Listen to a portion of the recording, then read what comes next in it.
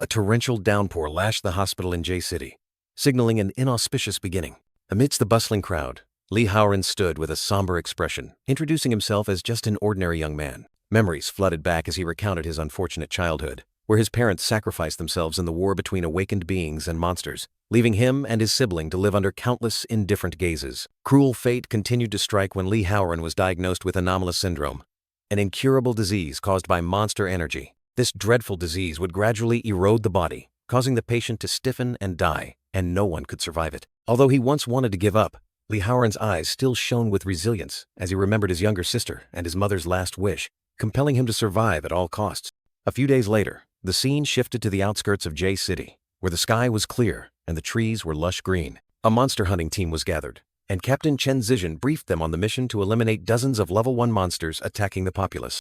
He confidently declared that these low-level monsters were no problem for a high-grade steel like himself. With the team's unanimous agreement, Chen Zizhen signaled to advance, and the atmosphere of battle surged.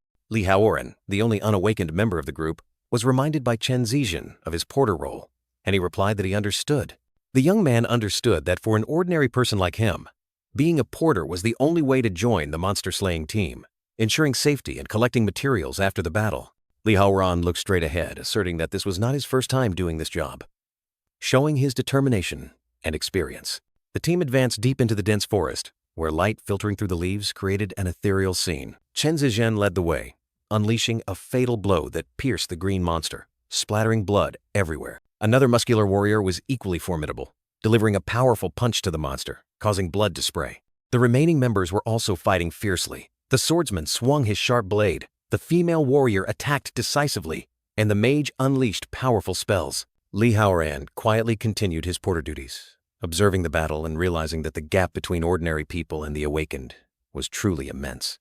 Suddenly, he flinched, his eyes revealing unease at something strange. The ground began to shake violently, and small stones bounced incessantly. The tremors grew stronger and stronger, forcing Lee Howren to brace himself to maintain balance. Lee Howren broke out in a cold sweat, realizing something was wrong, because level 1 monsters couldn't cause such loud noises. Something far more terrifying was definitely lurking. A colossal, dazzling surge of energy suddenly swept through the forest, destroying everything in its path. The terrifying power of the attack shook the entire forest, felling trees. Faced with overwhelming power, 3 members of the monster hunting team stood stunned, their bodies trembling and enveloped by a strange purple energy. A colossal python, with emerald scales and glowing red eyes, emitted a terrifying purple light, appearing menacingly. It was a level 5 monster, the Titan Python. The beautiful female warrior trembled, horrified as she looked at the giant python growling in front of them, exclaiming that the intelligence was completely wrong, because this was clearly not a low-level monster. She realized this monster was entirely beyond the team's ability to handle. Lee Howren turned back, his eyes filled with worry as he looked at his stunned teammates, urgently urging everyone to run immediately if they didn't want to die here. As if waking from a trance, the female warrior's legs suddenly stirred, and she began to move in a panic. The girl and the young swordsman dashed away. She sighed in relief, having almost frozen in fear, fortunate that someone had shouted loudly to help her escape that state. The young man beside her also couldn't help but exclaim in astonishment at the python's colossal size. The colossal Titan python roared sky-high, its massive body coiling menacingly, ready to devour anyone who dared to stand in its way. The muscular warrior and the mage dashed away, but he suddenly realized the monster was too fast, impossible to escape, and suggested they needed a sacrifice to distract it. Captain Chen Zizhen coldly replied, asserting that they already had a lure. Lee Howren turned to Captain Chen Zizhen, his eyes full of confusion as he asked, "Captain?" Without a word of explanation, Chen Zizhen suddenly swung his knife, stabbing Lee Howren directly in the stomach, fresh blood splattering. Lee Howren's face contorted, his glowing red eyes wide with horror, as fresh blood gushed out, staining his entire face red. Lee Howren whispered, his voice full of pain and shock, "Why?" Unable to believe his teammates' actions, Chen Zizhen's hand coldly reached out and grabbed Lee Howren's neck. Chen Zizhen tightened his grip on Lee Howren's neck, coldly declaring, "You're the only one here who can't fight. Therefore, you're the most useless." He concluded cruelly, "You are the perfect lure." Chen Zizhen continued to choke Lee Howren, blood still ceaselessly flowing from his mouth. He revealed that he had read Lee Howren's file, knowing he suffered from anomalous syndrome and would die anyway. The captain sneered, asking why he wouldn't do something useful before he passed. Chen Zizhen unceremoniously threw Lee Howren away like a discarded object, his eyes contemptuous, and he coldly said, "Don't blame us. Blame yourself for being too weak. Li Haoran's body flew through the air, hurtling straight towards the colossal Titan python, which had its mouth wide open, ready to swallow him. Li Haoran lay sprawled on the ground, coughing violently, mouthfuls of fresh blood spilling from his mouth, staining his shirt red. The colossal Titan python bent down from above, its glowing red eyes staring at the dying Li Haoran. It opened its gaping maw wide, revealing jagged, sharp teeth and a long, crimson tongue, ready to finish off the young man. Li Haoran looked up, his glowing red eyes now filled with despair, wondering if this was his final end. In the moment of impending death, memories of his mother flooded back. The woman, with a face full of blood and tears, whispering to Li Haoran to take care of his younger sister, no matter what happened. His mother sobbed, her eyes red-rimmed, pleading with him and his sister to be strong, to survive at all costs. As Li Haoran lay motionless on the ground, a brilliant magic circle suddenly appeared beneath his body, emitting a dazzling red light. A brilliant red light erupted fiercely, tearing through space, engulfing the entire area. A colossal red pillar of light shot straight up into the sky, piercing through the clouds, and within it, a mysterious silhouette gradually became clear. The mysterious silhouette stood tall within the pillar of light, its body outlines gradually becoming clearer, exuding a powerful aura.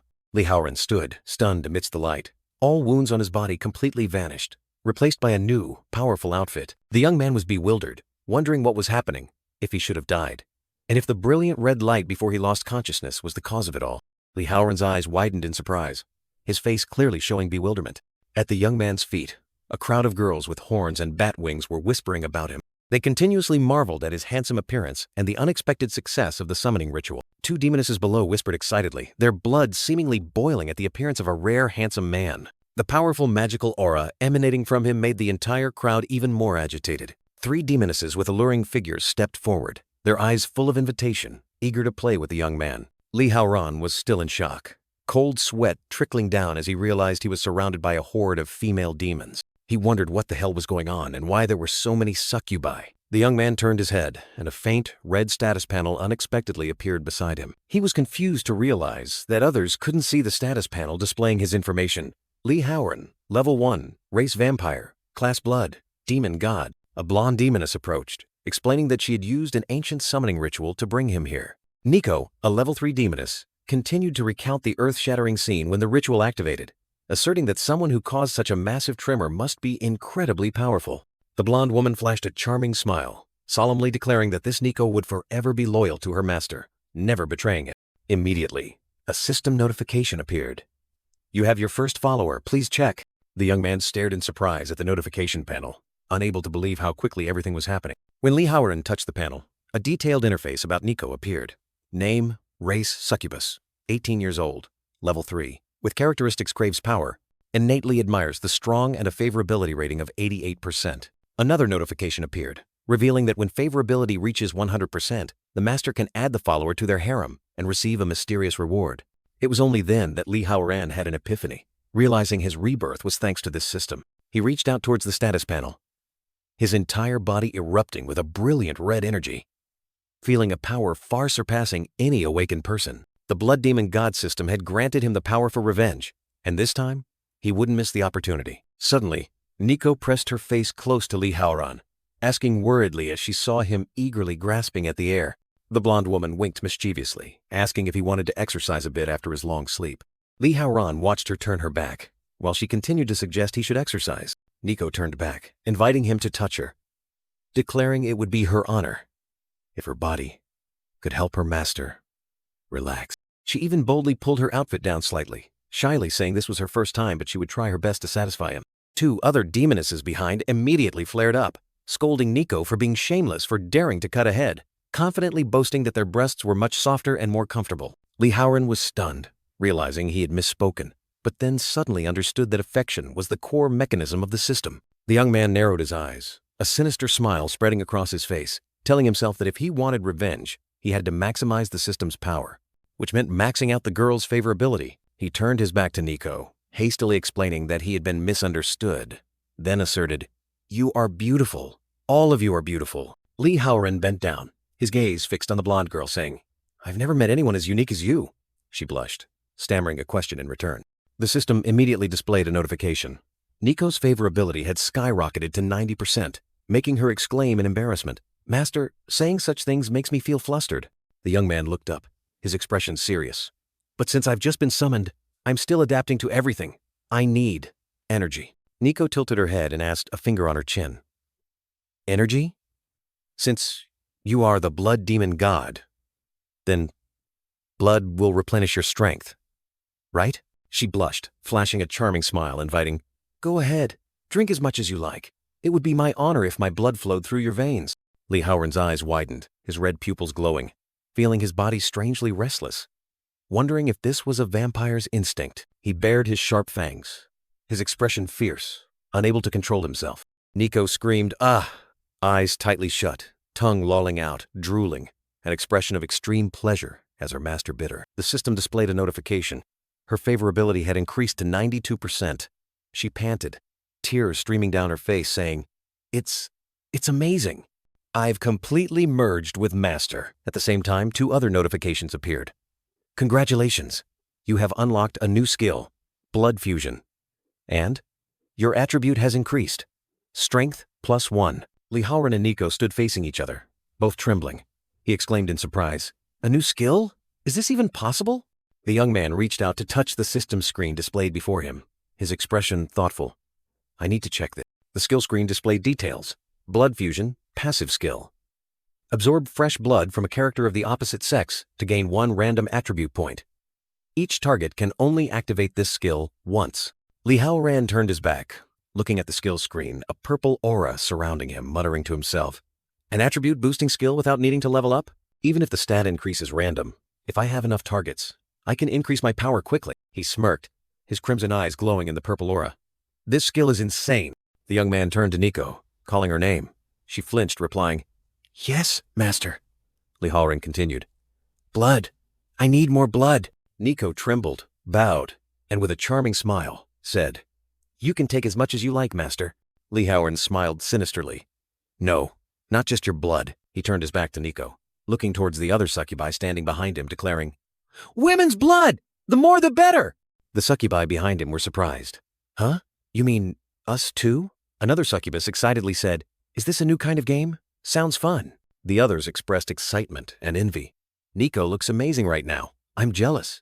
I can't wait either. Lee Howren smiled, his eyes sharp. Since no one objects, then let's all do this together. A dark red-haired succubus was tightly embracing Lee Howren, her face filled with satisfaction, drooling, while the system displayed a notification.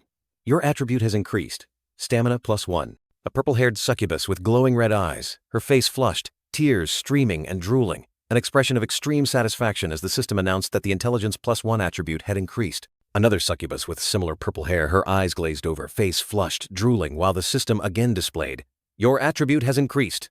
Agility +1. A flurry of system notifications appeared, continuously indicating that Lee Howren's spirit, stamina, strength, and agility attributes were skyrocketing. The purple-haired succubus trembled, her eyes bloodshot, face flushed with pleasure, exclaiming, It's amazing, I've never felt this way. She continued, her voice trembling.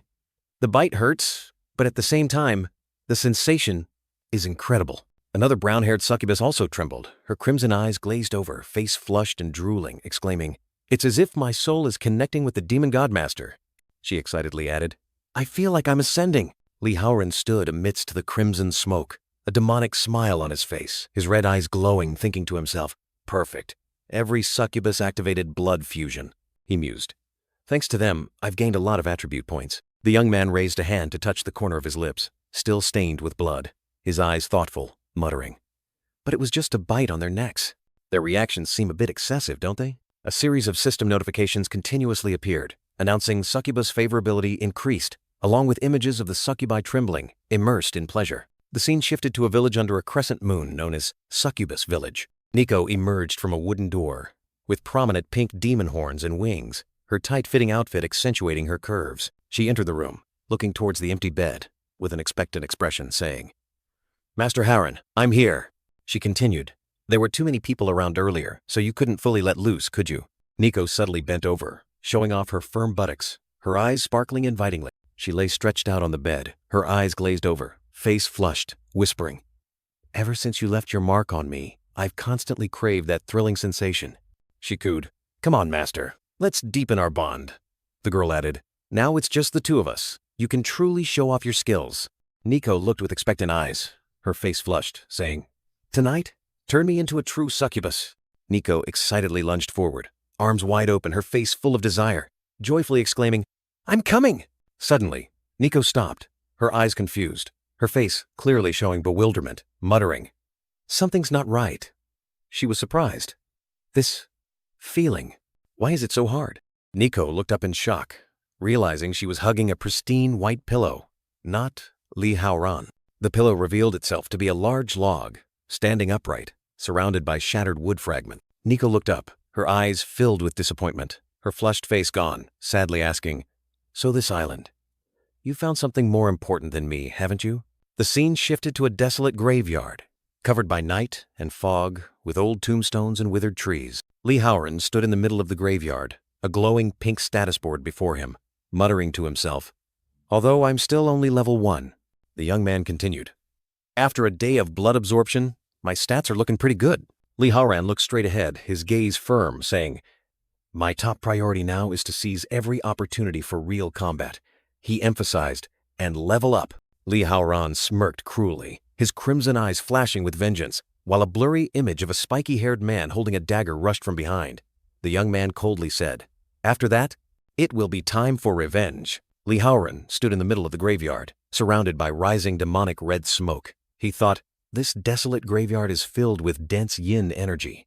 The young man continued, "From my experience with extermination teams, places like this are always teeming with undead monsters."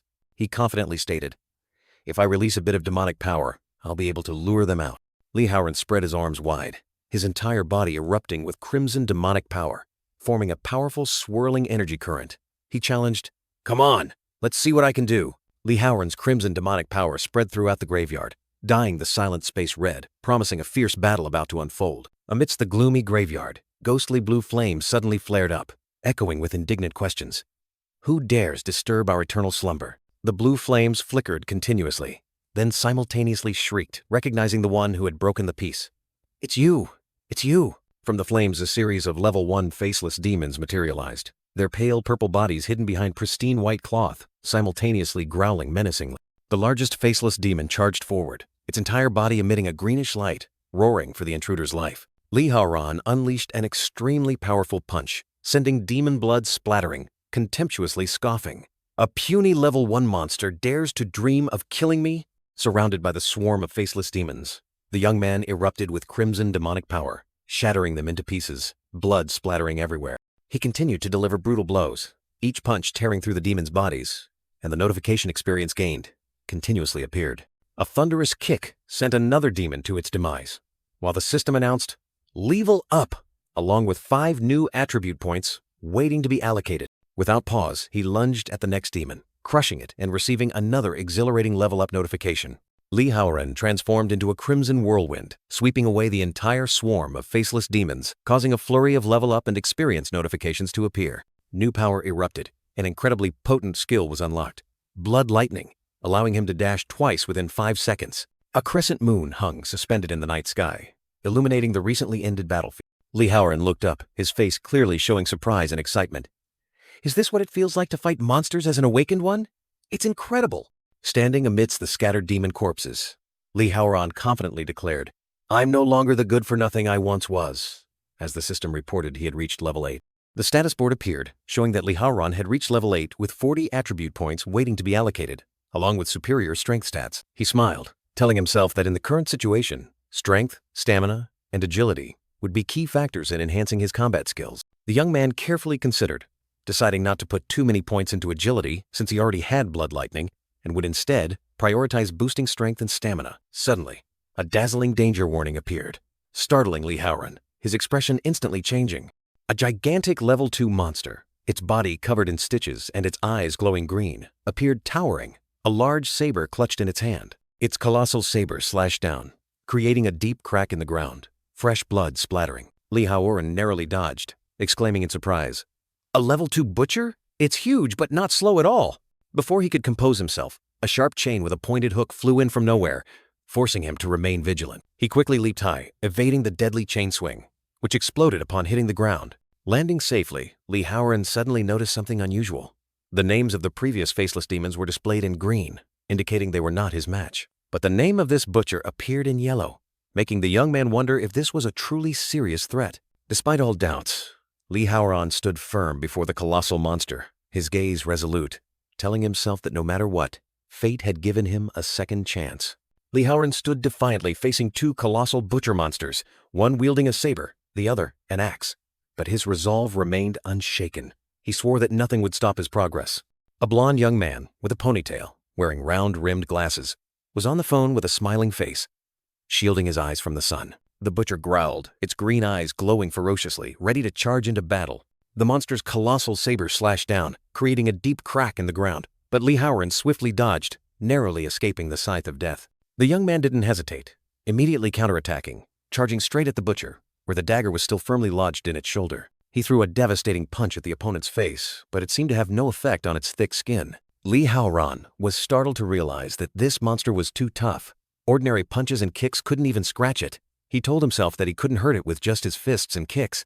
Suddenly, chains from another butcher shot out, wrapping tightly around Li Haoran and pulling him into the air. The chains constricted his body, but the young man still resisted fiercely, refusing to yield. He swung his broken iron sword, creating a blazing red streak that tore through the air, severing the chains that bound him. Panting, Li Haoran realized that the two monsters' coordinated attacks made them extremely difficult to deal with.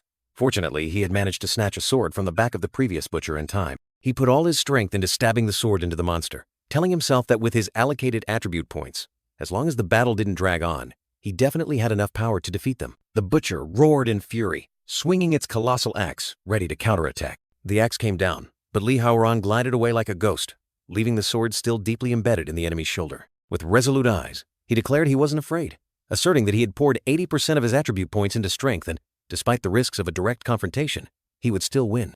The young man shot forward, leaving a blazing red, crescent-shaped streak behind him, a testament to his explosive power. The colossal butcher staggered, its body riddled with stab wounds, fresh blood oozing out and staining its grayish-green skin red. It turned its head left and right, its emerald eyes scanning everywhere, trying to find its vanished opponent. From above, Li Haoran appeared powerfully, a brilliant blood-red crescent moon behind his back, mocking his opponent. "Where are you looking, you fool?" He raised his sword high, his eyes sharp and cold, declaring it was too late for the monster to react. He let out a fierce roar, his crimson eyes and sharp fangs clearly visible, unleashing a fatal blow. "Die!" His sword pierced straight through the monster's head, fresh blood splattering, ending its fate. The colossal butcher collapsed, its body dissolving into a blazing red smoke, leaving a deadly void. Standing on the fallen monster's corpse, Li Haoran received a level-up notification and 5 new attribute points. He was astonished that a level 2 monster helped him level up twice in a row, and secretly thought that fighting strong opponents was truly addictive. The system continued to announce that he had reached level 10 and unlocked a new skill, Blood Prison Burial, a move that summons a blood swamp to slow enemies and unleashes blood blades that deal immense damage. Immediately, another butcher appeared, growling menacingly. Li Haoran smirked, provoking, "What's wrong? Sad your comrade died? Your name just turned green. You know what that means, don't you?" Li Haoran looked directly at the remaining butcher, declaring decisively, "You are no longer my opponent. I'll send you to reunite with your comrade." The monster roared in fury, swinging its colossal scythe filled with chains towards the young man. Li Haoran deftly dodged the fatal attack, a smirk on his lips as he remarked, "You're too slow." He secretly told himself that although he didn't have much combat experience, as a porter, he had witnessed enough battles to know how everything worked. The young man continued to glide like a ghost, dodging every attack and sneering. "Your tactics are too predictable." Li Haoran's crimson eyes suddenly flared with killing intent, and he growled, "Let me finish you with my new skill, Blood Prison Burial." Immediately, a blazing red blood swamp rose from the ground, engulfing the butcher and making it roar in pain. A barrage of sharp blood blades shot out from the swamp, piercing through the monster's colossal body, tearing through its flesh. The butcher completely collapsed, and the system immediately announced that Li Haoran had leveled up and received an additional 5 attribute points. Standing amidst the graveyard filled with tombstones, the young man looked down at the blood swamp and exclaimed, "Even though I knew what this skill did, witnessing it still sends shivers down my spine. This skill is truly brutal." The system continued to announce surprising news. Li Haoran had received a new title, Immortal Slayer, increasing damage to immortal enemies by 5%. He was surprised. The title system has activated too? Time passed, and dawn broke, signaling the start of a new day. Li Haoran stood amidst the beautiful natural scenery, checking his status panel. Level 11, Blood Demon God Race, Immortal Slayer title, and soaring stats. He confidently declared, "At this rate, I'll soon catch up to Chen Zizhen at the upper tier steel level." Suddenly, a ding sound rang out, startling the young man. The system reappeared, announcing, "Your daily quest has been generated. Please complete it in time." Lee Howren was curious, wondering what the daily quest was and if there were generous rewards. The quest notification appeared, requiring him to absorb fresh blood from at least one character of the opposite sex before the next dawn to activate blood fusion. Another warning appeared, emphasizing that each character of the opposite sex could only activate blood fusion once, and if he failed, he would randomly lose 5 attribute points. Lee Howren sighed in exasperation. A quest to suck women's blood every day? Is this really a vampire's specialty? And the penalty for failure is losing 5 attribute points? That's outrageous. He recalled having drained all the succubi in the village yesterday, and now he was given this quest. In this wilderness, where was he supposed to find another woman? Suddenly, a light flashed in the young man's mind, his eyes widening with calculation. A defeated, faceless ghost lay on the ground, with scattered bloodstains on its body. Lee Howren sat down next to the ghost, telling himself, "Even though I defeated it, technically, it's still a female demon. A female demon still counts as a character of the opposite sex, right?" He felt this idea was quite logical. He smirked confidently, revealing his sharp fangs, believing that this monster's blood would surely work. However, as Lee Howren tried to absorb the blood, the system brutally announced, "Target's blood has rotted, cannot activate blood fusion." He was surprised, wondering if it was because it had been dead for too long. Lee Howren picked up the ghost, looked around the forest, and told himself, "But there are still many other faceless ghosts here.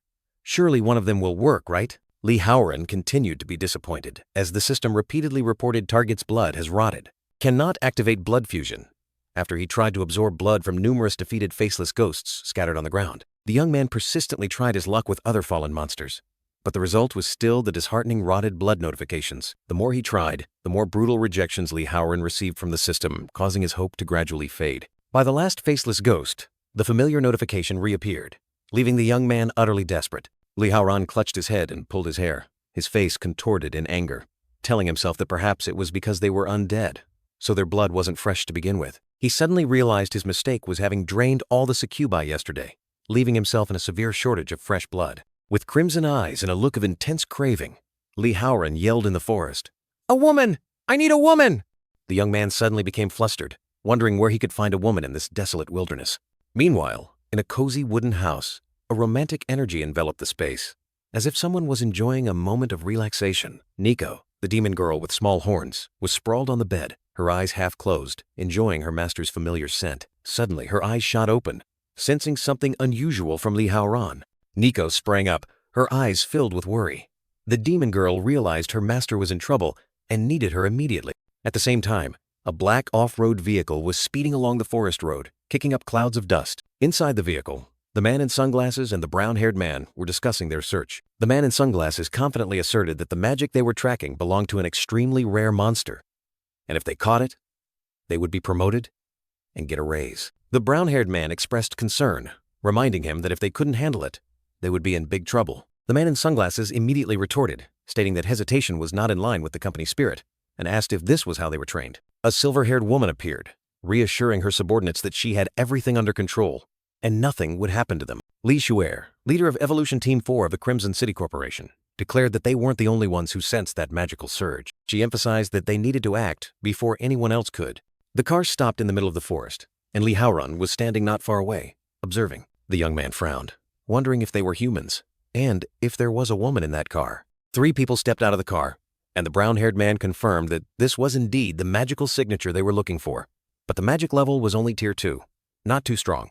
Lee Howren stared at the group, realizing they were hunting him. A slender foot in a red, high-heeled shoe stepped out of the car, catching Lee Howren's attention. Li Shuer appeared proudly, assessing Lee Howren as a low-level vampire, not worth her personal intervention, and ordered her 2 subordinates to deal with him. Li Shuer's ample chest was tightly pressed, creating a truly breathtaking sight. Her eyes widened, her face flushed red with a mix of surprise and slight embarrassment. Lee Howren suddenly hugged the girl tightly from behind, shocking her as she realized she had just been touched quite intimately and wondered what to do in this awkward situation. Li Shuer's 2 subordinates saw the scene and immediately flew into a rage, roaring for him to release their leader at once.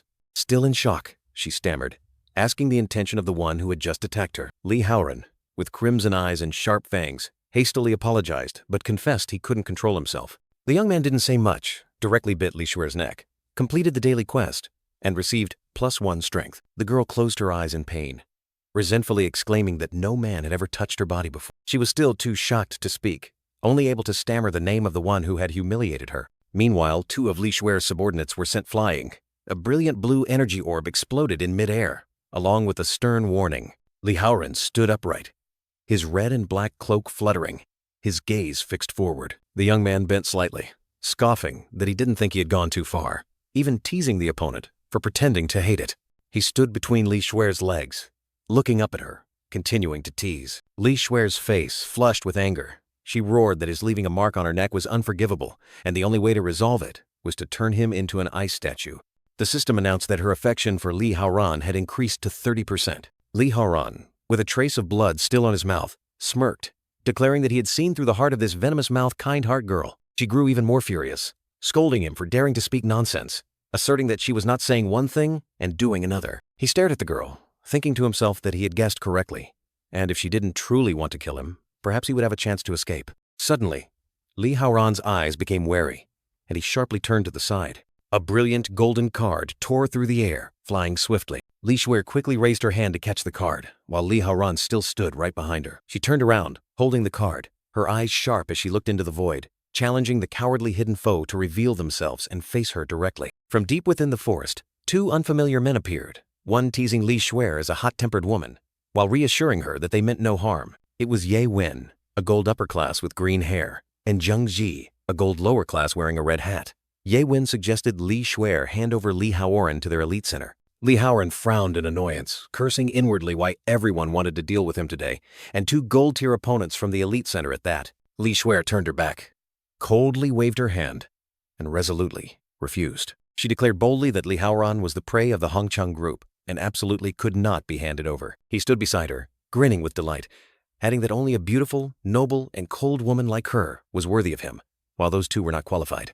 Li Shuer, her face flushed, her eyes resolute, declared boldly, "If you want him, you'll have to go through me first." The system immediately reported that her affection for Li Haoran had surged to 40%. Li Haoran grinned with delight, clenching his fists happily. Wow, what overwhelming presence. Just by their aura alone, those 2 are completely defeated. The system again reported that the girl's affection had reached 45%. He was still smiling, thinking to himself that those 2 men looked quite strong. Surely they wouldn't be easily defeated like the 2 filthy guys he just sent flying, right? Ye Wen, with a regretful expression, said it was a pity that negotiations had failed, then ordered Zheng Ji to step back. The green-haired man stood upright, unleashing a powerful move with glowing magic cards swirling around him, declaring that he had given the opponents a chance but they failed to seize it. Li Shuer stood firm, surrounded by swirling icy aura, the opponent's magic cards frozen and falling helplessly. She raised a finger, signaling preparation for a decisive strike. The silver-haired girl resolutely shouted, "Blizzard!" Thousands of sharp, cold snowflakes began to swirl, engulfing the space. Ye Wen and Zheng Zi's 2 subordinates were surprised by Li Shuer's power, one angry at being underestimated, the other admiring that this was indeed the power of Hongmen. Ye Wen was engulfed by the blizzard, his figure gradually disappearing in the biting cold mist. The green-haired young man was completely frozen, becoming a giant block of ice in the space. Zheng Ji stood beside him, sweating profusely as he watched Ye Wen freeze, wondering how he would report to his father that his comrade had been defeated by a woman. Li Shuer hovered in the air, her sharp eyes looking down at Zheng Ji, asking if he thought women were weak, then declared, "Your turn." Suddenly, 3 brilliant love arrows shot forth, carrying a mysterious energy, seemingly unrelated to this icy battle. Ye Wen and Zheng Ji's 2 subordinates were pierced by these love arrows, their expressions bewildered, not understanding what was happening. Immediately, the 2 men were petrified, standing motionless like statues among the trees, looking as if they had just been hit by a love spell. Li Shuer smirked, her red eyes full of confidence, shouting, "Ice Song!" She summoned a giant ice rose, emitting a brilliant blue light, hurtling straight towards the opponent with terrifying speed. Ye Wen, still frozen, roared in anger. "A flower? Fighting with a flower?" He challenged the girl to see if she could still be arrogant. The giant ice rose plunged down, creating an earth-shattering icy explosion, completely engulfing the green-haired young man. Ye Wen and Zheng Ji's 2 subordinates, already petrified, still stood stunned in the space, completely helpless against the overwhelming power. Li Shuer turned her head, her eyes wide with extreme surprise upon seeing her opponents petrified, while Zheng Ji was heavily shocked as another challenger unexpectedly appeared. A blonde girl with horns, wings, and a demon tail suddenly appeared, her hot figure attracting all eyes. The demon girl rushed to embrace Li Haoran, her face radiant with happiness, saying that she had finally found her master. Li Haoran smiled, his eyes full of surprise and joy, asking Nico how she found him here. Nico leaned her head against Li Haoran, her eyes sparkling with affection, explaining that she sensed he needed help and rushed over, and that she was ready to dedicate everything to her master. Li Shuer stood firm, her entire body trembling, her sharp eyes looking down at Li Haoran and Nico intimately embracing. She gritted her teeth, her face full of anger and confusion, wondering why she was trembling with rage as those two flirted right in front of her. Li Shuer rushed forward, extending her hand, roaring at the couple to stop their intimate display immediately and turn the petrified people back to normal. Zheng Zi suddenly appeared, charging straight towards the girl with terrifying speed, asking if she thought she could attack his people and then leave so easily. He threw a powerful punch, creating a dazzling circular energy wave, while Li Shuer dodged and muttered that things wouldn't be that easy. Zheng Zi's punch collided with a tree, creating a large explosion, sending leaves and debris flying. Li Haoran stood beside Nico, looking at Zheng Zi with a pensive expression, noting that the opponent's power had awakened to a high gold tier, far surpassing even a low gold tier leader. He looked down at Zheng Zi's feet, thinking that the system had announced that reaching 100% affection with a subordinate would unlock a mysterious reward, and he had to gamble to survive. Zheng Zi stood amidst the brilliant golden energy, his hands outstretched, grinning with delight, saying that he originally came for the rare vampire monster, but unexpectedly gained a succubus as an additional reward. The young man bared his teeth in a confident smile, his golden eyes glowing, reassuring Li Haoran and Nico not to be afraid, that it would be very quick and they wouldn't feel a thing. Nico swung her hand, and a barrage of pink, heart-shaped energy arrows flew towards Zheng Zi like rain. Zheng Zi easily dodged the arrows, scoffing that these cheap tricks were only for dealing with the trash of Hongmen and couldn't do anything to him. He continued to dodge, asserting that those arrows couldn't even scratch him. Zheng Zi suddenly appeared right behind Nico, delivering a powerful punch to her. The young man stood amidst the dust and smoke, looking around in confusion as the girl disappeared, wondering where she had gone.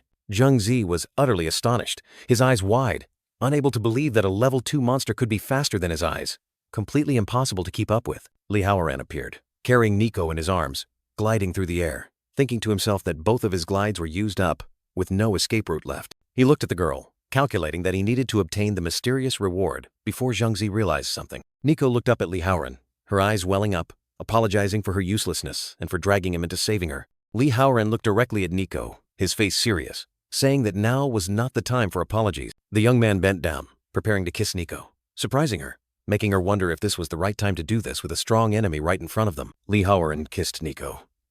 The girl closed her eyes, accepting the kiss, thinking that if her master wished it, she should fulfill his desire. A system notification appeared, stating that Nico's affection had increased to 99%. Zheng Zi stared at Li Haoran and Nico embracing and kissing from afar, his face full of anger. He gritted his teeth, roaring furiously that monsters were still monsters, daring to kiss right in the middle of a battle. Zheng Zi stomped his foot hard on the ground, creating cracks, roaring if he had arrived later, would they have started mating, and swore to crush the bones of those two monsters to dust. Li Haoran's red eyes flashed with impatience.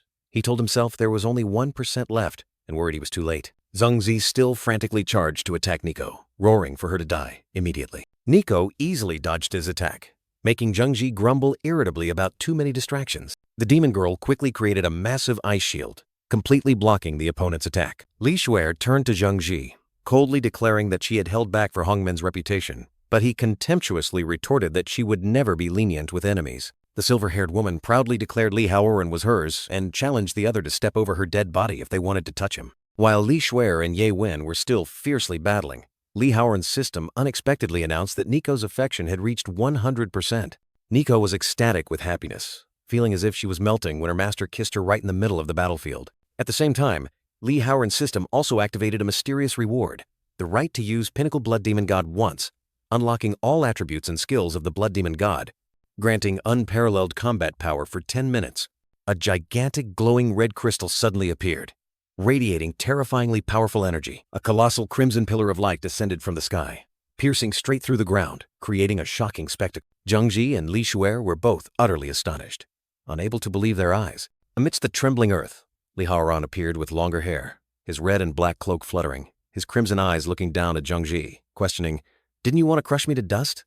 "Go on, do it." Zheng Zi was completely stunned, not understanding what was happening, and he frantically exclaimed, "What is this? Isn't he just a level 2 monster?" How did his magic power surge to this extent? Li Haoran extended his hand, his tone full of challenge. Aren't you going to attack? You had your chance, but you missed it. Zhang Zi was suddenly lifted into the air, realizing in panic that his body couldn't move. Li Haoran choked Zhang Zi with one hand, crimson energy swirling around him. Zhang Zi was utterly terrified, continuously begging for his life, admitting he was wrong. Li Haoran looked at him, calmly reminding him that he hadn't spoken to him like that before. Zhang Zi was injured and coughed up blood, continuing to beg for forgiveness, blaming himself for being too blind to recognize the opponent's true power. Li Haoran looked at the trembling figure in his hand, finding the situation strangely familiar, recalling how he himself had once been lifted like trash, ready to be discarded at any moment. He confirmed that Zhang Zi was a registered awakened from the elite center, then coldly asked again, "And I'm supposed to forgive you for that?" Li Haoran didn't hesitate, throwing Zhang Zi straight up into the air. He crashed to the ground with immense force, creating a deep crater. A burst of blazing red energy erupted, piercing straight through the ground, creating an earth-shattering explosion. The ground shattered into pieces, ice fragments flew everywhere, and the entire area was engulfed in a destructive seismic tremor. Thick smoke and dust covered everything, and the wind howled as if tearing through space. Amidst the rubble, Zhang Zi lay flattened, his clothes tattered, coughing violently, as if he had just escaped hell. Li Haoran floated in the air, his long black hair fluttering, his crimson eyes full of self-satisfaction as he felt the power of the blood demon god. Li Xuer stood stunned, her purple eyes filled with surprise as she realized the terrifying power the young man had hidden for so long. Nico trembled with excitement, her emerald eyes sparkling with admiration for her master's overwhelming power. Amidst the shattered ice fragments, Yi Wen broke free from his petrified state, his body emitting a green light. He confidently declared that he would no longer hold back, his sharp eyes looking straight ahead. Yi Wen frowned, looking at Li Haoran, wondering about his opponent's strange posture. Before he could finish speaking, Li Haoran waved his hand, and a gigantic swarm of blazing red bats flew out from nowhere, covering the entire sky.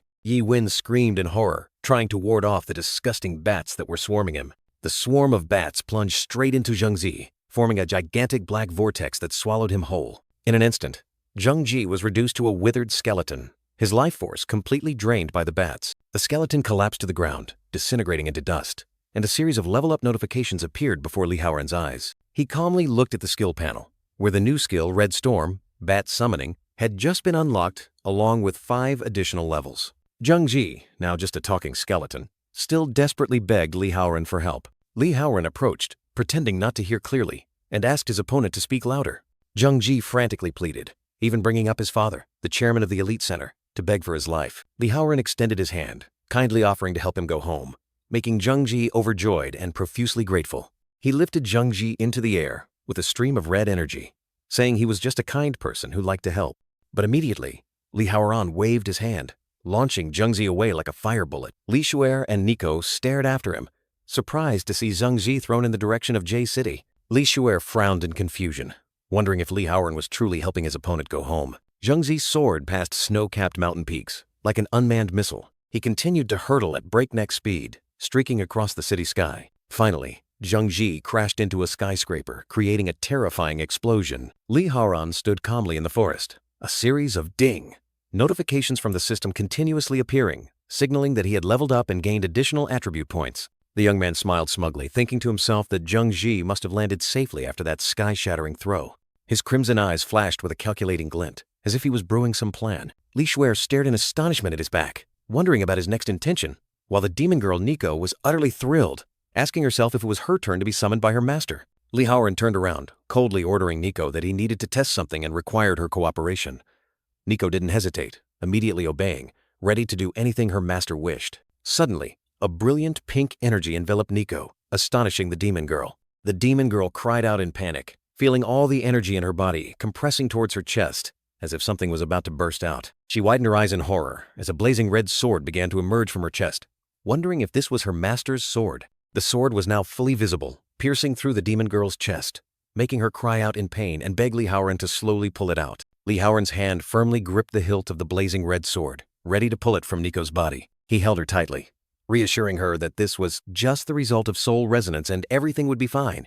She just needed to hold on a little longer. The sword was slowly withdrawn, leaving a dazzling streak of light on the girl's chest. Li Haoran raised the blazing red sword high, explaining that the soul resonance skill could only be activated when a subordinate's loyalty reached its maximum, creating a special piece of equipment from their own body. He smiled in satisfaction, naming the sword Blood Blade Bradshaw, realizing this was the weapon Nico had donated to him. Li Shuer still stood there, her eyes filled with disbelief as she witnessed him pull a weapon from his subordinate's chest. She stared at Li Haoran, suspiciously asking if, with his power, it was necessary to use a weapon to deal with her, or if he just wanted to use that sword to finish her off. He swung his sword decisively, a surge of blazing red energy rushing towards Li Shuer while dismissing her thoughts. "You're overthinking it." She was suddenly attacked, her suit vest and short skirt torn to shreds, leaving only her underwear, which left her both surprised and flustered. She felt an unusually cool sensation envelop her body, making her confused and wonder if this was... Li Shuer's slender legs remained covered by delicate black stockings, completely unharmed. Her bra was also undamaged, still covering her ample bosom. Li Shuer trembled, both angry and humiliated at being stripped during battle. She screamed that he could kill or cruelly punish her. But why did he have to take off her clothes? He turned his back, coldly declaring that the previous display was just a warm-up, and if Li Shuer didn't want to end up like the others, she should follow him into the small forest behind for a discussion. The dense, deep green forest appeared, sunlight filtering through the leaves, creating a tranquil and mysterious scene. Standing in the silent space, Li Shuer was confused and suspicious, wondering what Li Haoran wanted to say by being so quiet and why he had brought her to such a secluded place. Li Shuer flinched, her purple eyes lighting up as if she had just realized something shocking. She suddenly understood he had held back earlier, not even delivering a fatal blow. So there was only one explanation. This guy must have fallen head over heels for her and wanted to take advantage of her beauty. Although he was a vampire monster with an aura of evil, his body was no different from a human's. In fact, by normal standards, the young man was quite handsome. A terrifying scenario flashed in her mind. The aggressive vampire lunging forward, grabbing the weak girl, his eyes full of lust. The girl was utterly panicked, wondering if this was the beginning of an unacceptable violation, completely against all her moral principles. Li Haoran suddenly leaned close to her face, his crimson eyes looking straight into hers, coldly ordering, "Repeat after me. Your subordinate, Li Shuer, swears eternal loyalty to you, never to betray you. Ever." The young man glared, his crimson eyes flaring with killing intent. "I spared your life not for you to question me. Just do as you're told." The girl squeezed her eyes shut, her face flushed with shame, reluctantly repeating the oath of loyalty, then thought to herself, "Are you satisfied now?" Immediately, a system notification appeared, confirming that Li Haoran had gained a new follower and Li Shuer now had 45% favorability. The young man was satisfied, moving even closer, almost touching her lips, while the girl's face turned beet red, her heart pounding, wondering what he was about to do. Her purple eyes sparkled, her face flushed. The girl thought to herself if he was going to kiss her, and if so, this would be her first kiss. Everything was happening too fast. Li Haoran suddenly stepped back, coldly declaring, "All right, time's up, the reward ends here. The petrification effect on your subordinates will soon disappear. You can take them away." He looked straight at her, his tone full of menace. "And don't tell anyone about what happened here. Do you understand?" Li Haoran turned his back and walked away, his demeanor resolute. "All right, I don't have any more time to waste on you. Goodbye." Li Shuer was flustered, quickly calling out, "Wait!" The young man turned his head, raising an eyebrow as he asked, "What now? Still not satisfied?" The girl blushed, covering her tattered body, thinking to herself that if her teammates woke up and saw her in this state, she would be extremely embarrassed, then quickly begged him for help. Unexpectedly, he threw his cloak to her. The girl blushed, feeling the warmth and scent lingering on the fabric, feeling truly shy and intimate. A system notification appeared, stating that Li Shuer's favorability had increased to 60%, while the girl was still covering her face, flushed with embarrassment. Night fell. A crescent moon hung suspended in the starry sky, silent and mystical. A small village appeared under the moonlight, with windmills and tents, called Succubus Village. Li Haoran sat on the bed, surrounded by system notifications, remarking to himself that today was truly crazy as he not only reached level 21 but also unlocked countless new skills. The feeling of getting stronger was amazing, and he needed to keep moving forward. Another notification appeared, stating that he had reached level 15 and was eligible to challenge the Blood Purgatory Arena. The system warned that in the arena, wounds would not heal automatically between matches, which could severely affect his leveling speed. The young man crossed his arms, pondering that he should have waited until he was stronger to challenge it, but having come this far, he couldn't sit still any longer. Li Haoran's bare feet subtly shifted on the wooden floor, signaling a bold decision about to be made. The young man turned his back, his gaze firm as he commanded, "Open the Blood Purgatory Arena." He turned around, a confident smile on his face, declaring, "They say, luck always favors the brave. There's no turning back now." A fierce, swirling red energy enveloped Li Haoran, preparing him for transformation. Beneath his feet, the red energy vortex flared, black shoes having replaced his bare feet, signaling a complete transformation. Lee Howren appeared in a brand new, incredibly cool red and black cloak outfit. He exclaimed with satisfaction, "The costume details are spot on. But this doesn't look much like an arena." The system immediately displayed a notification. "Welcome to the preparation room. Please select your combat weapon," which surprised him. Weapons? Around the young man, countless weapons from swords, axes, daggers to shields appeared, shimmering against the backdrop of a fiery red magic circle. Two of them were the knight's two-handed greatsword, with immense power, and the heart-piercing dagger for increased speed. Next were the mighty battle axe and the sun shield, each offering attractive bonus stats. Lee Howren picked up a dagger to try, pondering, "Every weapon has bonus stats. Choosing any of them would significantly increase my power. But I don't have any weapon skills. How do I choose?" His eyes suddenly widened in surprise, as if he had just discovered something extremely bizarre. And then a long cucumber appeared, with no bonus stats, but a special effect. Continuously poking enemies causes them to twitch slightly. Lee Howren held two cucumbers, grinning slyly. "I'll choose this. It looks a bit ridiculous, true, but if used correctly, it could be extremely useful." The system continued to offer a choice.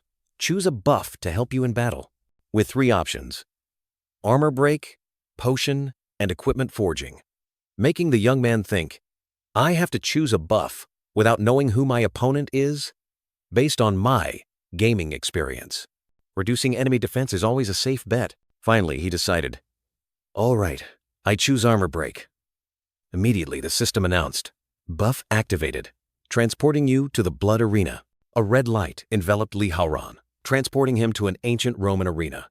Its stands filled with gruesome skulls, and he was still holding 2 cucumbers. The full view of the arena appeared, its stands packed with skulls and eerie blue flames floating about, making him exclaim, "Is this an arena? It's truly a terrifying place." The system echoed, "Welcome to the first floor of the Blood Purgatory Arena. There are 50 floors, each with its own guardian. Defeat them to receive rewards and advance to the next floor." A pair of slender legs in fiery red high heels stepped out, drawing all eyes. Commentator Sally appeared, striking a charming pose, confidently introducing herself as Little Devil Sally, who would be guiding the match. Sally excitedly introduced Lee Howren as today's challenger. Lee Howren, a vampire with terrifying power, making him grumble unhappily. "There's a live commentator? How annoying," she continued. "Even though he's a super rare race, he's still a rookie. Will he make a splash today?" Sally raised her hand high, her tone dramatic. "And now, meet the guardian of the first floor. From the dark forest bringing misfortune and death, it's a fairy." Lee Howren squinted towards the gate, where a blurry figure was gradually becoming clear, the stand still packed with skulls and blue flames. As his opponent approached, Lee Howren looked down at the fairy's feet in purple high heels, asking in surprise, "Hey, why are you crying?" Benhita, a banshee with purple hair and tear-filled eyes, appeared full of sorrow in a pristine white wedding dress, declaring that she could speak with the dead and see impending death. The girl explained that she sensed an overwhelming aura of death surrounding Lee Howren, and thus she wept for his fate. Lee Howren was surprised to hear that declaration, wondering if he would die here, and also why his opponent's name didn't display a power rating. The young man dismissed all doubts, activated his Red Storm skill, and sensed Benhita's formidable power. Thousands of fiery red bats surged out from Lee Howren, forming a swirling storm that engulfed the banshee. However, an X-shaped burst of purple energy erupted, tearing apart his bat storm. Benhita reappeared, completely unharmed, with sharp claws extended, coldly declaring, "Your puny bat attack can't do anything. You cannot defeat me."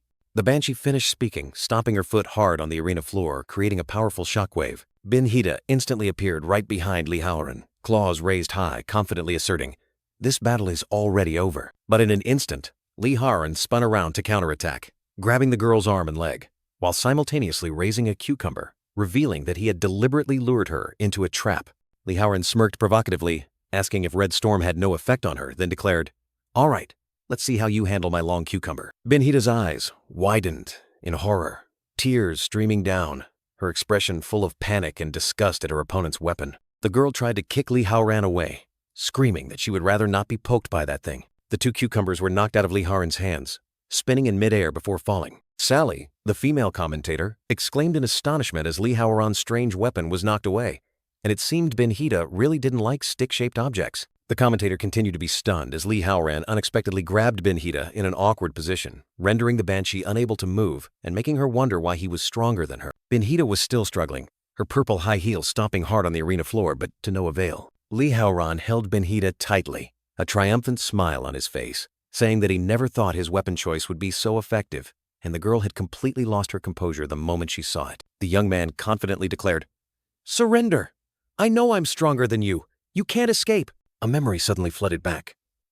Li Haoran stood amidst a swirling red energy vortex, his body gradually changing. His feet, now clad in boots, stepped down into the surging red energy vortex. Li Haoran, in his perfect vampire attire, was satisfied with his appearance but surprised to find that this place didn't resemble an arena at all. A system panel appeared before Li Haoran, welcoming him to the preparation room and requesting him to choose a weapon. Li Haoran stood in the center of a magic circle, surrounded by countless legendary weapons hovering in the air. The system displayed details of 2 options: a knight's greatsword, plus 30 strength, negative 10 agility, and a heart-piercing dagger, plus 30 agility. Li Haoran leaned close to Ben-Hida's face, asking if she was in pain, and advising her to surrender to avoid suffering. The purple-haired girl sobbed, tears streaming like a river, her expression one of extreme agony. The young man was surprised that his opponent's cries were not just tears, but also powerful purple sound waves. Ben-Hida soared into the air, unleashing a powerful sound wave counterattack. Pushing Li Haoran back, he was flung into the wall behind him, creating a large crack and sending debris flying everywhere. Li Haoran stood up, enveloped in a fiery red aura, realizing the formidable power hidden within the girl's cries. Sally excitedly introduced this as Ben-Hida's ultimate move, Alpha Howl, a supreme attack. Ben-Hida hovered in midair, her cries creating eerie musical notes, capable of awakening the deep-seated fear of death within her opponent. The female commentator worried that if Li Haoran's will wasn't strong enough, he would have difficulty resisting these terrifying cries. The young man clutched his head, sweat pouring out, his expression one of extreme pain as his opponent's cries invaded his mind. In the illusion, a woman appeared before Li Haoran, calling his name and asking if he had forgotten her face. Li Haoran was utterly surprised, calling out "Mother," and asking if this was real. The woman smiled gently, saying that her son had grown up and asking if he had faced difficulties over the illusionary mother extended her hand towards him, inviting him to take it so they could reunite, never to be separated again. She continued to invite Li Haoran to take her hand, to go together to the eternal realm where they would never have to be apart. He remained still, unmoving, causing the illusionary woman to ask why he stopped and if he remembered her. Li Haoran recalled his past encounters with death, being betrayed by teammates, suffering from a serious illness, and nearly dying as a child. He asserted that his mother had sacrificed herself to save him and his sister, so he would never be deceived into giving up his life so easily. The young man erupted in a fiery red energy, declaring that he had survived so he would never be tempted to surrender to death. Ben-Hida was utterly astonished, unable to believe that her ultimate move, Alpha Howl, had been nullified. Suddenly, a cucumber shot through the air, piercing the wall behind it with terrifying speed. Sally couldn't believe her eyes, exclaiming that Li Haoran had resisted Alpha Howl and praising his extraordinary willpower. Li Haoran stood amidst a blazing red aura, declaring that he now understood his opponent's strength, and it was time for his counterattack. Ben-Hida was surprised to see Li Haoran disappear, asking if he could use an invisibility skill. The girl soared upwards, beginning to use Beta Howl, her cries creating swirling purple energy streams. Ben-Hida's cries transformed into swirling purple energy streams, spreading throughout the arena in Beta Howl, a devastating area of effect attack even more brutal than Alpha Howl, rendering all stealth skills useless. The Banshee continued to shed tears, eerie purple flames erupting around the girl's body, showing that the power of her cries had been activated to its maximum. Her purple eyes widened in astonishment, tears still flowing incessantly, but the girl's expression was filled with panic. Suddenly, Li Haoran appeared right next to Ben-Hida, holding a green, cucumber-like object, making her tremble as the system reported the target's defense decreased by 1% and he recovered 5% HP. The young man frowned, annoyed, and said, "Can you stop crying? It's really annoying." Sally's eyes widened in horror, exclaiming in surprise, "He broke her move." Li Haoran smirked, brandishing the emerald weapon in his hand, and declared defiantly, "But it's not over yet. The best part is still to come." Immediately, he unleashed a terrifying attack called Long Cucumber Burst Attack, sending countless green cucumbers flying towards his opponent. The Banshee took the full brunt of this cucumber rain, each hit reducing the girl's defense by 1%, her face contorted in pain. Ben-Hida's tears poured like rain. She couldn't believe something that looked like a cucumber could possess such terrifying power, each strike stronger and more painful than the last, making her desperately exclaim that she couldn't take it anymore. Li Haoran looked at her with cold eyes, his tone full of sarcasm. "Can't take it anymore.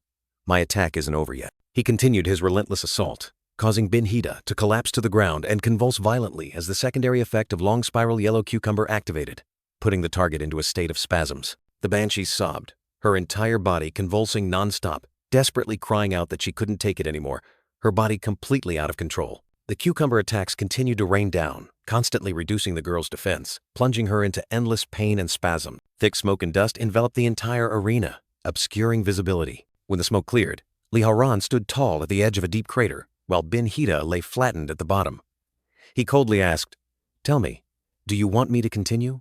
The banshee trembled as she looked up, tears still streaming, begging him to stop hitting her and declaring her surrender. Sally witnessed the scene, her entire body trembling. The girl exclaimed that it was too terrifying. Just watching was enough to make her so scared her limbs went weak. Li Haoran looked down at Bin Hida, and a voice echoed, requesting to end the match because she had surrendered. The young man quickly replied, "Ah, sorry. I lost my composure." Sally confidently posed, loudly declaring, "Banshee Bin Hida has surrendered. The winner of this match is Li Haoran. He is qualified to challenge the second floor."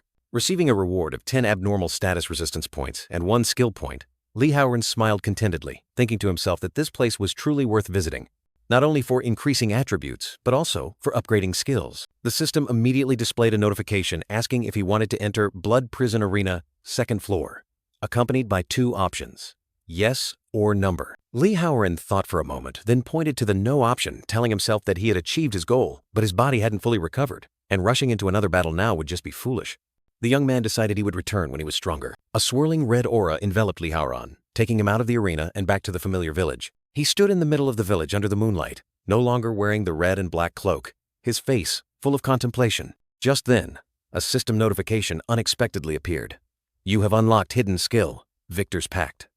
Li Haoran wondered in surprise why this skill only activated after he left the arena. Li Haoran stared at the new skill interface, astonished to realize he could summon defeated opponents even outside the arena. The young man couldn't help but ponder, if he cleared 50 floors, wouldn't he possess a formidable army? Li Haoran stood with his back turned, his gaze fixed on the old wooden house in front of him. A soft "ha" echoed from inside, startling the young man. He frowned slightly, telling himself that the voice sounded strangely familiar. Li Haoran gently pushed open the creaking wooden door, stepping out with a calm expression as if he had just completed some earth-shattering mission. Nico lay on the bed, eyes closed, her face in ecstasy, savoring the lingering familiar scent. She exclaimed with pleasure, "Even though Master isn't here, his scent still lingers all over the bed. So strong, so intoxicating. This is ultimate bliss." The demon girl softly moaned, "This is heaven." The demon girl Nico suddenly frowned, her face inexplicably flushed as she sensed something. She murmured, why was her master's scent suddenly so strong? Suddenly, his face showed clear confusion, cold sweat trickling down as a mysterious voice echoed, making Li Haoran exclaim in surprise, "You! What are you doing?" Nico jumped, her face flushed, quickly explaining, "It's not what you think." She broke into a sweat, swearing that she hadn't done anything strange on his bed. Nico floated into the room, holding a brand new cloak. She explained that she had stayed up all night to sew it, replacing the cloak that Li Haoran had generously given to that woman. Suddenly, Li Haoran appeared, gently patting Nico's head, making her blush shyly. He smiled and said, "Just when I was wondering where to get a new cloak, you appeared with one." The young man gently shook his head. "I really can't live without you, can I?" Night fell, enveloping the village, with only loud noises echoing everywhere, signaling an ongoing raid. An illusion of Nico suddenly appeared, the blonde girl posing alluringly, smugly declaring that Li Haoran couldn't live without her, and that it was nothing short of a sweet confession. The demon girl believed this meant he wanted her by his side forever. An eerie figure with bat wings tore through the sky above the chaotic village. Her sharp eyes scanned swiftly before she cried out in horror, "Orcs! The village is under attack!" Urgency filled the air. Who would confront the danger first? A brown-haired demon girl was tightly bound with ropes, her eerie body with bat wings and a demon tail dangling in midair, her face contorted in extreme pain. A carefully bandaged foot stomped heavily onto the forest ground, creating a dull, echoing thud. The giant orc leader, wielding a battle axe, roared, ordering his subordinates, "Charge in, you lot! Plunder everything! Leave nothing behind!" After 2 intense battles, it seemed Li Haoran would have a chance to rest, but things were not that simple. A group of green-skinned, muscular orc laborers were diligently working. In a dilapidated wooden house, a woman with long purple hair and green eyes was cruelly hung upside down. Her wrists and ankles were tightly bound with rough ropes, her eerie body with bat wings and a demon tail dangling in midair. A soft moan escaped her, her face contorted in pain and helplessness. She collapsed to the ground, unconscious, still unable to escape the cruel ropes that tightly bound her body. In the midst of a chaotic village, a giant green-skinned creature, clad in armor and wielding a battle axe, roared, ordering his subordinates, Tie them up tightly. Make sure they can't escape midway, he continued to bellow. Plunder all the food, gold, and everything valuable in the village.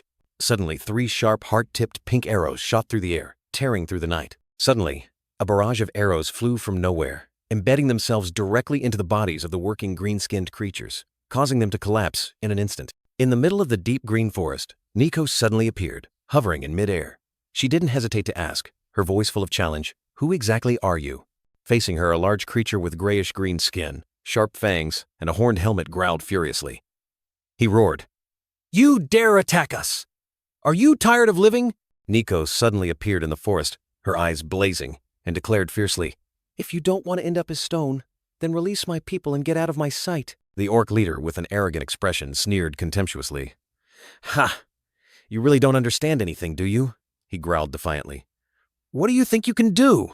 Do you have an ace up your sleeve? But before she could collect herself, the demon girl was surrounded by a group of smaller orcs, who relentlessly attacked with pickaxes, terrifying her. A small orc was screaming in horror, as a blazing red blood spike pierced its chest, fresh blood splattering. Before it could react, another orc was also impaled through the shoulder and abdomen by blood spikes. Its expression, one of extreme pain. A series of blazing red blood spikes erupted, impaling the small orcs around Nico, causing them to collapse in an instant. A majestic figure approached. Lee Howren grumbled about the morning noise disturbing his sleep, while Nico immediately recognized him and joyfully called out Master. The young man reassured Nico, telling her not to worry and that he would handle everything. The orc leader growled, asking Lee Howren why a bloodline member was involved with succubi, but he coldly retorted, warning the leader not to interfere in his affairs. Lee Howren growled, a blazing red aura erupting around him, declaring that he carried the blood of all and was now provoked to the extreme. The young man unexpectedly summoned a beautiful girl named Ben-Hida. She appeared hovering in a pristine white dress, surrounded by ethereal purple musical notes. Ben-Hida gracefully floated in the air, emitting a strange energy, while Lee Howren and Nico observed from below. Nico couldn't believe her eyes. She exclaimed in astonishment, "Unbelievable! Even Master Howren's summoned creatures possess such overwhelming power." The orc leader roared in anger, unconvinced and boasting that he had nearly 100 orcs under his command. Ben-Hida began to sing, a mournful melody echoing, her tears falling like rain. The girl's song spread, enveloping the orc leader and his entire army, causing them to become disoriented. A small orc suddenly shrieked in agony, stabbing its own chest with a sword, fresh blood splattering, yelling that it didn't deserve to live. Another orc horrifyingly smashed its own head with a mace, blood splattering, yelling about its crimes of looting, hunting the weak, declaring itself a disgrace to its entire tribe. The orc leader clutched his head, growling as he resisted the eerie song.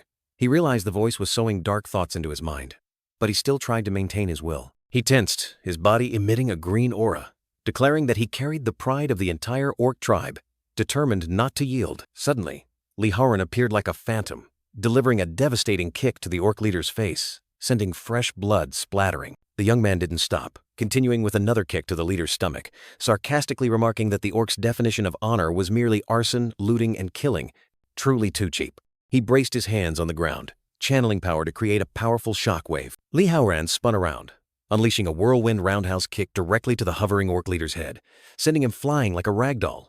The orc leader was sent flying far away, while Lee Howren still stood tall, his red cloak fluttering in the wind. The young man shouted, unleashing the skill red storm, as thousands of pitch-black blood bat wings erupted, enveloping him. The orc leader was fiercely attacked by the blood bat storm, but he still braced himself and resisted, confidently declaring his defense was top tier and blaming Ben-Hida's singing for weakening him. Lee Howren looked at the orc leader with contempt, questioning whether he still expected a fair one-on-one fight after leading an entire horde of orcs to attack the village. Ben-Hida, with tears streaming down her face, was gradually vanishing into a mystical purple energy vortex. The words, "disappear," like a curse, sealing her fate. Nico spread her arms, her face radiant, summoning countless heart-shaped pink love bullets that shot out in all directions. A terrifying explosion suddenly tore through space. 2 blazing red energy streams intersected like a death scythe, devouring everything in dazzling light and brilliant purple-yellow energy rays. A colossal green-skinned monster, its muscular body covered in scars and wounds, let out an earth-shattering roar, its hand gripping a battle axe tightly. Lee Howren stood tall amidst the blazing red aura, powerfully declaring his combat philosophy. Not holding back against an enemy is like betraying oneself.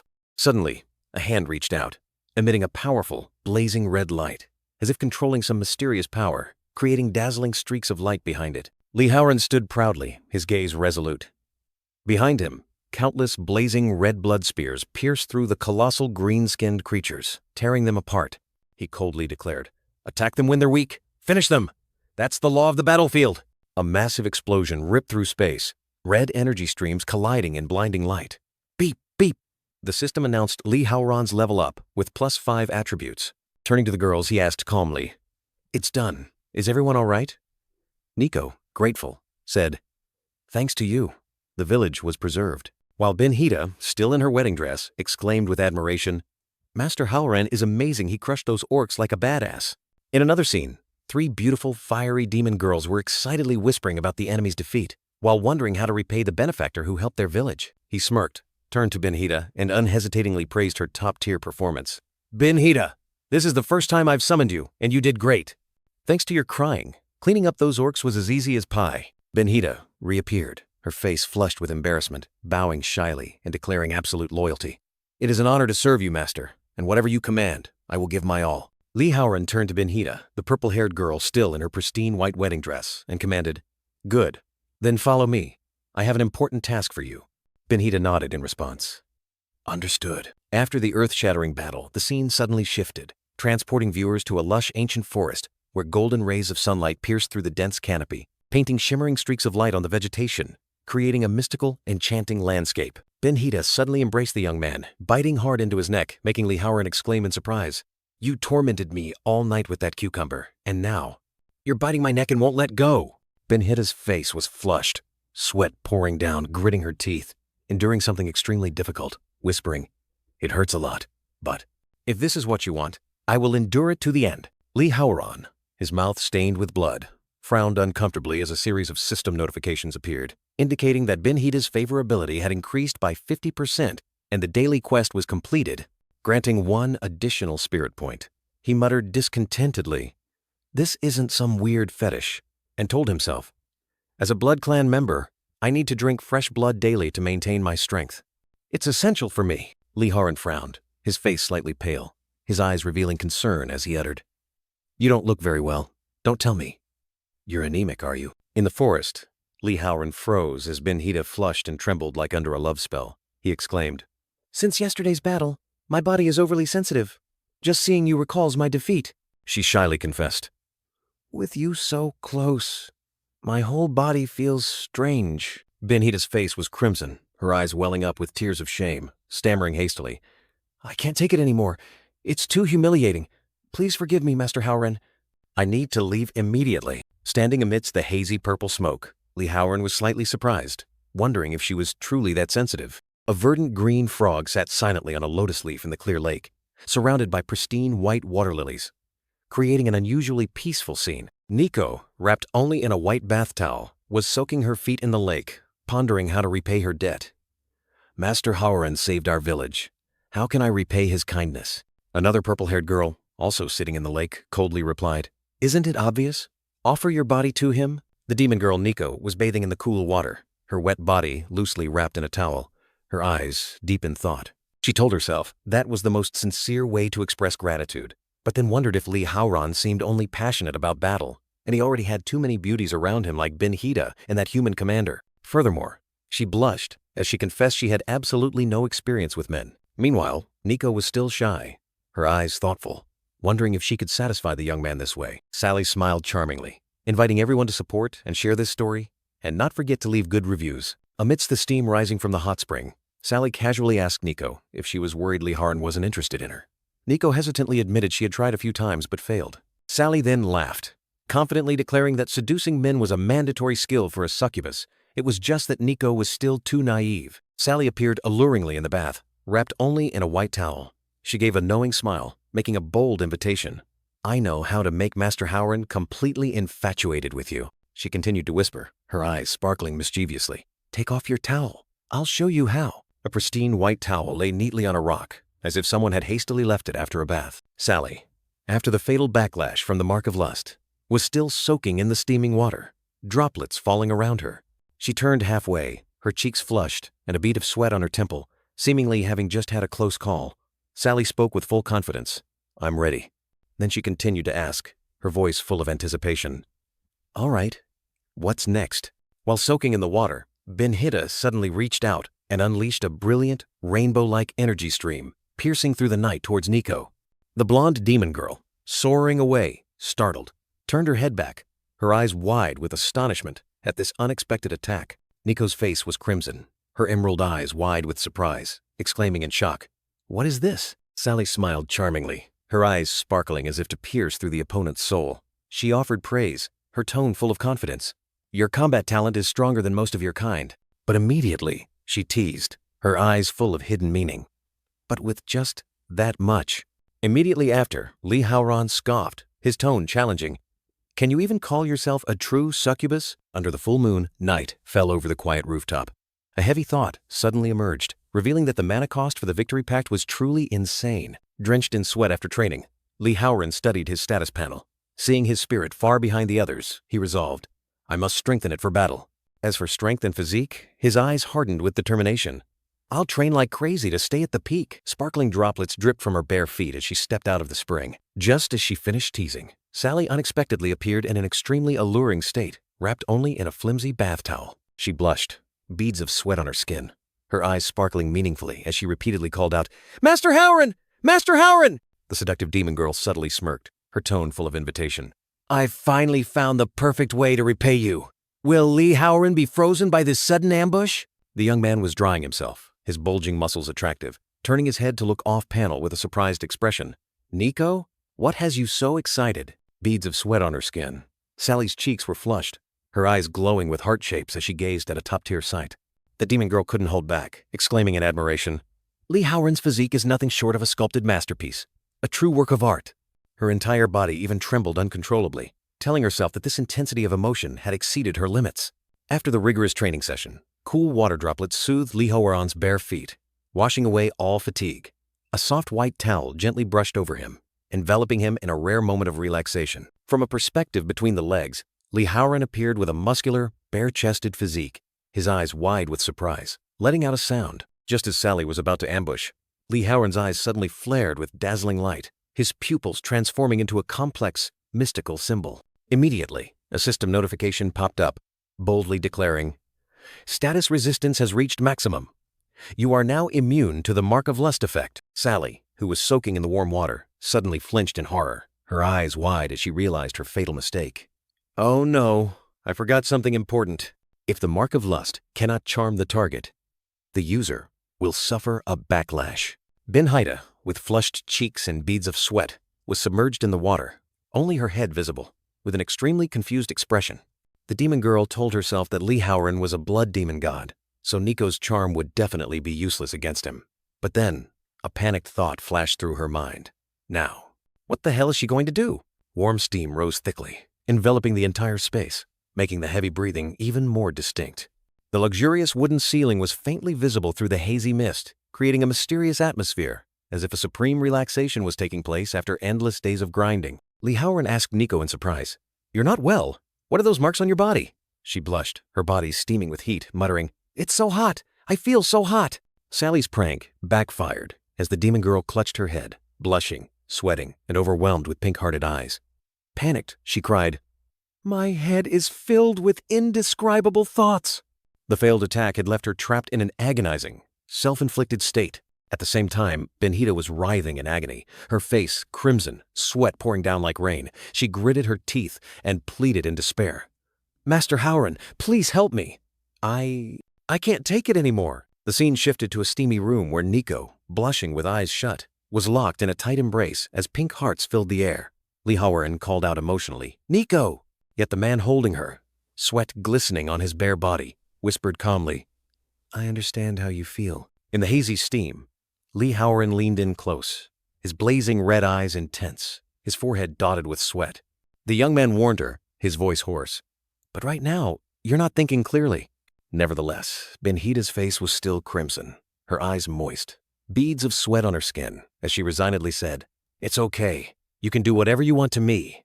Heavy breathing echoed throughout the room, pushing the atmosphere to its climax. Li Haoran held Ben-Hida tightly, both immersed in a passionate embrace, pushing all emotions to their peak.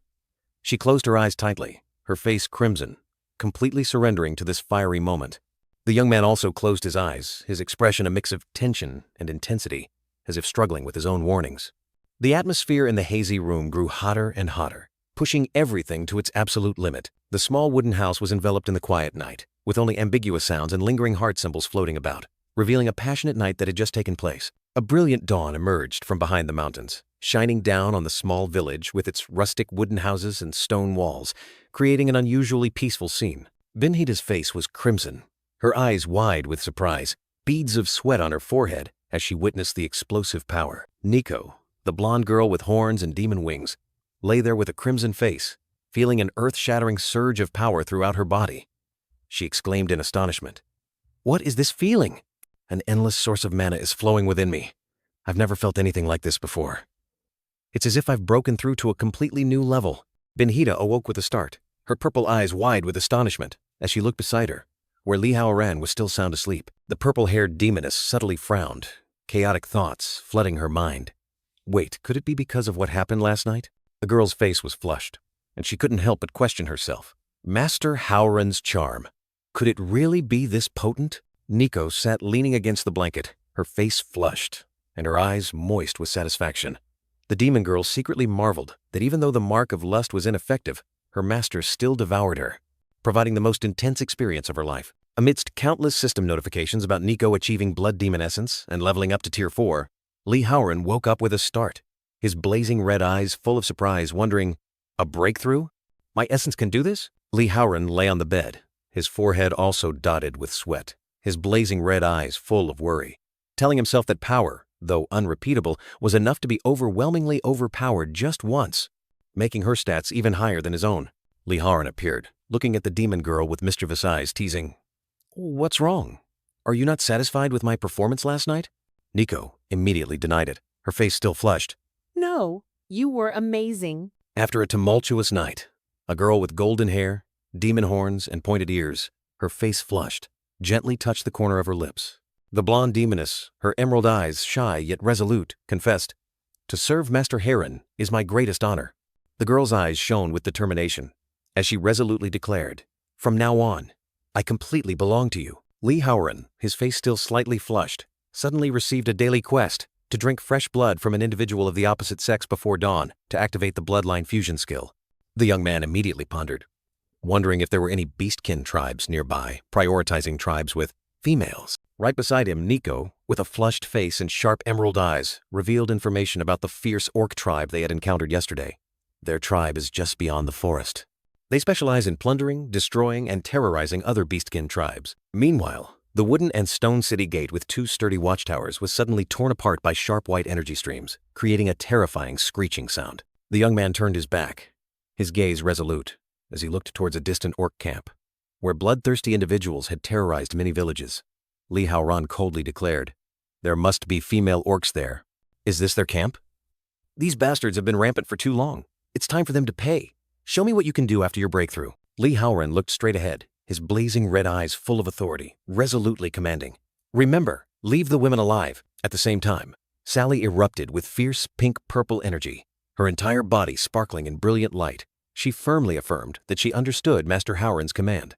The demon girl was determined to take revenge herself, proving her own worth. Suddenly, a colossal pink-purple energy orb, glowing like a second sun, exploded in the sky, tearing through space with dazzling lightning bolts, making the orcs bustling in their tribe look up in horror. Truly overpowered indeed. Amidst the brilliant pink-purple energy orb, Nico floated majestically. The blonde girl with horns and demon wings confidently declared, "This is the incredible power my master has bestowed upon me. It's time to make you filthy monsters suffer." Immediately, Nico didn't hesitate, unleashing a destructive attack. A brilliant pink-purple energy stream, powerful as a storm, swept directly into the center of the orc camp, causing the monsters below to panic intensely. Immediately after Li Haoran's decisive command, a colossal pink-purple energy stream violently erupted, tearing through the air, tossing the surrounding enemies into the air like broken puppets. Li Haoran, in his rugged vampire attire, stood with his arms crossed amidst countless EXP. Gained notifications floating around, he subtly smirked. "Just as I thought." Exactly like when Benhita eliminated enemies with her crying. Li Haoran, with a smug smile on his lips, his blazing red eyes full of calculation, asserted a golden truth. "If my subordinates eliminate enemies, I will also receive a similar amount of experience." And then, Sally, the blue-haired girl with horns and a demon tail, smiled charmingly, reclining as if inviting, not forgetting to remind, like, share, and support the series. Don't forget to leave a 5-star review. When the light faded, a colossal deep pit appeared in the ground, proving the demon girl's terrifying power. Nico floated in midair, light still surrounding her body, while the surviving orcs at the edge of the pit could only look up with expressions of extreme horror. Nico, floating in midair with explosive energy, declared she would annihilate the orc tribe in the name of Master Harem, the blood demon god, asserting that this was the doomsday for all of them. 2 large orcs, wielding axes and spiked clubs, mocked the demon girl, claiming she was just a babbling succubus, not strong enough to compare with their centurions. Suddenly, a black-gloved hand reached out, covering an orc's face, making it open its eyes in terror. She appeared between 2 orcs, striking them with immense force, causing them to explode into shimmering streaks of light. The blonde girl focused her energy, a brilliant orb of light appearing between her hands, her red eyes burning with determination. She had been waiting for this moment for a very long time. Nico swung her powerful energy whip, her sharp eyes declaring she would let the orcs taste the succubus tribe's secret technique, a perfect way to send them to hell. The demoness's whip struck down, creating a large crack in the ground, accompanied by dazzling light effects. From above, she unleashed continuous energy whip attacks, forming a brilliant purple electric storm, devastating the orc camp below. She hovered in midair, her eyes blazing, challenging all the orcs, every single one, to charge at once. Numerous orcs were struck by the energy whip, sent flying and disintegrating in brilliant purple lightning bolts, a chaotic and powerful sight. System notifications continuously popped up, signaling that Li Haoran had leveled up and gained additional attribute points, proving the terrifying effectiveness of Nico's grinding. The young man smiled with satisfaction, realizing that Nico's support helped him level up much faster, and a new skill was unlocked upon reaching level 25. The system displayed a list of skills, including Dark Affinity, which increases movement speed by 30% at night or in dark environments, and causes attacks to inflict bleeding. Li Haoran smirked, his red eyes full of self-satisfaction, thinking that from now on he should fight at night and feeling himself gradually transforming into a true vampire. Nico stood atop a hill of orc corpses, surrounded by weapons and debris, disdainfully asking if the ferocious orcs could only do so much.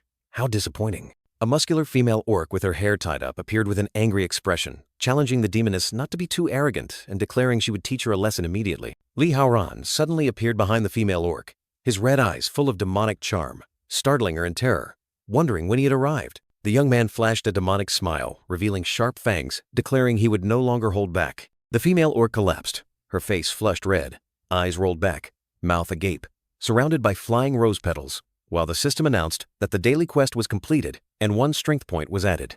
Dusk fell, painting the sky red, signaling the end of a day of battle. The battle results appeared.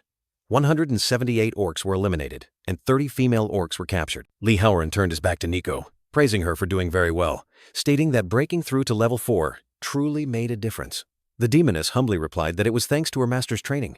The young man explained that, with her current mana, Nico could extend the petrification duration of the love arrow, and ordered her to bring the captured female orcs back to the village, petrifying them for storage.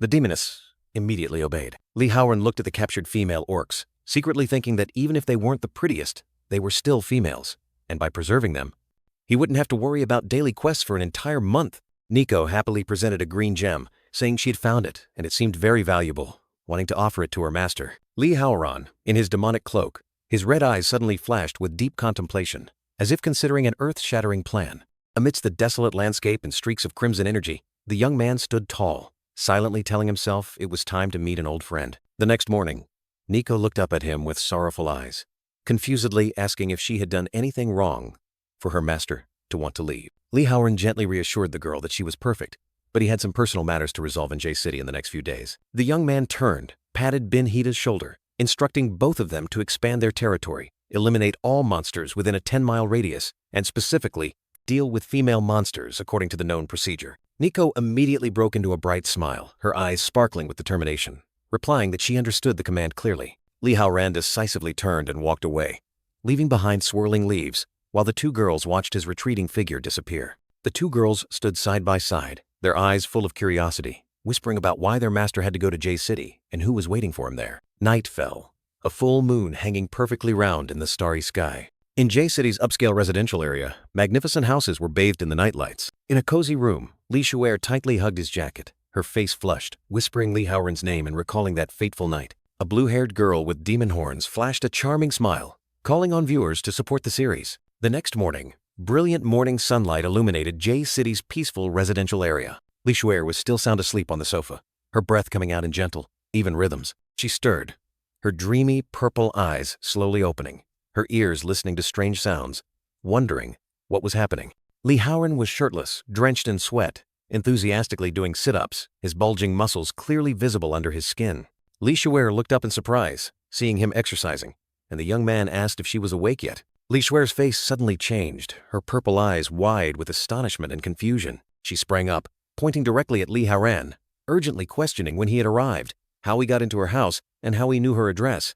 Li Haoran crossed his arms, a smug smile on his face, reminding the girl that she had sworn loyalty to him, so it wasn't strange for him to sense her location. The system unexpectedly announced that Li Shuer's favorability had soared to 63%, while Li Haoran sternly said he needed her assistance with something. He needed her to gather information about Chen Zizhen, a steel-tier awakener from the elite center, especially regarding his upcoming missions. Li Shuer smiled confidently, asserting that this task was as easy as pie, because she was the captain of the Hongmen Special Forces team and had many connections. The young man placed his hand on his chin, pondering for a moment, before saying there was something else that made him curious, and Li Shuer immediately told him to ask, and she would answer. Li Haoran flashed a mischievous smile, revealing that last night she had tightly hugged his jacket and kept mumbling his name in her sleep, then directly asked what she had dreamed of. Teased by Li Haoran about her dream, Li Shuer immediately blushed, her purple eyes looking at him in confusion, stammering speechless. In a heated moment, Li Haoran tightly embraced a silver-haired girl with her hair tied up, both drenched in sweat, in an extremely intimate position. She leaned close to his ear, her voice full of provocation. "Come here! It's time to repay what you owe me from the forest! I've waited long enough!" The young man didn't hesitate, his eyes blazing as he replied. "If you say so, then I won't hold back anymore." The blaring alarm clock rang out, breaking the morning silence as the digital clock displayed 8:30. Li Shuer frantically rushed out of the house, her hair tied up and pajamas disheveled, mumbling that she was going to be late for work, and hastily added that she would provide the necessary information after her shift. Li Haoran, shirtless, his red eyes wide with surprise, secretly thought about the girl's intense reaction after a terrifying dream. The scene shifted to a vast underground parking lot, where pipes and neon lights created a tense atmosphere, signaling an important event about to unfold. Li Shuer hurried through the deserted parking lot, each step as if wanting to escape all gazes. She constantly tormented herself over last night's moment, when he had seen her in her most unflattering state. The shame reached its peak, making the Hongmen Aurora Rose just want to dig a hole and crawl into it. How could she face Li Haoran after everything that had happened? In another space, Li Shuer suddenly woke up with a start, her face flushed with shame, secretly cursing. "He's probably laughing at me at home. I wish I were dead." As Li Shuer strode through the parking lot in neat office attire, a voice called out from behind, addressing her by name and title of captain, wanting to ask her something. The scene shifted. A burly bald man was telling his long-haired, sunglasses-wearing friend about an unusual mana event on the outskirts of J City a few days ago, where his younger brother Du Wei had been sent to investigate. Yi Wen, with a terrifyingly calm expression, recounted the heartbreaking story. "But both of them were killed. My brother's body was even dumped right in front of the Elite Center headquarters." A crimson aura blazed behind him. Yu Wu slowly adjusted his sunglasses, his sharp amber eyes piercing through. He spoke in a low voice, questioning the other party about the mana disturbance investigation, revealing that their team had also been involved. "Even a gold-tier master like Ye Wen couldn't return alive," Yu Wu emphasized, then decisively ordered, "So tell me." She immediately changed her demeanor, her purple eyes sharp and cold when questioned about her team escaping unharmed. She coldly retorted, "Are you accusing me of killing your brother?" Suddenly, a bald, muscular man, his entire body engulfed in blazing flames, growled at young master that there was no need to waste words on the girl. Wang Meng asserted that only by beating her thoroughly would Li Shuer open her mouth. Suddenly, the bald man burst into fierce flames, his body flung into the air in a blaze of crimson fire, under the cold gaze of a blonde girl. A bald man with an extremely furious expression unleashed a fiery punch, roaring, "Blazing fist!" A blazing fist, enveloped in crimson energy, struck directly into a crystalline blue ice wall. At the point of impact, a dazzling burst of light erupted, accompanied by an earth-shattering explosion. A fiery confrontation erupted as a man in a brown coat unleashed a blazing fire attack, directly clashing with the solid ice wall created by Li Shuer. Li Shuer, her hand clutching a sharp ice crystal, her purple eyes flashing with extreme anger, questioned the opponent. "Is this how the Elite Center operates?" She sarcastically remarked that they thought having a legend-tier backer meant they could act like thugs. Li Shuer, with sharp purple eyes and an angry expression, declared with authority, "This is Hongcheng Group's headquarters. You know everyone here is on my side, right? If you want to cause trouble here, I'm happy to oblige. A long-haired man wearing sunglasses and a red vest hastily reassured. Don't misunderstand, Captain Lee. My subordinate is just hot-headed, just like my brother. Deep down, he's actually quite gentle. The man with long black hair, his amber eyes glinting behind his sunglasses, slightly smirked, declaring, "We mean no harm. We just want answers." He continued, his tone dropping as he revealed the chilling truth. That day, when we arrived at the scene, there was nothing left but a dry skeleton. Li Shuer, with a resolute expression, clearly explained. We haven't even seen that monster. That's all I can tell you. She challenged. Are you satisfied now? A long-haired man with stylish sunglasses, his red eyes hidden behind the lenses, flashed a meaningful smile, casually saying, I appreciate your cooperation. She turned and walked away, her eyes revealing worry, secretly telling herself that the elite center was watching her, and things were becoming more dangerous than ever. Li Shuer pondered the levels of power, from diamond to legend, and was especially wary of a dangerous individual named Yu Wu. In the parking lot, a long-haired man in a red vest was clutching his head in discomfort, causing the bald man beside him to ask worriedly. He irritably wiped his mouth with a tissue, mumbling that Li Shuer's asymmetrical hairstyle was driving him crazy, then suddenly remembered and asked about her two subordinates. The man in the red vest coldly ordered the bald man. Capture them. Interrogate them. His eyes flashed with a terrifying glint, and he made a chilling declaration. If their testimonies don't match even slightly, then all three of them will go to their graves with my brother. Advertisement image skipped. Night fell, a crescent moon hanging in the starry sky. In a luxurious room, a series of experience gain notifications continuously appeared. Li Haoran stood before the system display, surprised to see he had reached level 27, noting that Nico and Benhita hadn't been slacking either. A system notification suddenly appeared. New title obtained. Battlefield Commander. Li Haoran smirked, realizing this title increased all followers' stats by 10%, completely outclassing his old title. Just then, Li Shuer walked in, pulling a suitcase, and cheerfully announced that she had obtained the intelligence he wanted.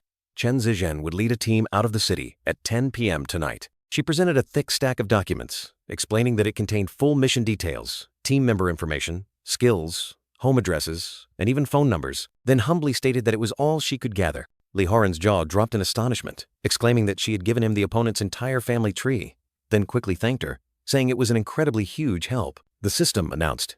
Li Shuer's favorability increased to 69%. She blushed, feigning modesty and saying it was nothing significant. Li Haoran pointed at the suitcase, called her a liar, and curiously asked about the mysterious box. Li Shuer awkwardly explained it was a gift for him. Inside the box were countless sparkling magic potions, including advanced health and mana potions, each capable of restoring 500 points. A dazzling light enveloped Li Haoran, and instantly, the young man donned a shimmering suit of armor and a majestic sword, with a series of new stats added, causing his power to skyrocket. He was utterly astonished, exclaiming that this equipment set must have cost a fortune, and couldn't understand why she would give it to him for free. Li Shuer sat gracefully with her legs crossed, explaining that he had been targeted by the elite center, and his opponent was a legendary tier awakener, so she wanted him to have something to rely on when things got bad. Suddenly, Li Haoran leaned his face close to Li Shuer, startling her into asking what he was doing.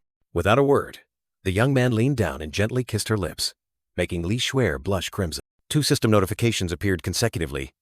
Li Shuer's favorability increased to 73%, and Li Shuer's favorability increased to 83%.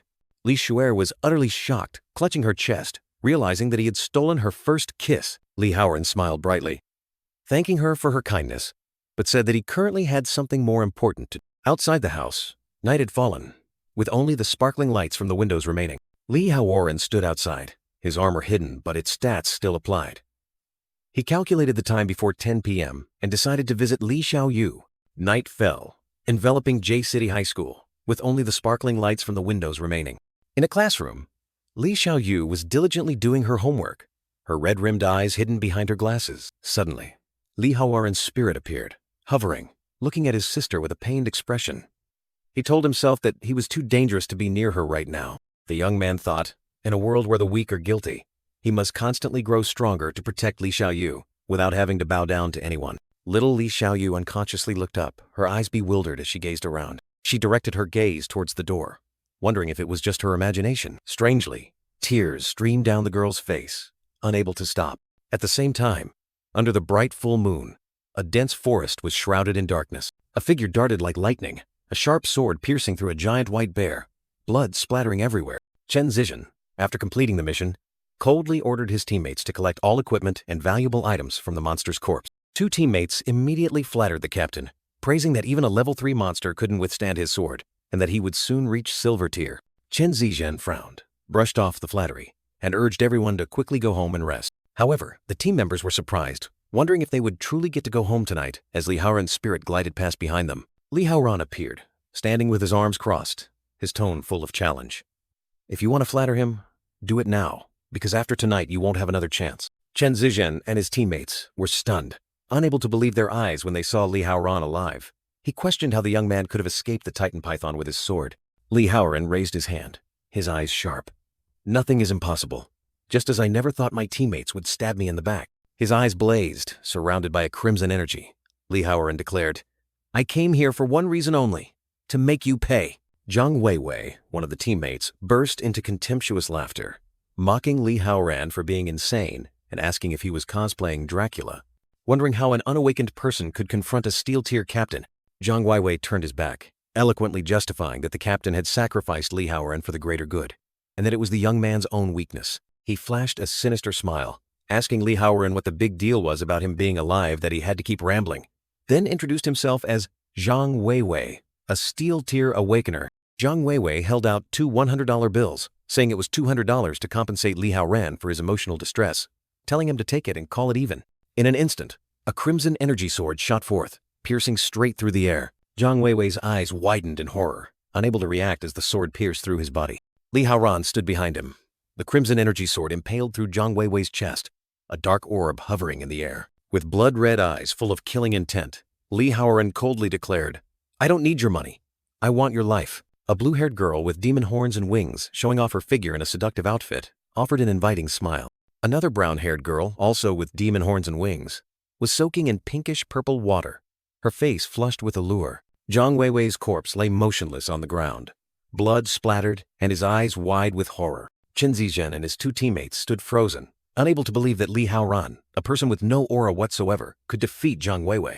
He gritted his teeth, his eyes sharp as he commanded, Kill him!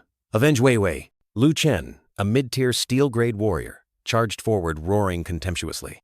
A low-level piece of trash like you killed a steel-grade warrior? He poured all his strength into unleashing the earth-shattering thunderous rage attack. A massive surge of electrical energy exploded, tearing through the air. Lu Chen was confident that the attack had turned his opponent to dust, but Li Haoran still stood there, surrounded by a gloomy black aura. The black-haired young man said nothing, his crimson energy sword piercing straight through Lu Chen's chest, instantly finishing him off, and the system reported an attribute level up. The long-haired, brown-haired man, one of Chen Zizen's teammates, was utterly terrified, cold sweat pouring down him. Chen Zizen's two remaining teammates also shivered, their eyes filled with panic. Li Haoran stood tall, his crimson sword still impaled in Lu Chen's corpse, looking contemptuously at Chen Zijian. He smirked, his blood-red eyes full of power, declaring his opponent too weak. Chen Zijian, despite realizing Li Haoran was no ordinary person, still ordered his entire team to attack. Niu Ku and Ma Xiao, two low-tier steel-grade warriors, simultaneously swung their swords and charged at Li Haoran. A purple magic shield flared up, piercing through both attackers, blood splattering, and the system again reported an attribute level up. Binhida appeared splendidly in a white wedding dress, exuding a powerful aura, ready to crush anyone who dared to stand in her way. She didn't hesitate, using her sharp claws to finish off an enemy. Li Haoran was no less formidable, quickly taking down another opponent with a fatal sword strike, and the system again reported an attribute level up. Amidst the scattered corpses, Binhida turned to Li Haoran, offering to deal with the last enemy. The young man gently placed his hand on her shoulder, telling her not to rush.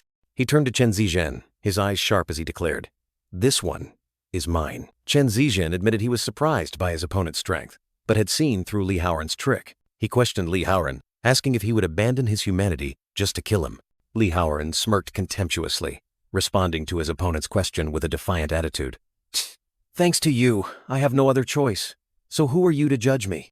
Chen Zijian confidently declared that Li Haoran only dared to come for him because he thought he was still high-tier steel grade, but he was gravely mistaken. He pulled out a syringe filled with a mysterious liquid, and without hesitation, injected it directly into his neck. The empty syringe fell to the ground, signaling a terrifying transformation about to occur. Chen Zijian explained that this was a new experimental drug bought from the black market, which not only helped him unlock his full potential but also temporarily broke through his tier limit. He roared arrogantly, asserting that he had reached mid-tier silver grade, and Li Haoran was too green to seek revenge. Li Haoran calmly smirked, remarking that his opponent had changed to an orange nameplate, but it still didn't matter, because it was already night, and he had no chance. Chen Zizhen charged forward like a gust of wind, roaring that Li Haoran didn't know how strong he was, and wouldn't be able to escape death.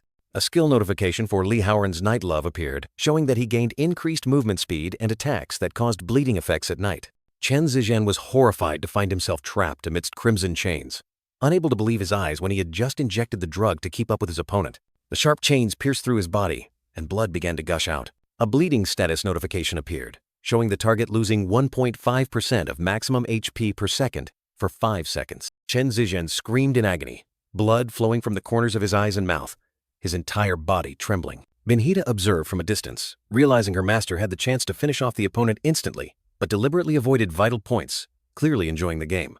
Chen Zizhen roared Li Haoran's name in anger, vowing not to lose to a piece of trash like him. He gnashed his teeth, his eyes bloodshot with rage, vowing to personally finish off his opponent. A sharp sword thrust pierced Chen Zizhen's chest, splattering blood. Li Haoran appeared right behind his opponent, his red eyes full of cruelty, his voice cold. An eye for an eye. An old friend of mine is still hungry. His sword blade was pulled out of Chen Zizhen's body, trailing a fresh streak of blood. Li Haoran continued to swing his sword, striking Chen Zizhen once more, causing blood to splatter.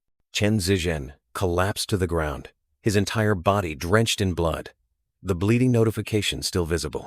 He weakly begged his opponent to finish him off, not wanting to endure any longer. Li Haoran smirked, holding a high-grade recovery potion, and said he wouldn't kill him easily, even healing him. Chen Zizhen recovered 500 horsepower, but still lay there with a pained and panicked expression, his body trembling. Li Haoran swung his sword again, thrusting it into the ground right next to Chen Zizhen's head, continuing to torment him mercilessly. Chen Zizhen fell, blood gushing from his mouth and all over his body, the system indicating he had entered a state of severe bleeding. Li Haoran stood tall behind him, coldly declaring that he wanted his enemy to experience endless pain and despair, and threatened to stab him again every 5 seconds. The young man smirked cruelly, revealing his plan to throw Chen Zizhen into the belly of a giant python so it could enjoy its meal. Benhita stood nearby, secretly thinking that her master was a true sadist, just like how he had tormented her in the arena. The night sky enveloped the city, lights twinkling like stars, signaling a mysterious scene transition. A blonde girl hastily reported to the long-haired man that the technical department had just detected a unique mana flow. She continued to explain that the energy flow was weak and flickering, but matched what young Master Yuan was investigating, and its location was near Chen Zizhen's mission area. The man in the red vest, sipping tea, suddenly frowned, realizing that after days of hiding, the target had finally revealed itself. Back in the forest, a colossal level 5 python, with glowing red eyes and a body covered in green scales, appeared majestically in the sky. Li Haoran lifted Chen Zizhen, coldly asking if he recognized the monster, causing the enemy to beg in terror not to do it. Chen Zizhen was desperate, blood tears streaming down his covered face, begging not to be eaten by the python. Without hesitation, Li Haoran plunged his sword into Chen Zizhen's back, ending his life, and simultaneously received a level-up notification and 5 attribute points. The young man swung his arm, throwing Chen Zizhen's corpse into the air, towards the giant python. The python opened its mouth wide, neatly swallowing Chen Zizhen's body in one gulp. After swallowing its prey, its colossal body emitted a faint purple light, as if absorbing power. Li Haoran smirked, noticing that the python didn't consider him and Benhita a threat, perhaps because both were categorized as monsters, and the system announced he had reached level 30, unlocking a new skill. He opened his skill panel, discovering a new move called Soul Resonance, which allowed the creation of exclusive equipment when a follower's favorability reached 100%.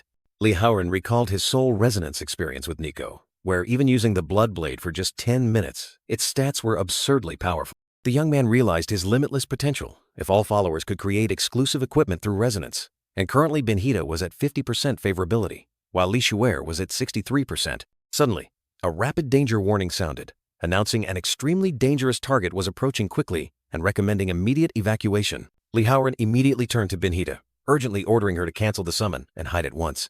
At the same time, the long-haired man, with colossal black wings on his back, soared through the night sky. A powerful surge of energy tore through the air, striking the spot where Li Haoran and Benhita had just stood, creating a blinding explosion of light. The man in the red vest landed, sensing a faint aura that had just vanished, and seeing the blood trail on the ground abruptly stop. He frowned in annoyance, wondering where those two had disappeared to. They couldn't have simply vanished into thin air. A brilliant pink energy explosion erupted violently, accompanied by an earth-shattering roar. Amidst the thick smoke and dust, a colossal snakehead with glowing red eyes and sharp fangs emerged, its tongue flicking out menacingly, while the man in the red vest stood beside it, his gaze sharp and fixed on the monster. He soared into the air, facing the growling giant python, a sharp horn protruding from its forehead. The man in the red vest sneered disdainfully. "A lowly level 3 beast, daring to challenge me? I don't have time to play with filthy animals like you." Suddenly, he frowned, an expression of surprise mixed with doubt clearly visible on his face. The uninvited guest furrowed his brow in thought, sensing something unusual about the python before him. He looked closer and discovered a strange detail, an additional, completely asymmetrical horn on the right side of the python's head. The man in the red vest snarled angrily, "Ugly monster! Do you think appearing like that can scare me? I can't stand disgusting creatures like you." At the same time, Lee Howren received an urgent system notification. "Entering combat zone, all equipment will be disabled. Please select your combat weapon." The young man frowned slightly, realizing this was the person Li Shuer had mentioned, the one who wanted revenge on him. He told himself that even though he had used potions to conceal his mana once in battle, revealing his energy was unavoidable. Li Howren decided it was best to maintain a humble attitude until he reached peak power. Another system notification appeared, reminding him to choose a combat weapon, and that once in the arena, he wouldn't be able to leave until the match ended. Before Li Howren was an array of glittering weapons, ready for battle. He examined the equipment, seeing a knight's shield that increased defense and vitality, and a golden jade gourd that restored spirit and health. Li Howren realized their stats were significantly better than last time. The young man continued to scroll through the options, from a bronze sword that increased strength and agility, to an eagle bow inlaid with jade that boosted both strength and spirit. He smiled with satisfaction at the abundance of offensive and defensive choices. Li Howren happily boasted that last time he had even found a spiral golden cucumber with special effects, and was sure he would find something interesting this time too. He held up a small whip, his eyes shining as he exclaimed, "Bingo!" The whip was named Mini Whip of Loving Heart Punishment, and while it didn't boost any stats, its effect was incredibly overpowered. Hitting a target will cause both the user and the target to enter an excited state, increasing each side's attack power by 1%. Truly a unique and unusual toy. Li Howren grinned mischievously, remarking that this was truly a high-risk, high-reward situation. He was confident that as long as he dodged all attacks, there would be no risk, and decided to immediately choose this mini-whip. The system then presented 3 buff options to assist in battle. Adventure Mode, lose 50% max HP but gain a 20% reward bonus. Good Partner, randomly summon a follower. And Turtle Shell, reduce 90% damage taken and dealt. The young man carefully considered, discarding Adventure Mode due to the excessive risk, and Turtle Shell because he didn't know who the opponent was. Li Howren was confident that all 3 of his followers were very strong, so no matter who he chose, he would win. He decisively chose Good Partner. The system immediately responded, selecting a follower for you. In a luxurious bathroom, water from the shower head poured down. Benhita was showering, her long silver hair drenched, her purple eyes filled with worry. She wondered why Li Howren hadn't returned yet, and if something unfortunate had happened. She shook her head, trying to dismiss her worries. She had witnessed Li Howren's power. There was nothing to be concerned about. Suddenly, a blinding light enveloped Benhita. Startling her, Li Howren stood stunned, his eyes wide as he looked up. Before him were Benhita's long, slender legs, and the system announced with tact, "Follower detected unclothed. System is changing attire." Benhita, now dressed in a sports bra and shorts, was flushed crimson with shame and anger. She yelled at Li Howren, asking where he had brought her and what this strange place was.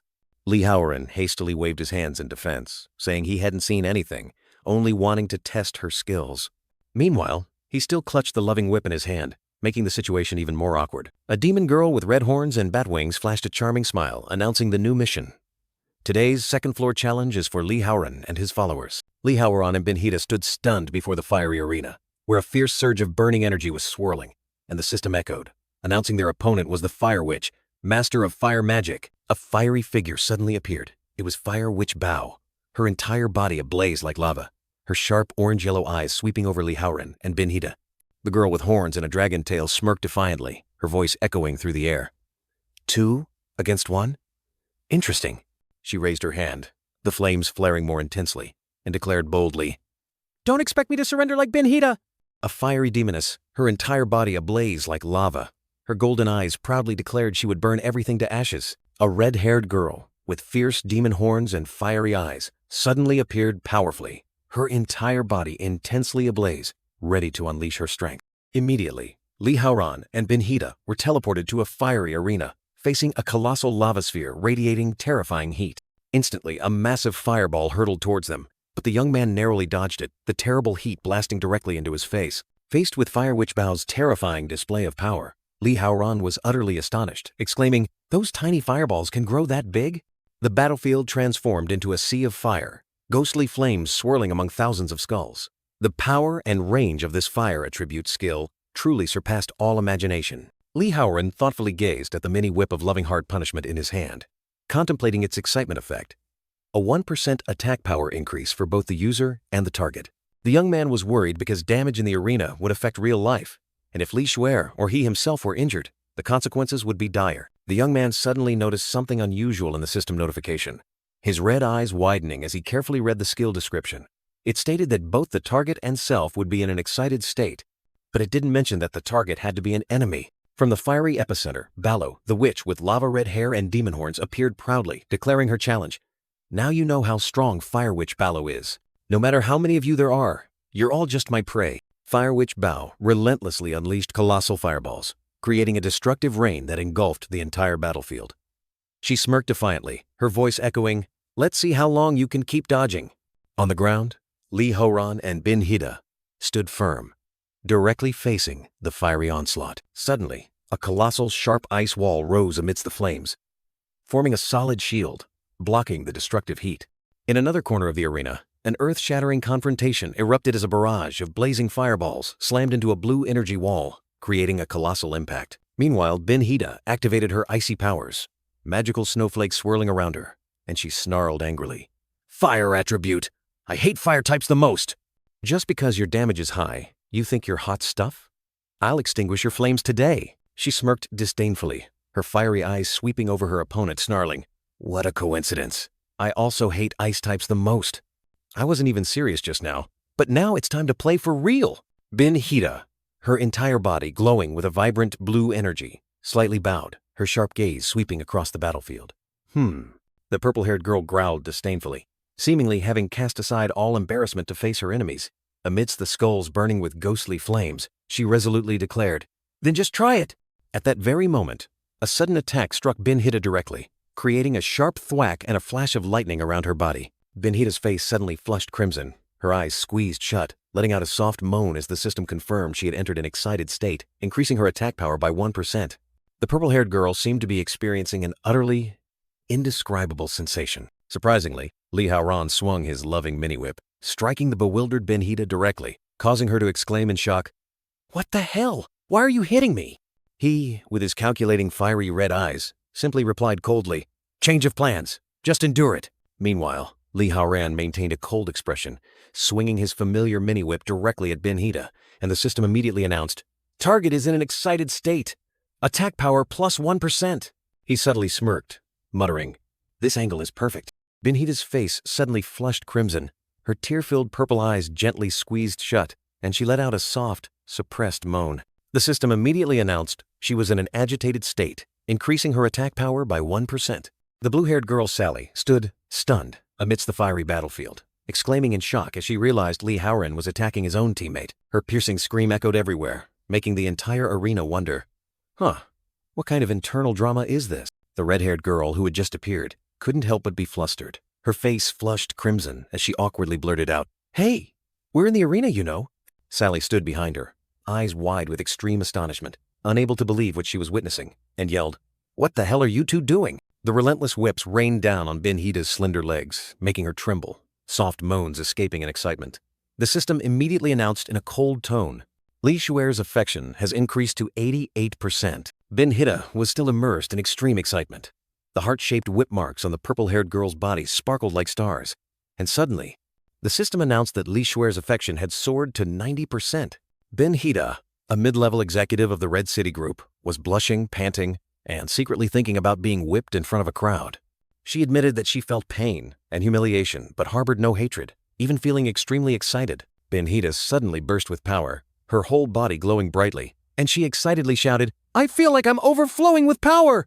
The system immediately confirmed that Li Shuer's favorability had soared to 92%, and announced that Bin Hida was in an excited state, increasing her attack power by 50%, and the title Battlefield Commander had activated, increasing all stats by 10% for followers. Li Haoran activated the title Battlefield Commander, increasing all followers' stats by 10%, and the Night Affinity attribute was also activated, granting movement speed and a bleeding effect to attacks. He felt power surging, declaring he had never felt better. A terrifying explosion tore through space, sending countless sharp ice shards scattering in a blinding light.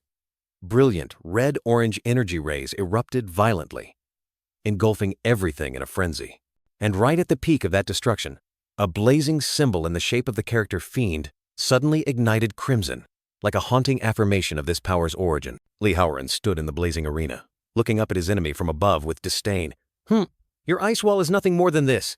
Just a little force is enough to shatter it. At the same time, the red-haired girl with fiery eyes roared in fury, a dazzling energy orb exploding above her head.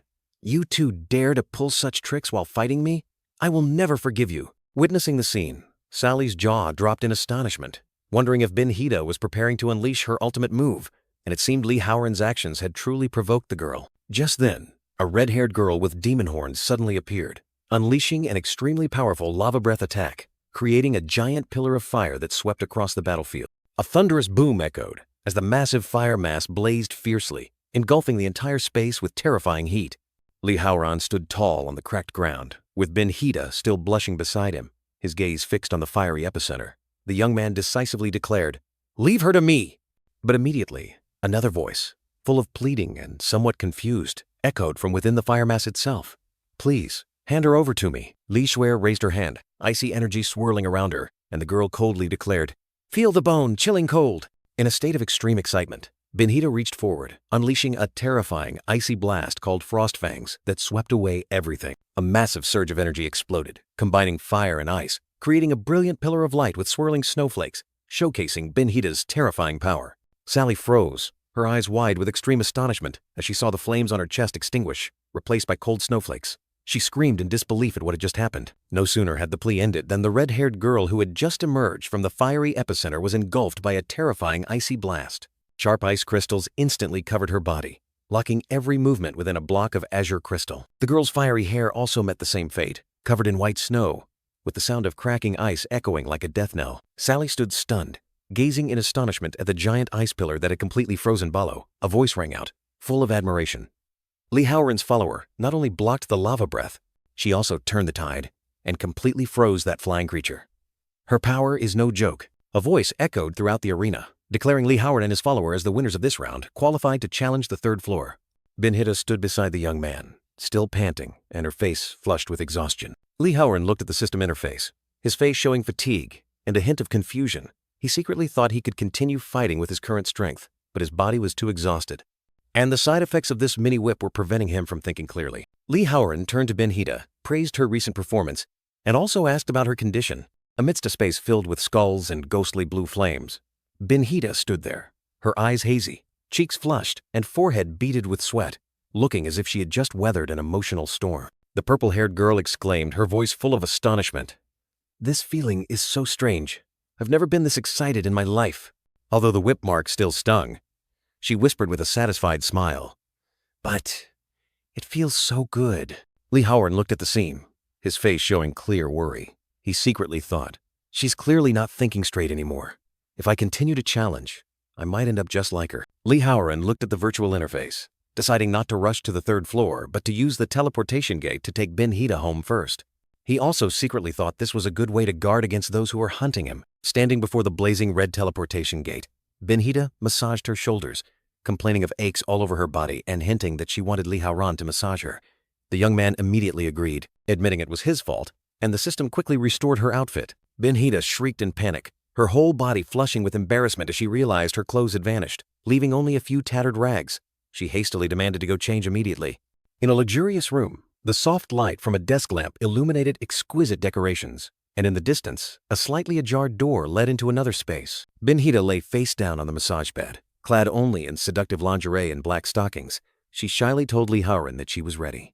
The young man stood behind her, his gaze sweeping over the girl's daring outfit as he secretly wondered, could she have intentionally changed into black stockings just for a massage? Li Haoran's hands ceaselessly caressed the brown-haired girl's full backside, marveling at the unrealistic softness and smoothness of the black stocking. Li Haoran broke out in a cold sweat, his face flushed with confusion, questioning himself. Wait, Why am I thinking about these things? He realized that the stimulating effect from the mini-whip had not diminished. On the contrary, it grew stronger after each physical contact between them. Benhita lay on her back, her face flushed, her purple eyes gently closed as she felt Lee Howren's hand gliding over her body. She secretly marveled. This young man's technique was truly superb, making the aching pain vanish as if by magic. Instead, a tingling, exciting sensation spread throughout the girl's body, making her tremble uncontrollably. Lee Suer's favorability đột ngột tăng vọt lên 94%. Aurora Rose của Hongman đỏ mặt, đôi mắt ngấn ngấn lệ đầy ngượng ngùng và bối rối. Hắn không chỉ cướp đi nụ hôn đầu của ta, mà còn chạm tới từng tấc da thịt nữa. Một ý nghĩ táo bạo lóe lên, khiến má nàng càng thêm đỏ. Nhất định hắn phải cưới ta rồi đúng không? Ngay lúc ấy, hệ thống lại vang lên. Xác nhận độ thiện cảm đã tăng tiếp lên 96%. Suddenly, he remembered last night's dream, where Benhita had expressed a desire to continue what they couldn't finish in the forest. He couldn't help but smirk, slyly thinking to himself, how about we just continue what we left unfinished? She was stunned, her face flushed, breaking out in a cold sweat, exclaiming that she only wanted a massage and not to go any further, because she wasn't mentally ready. Lee Howren leaned down to look at her, his face still showing a hint of confusion, but his eyes full of teasing. He questioned, all this time, you've been calling me you. That doesn't sound quite right, does it? The young man continued, his tone implying, especially after being whipped by my little whip of love. The purple-haired girl, her cheeks flushed with embarrassment, softly whispered, so, what should I call you?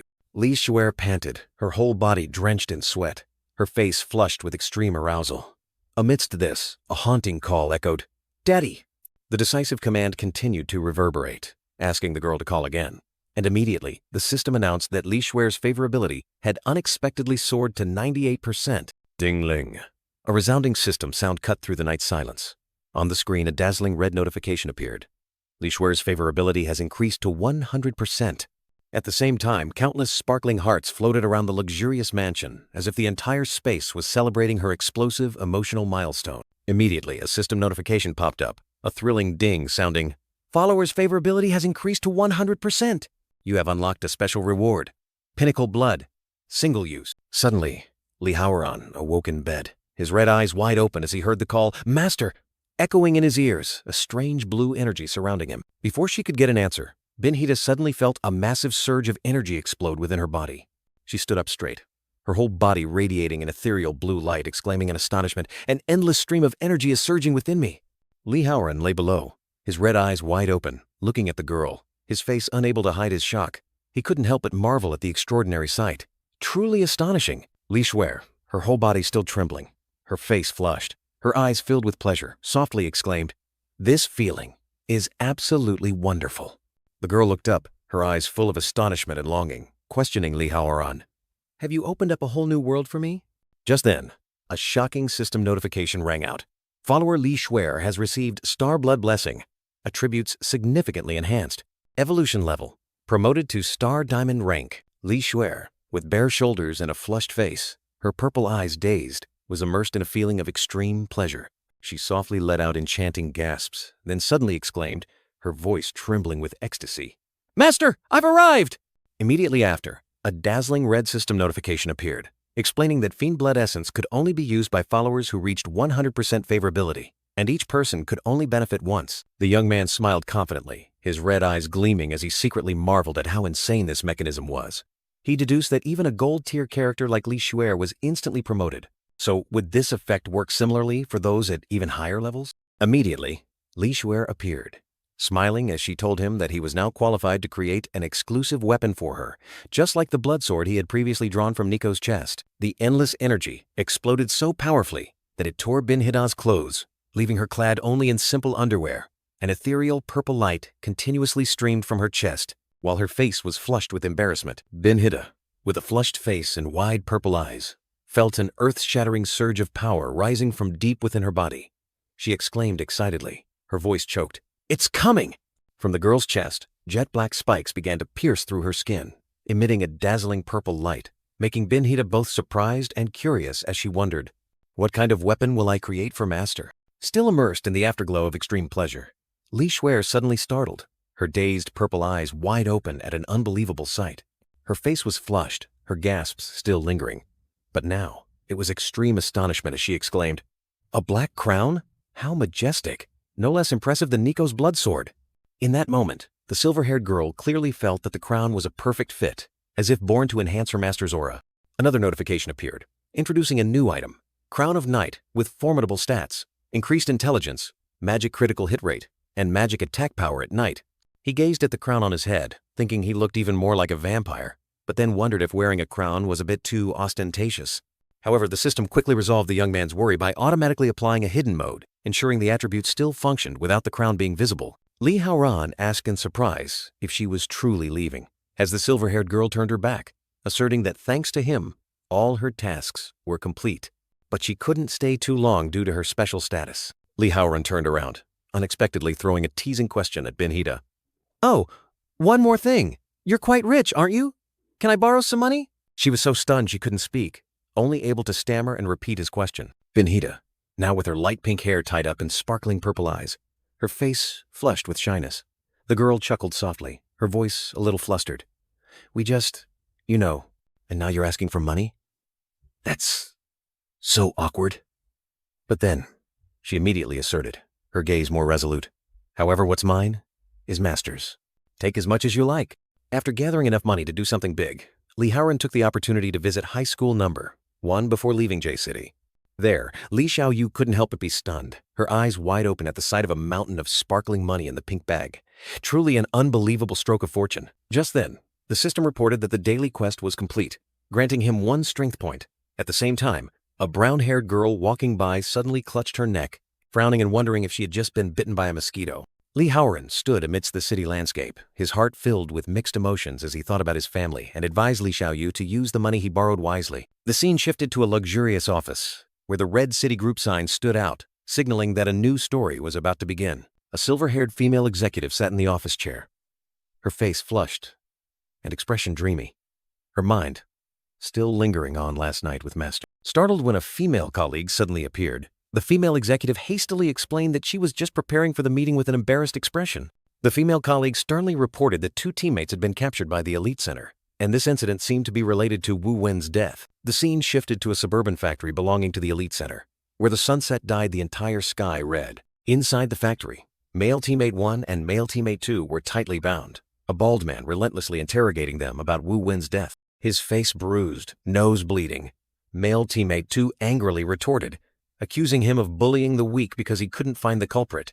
The bald man sneered contemptuously, his eyes sparking with fire, declaring that the 2 bound individuals wanted to die for daring to defy him. Just then, the warehouse's rolling door was suddenly shattered by a powerful force, creating a terrifying sound. The bald man startled and turned around, his face showing clear surprise and a cold drop of sweat running down. The female executive appeared with great presence, surrounded by a brilliant blue energy. She declared that she had found him and would tear this place apart if he didn't return her teammates. The 2 bound teammates' eyes lit up, overjoyed to see their executive appear, knowing they had been saved. The bald man looked at the girl with disdain, a fiery hot aura surrounding him. He wondered how a lowly gold-tier individual like her could sneak in here. The female executive confidently retorted, her eyes sharp, revealing that all the silver-tier guards had been turned into ice statues before they even realized it. The girl stood straight, her hands outstretched, 2 giant ice crystals surrounding her. She declared she would test her new skills on him. A snowflake-shaped ice crystal with a brilliant blue light swirled, ready to unleash its power. The female executive decisively launched 2 massive icy orbs, hurtling straight towards the bald man. The bald man sneered, his 2 fists blazing with fierce flames. He confidently declared that her icy power could not compare to his fists of fire. He charged forward, unleashing powerful fiery punches, clashing fiercely with the incoming ice crystals. The female executive did not flinch, her face full of determination.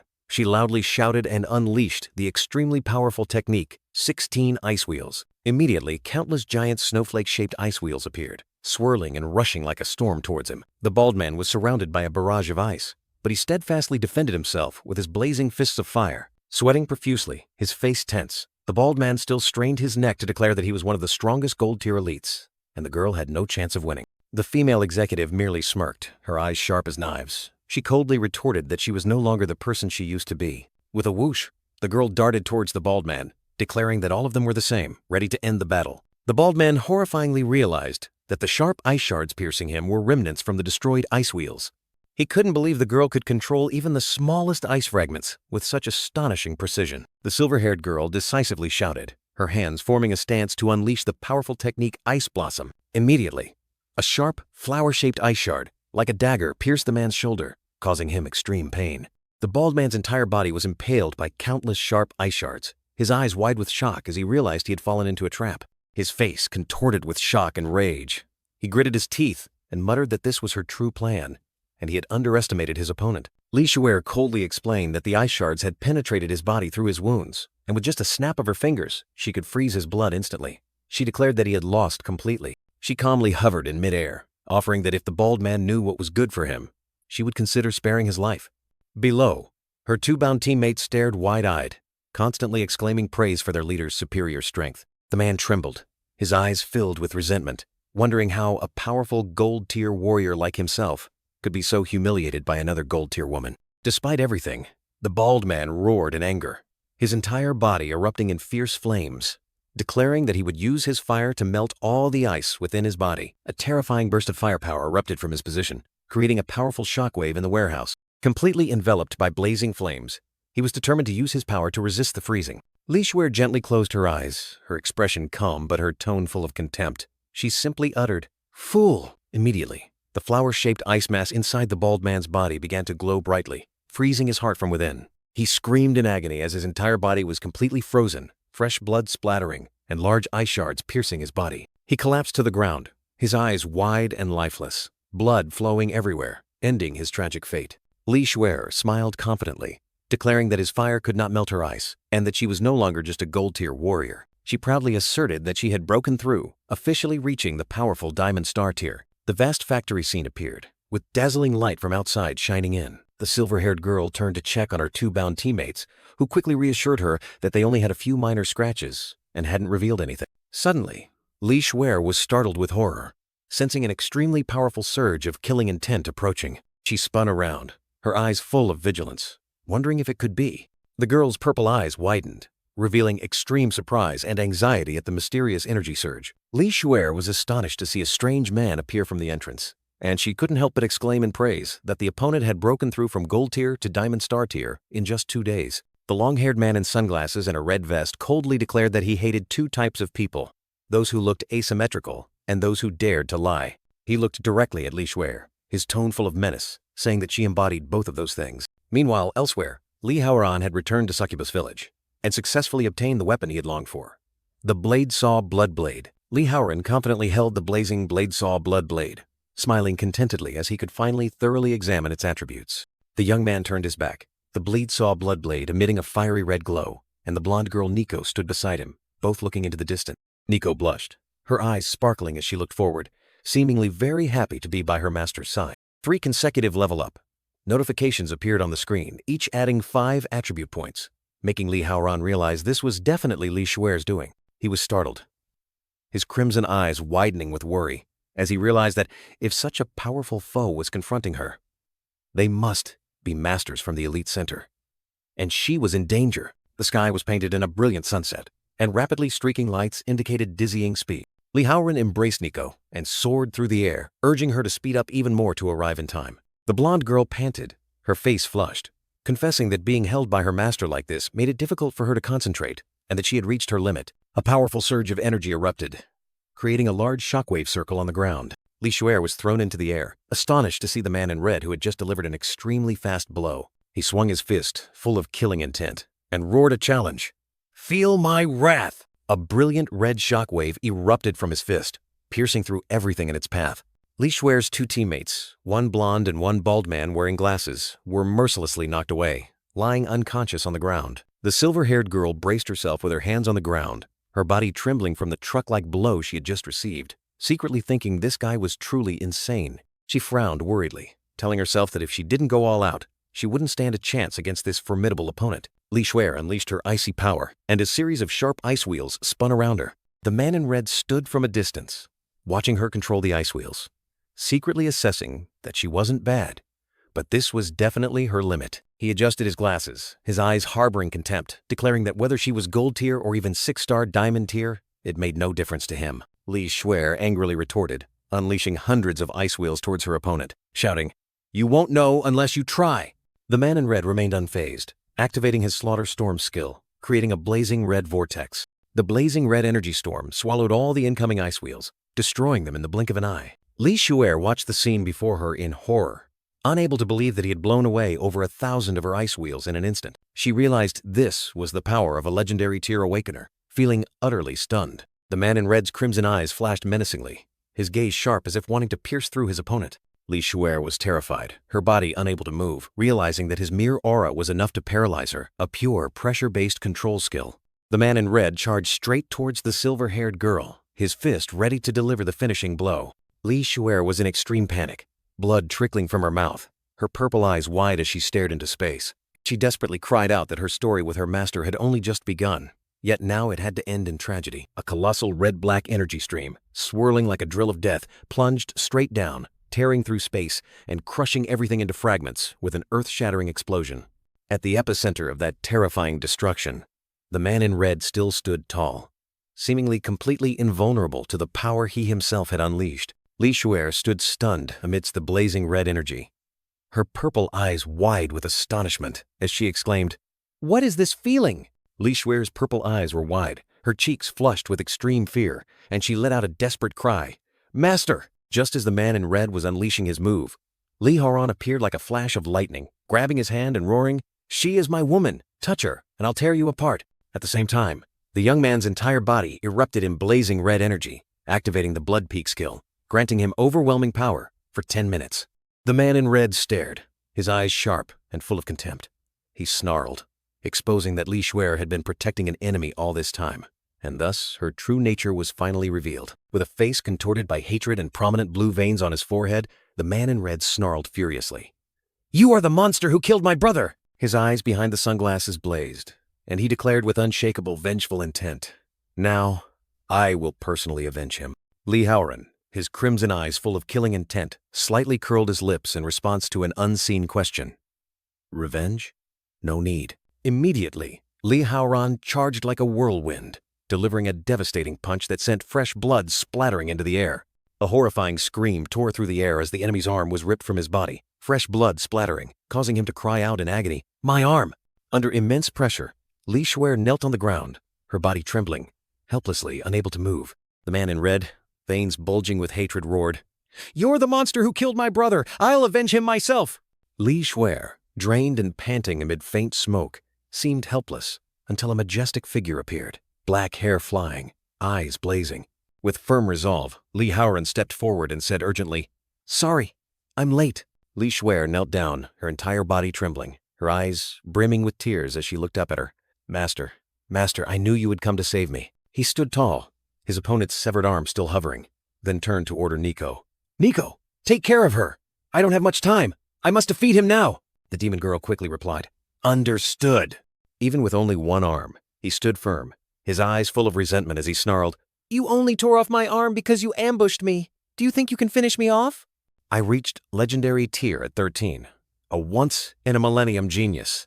The man in red roared, blazing red energy violently erupting around him.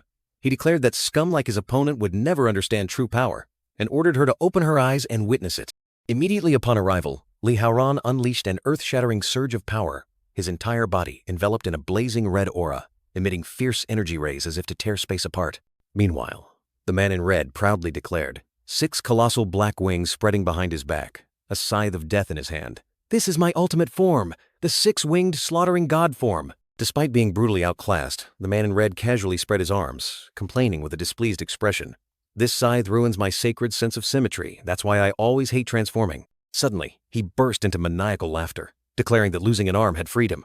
Then he immediately transformed completely, colossal black wings tearing through the air, blazing red energy swirling like scythes of death, roaring, "You dare insult my aesthetic ideals? You will pay." He summoned a colossal, terrifying entity with black wings, a thorny halo, and a sharp scythe, which was the god-slaying mode, inverted soul cauldron.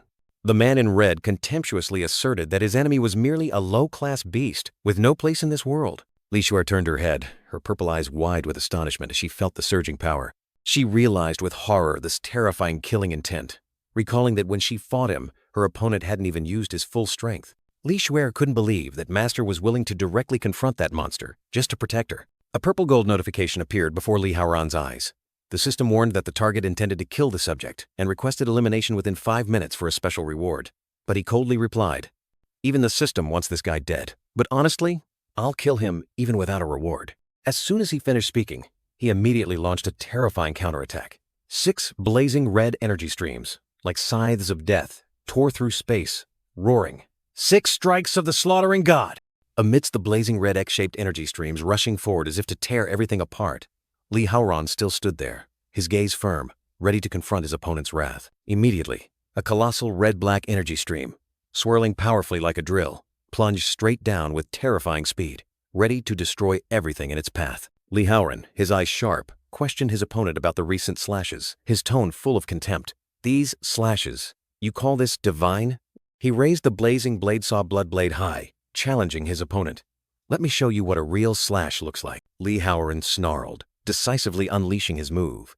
Bloodblade Whirlwind. Immediately, a blazing red energy stream, swirling like a storm, along with countless eerie demonic phantoms, charged straight towards the enemy, tearing through space. The red-clad man, with enormous black wings, successfully dodged the terrifying attack and remarked disdainfully, "Not bad.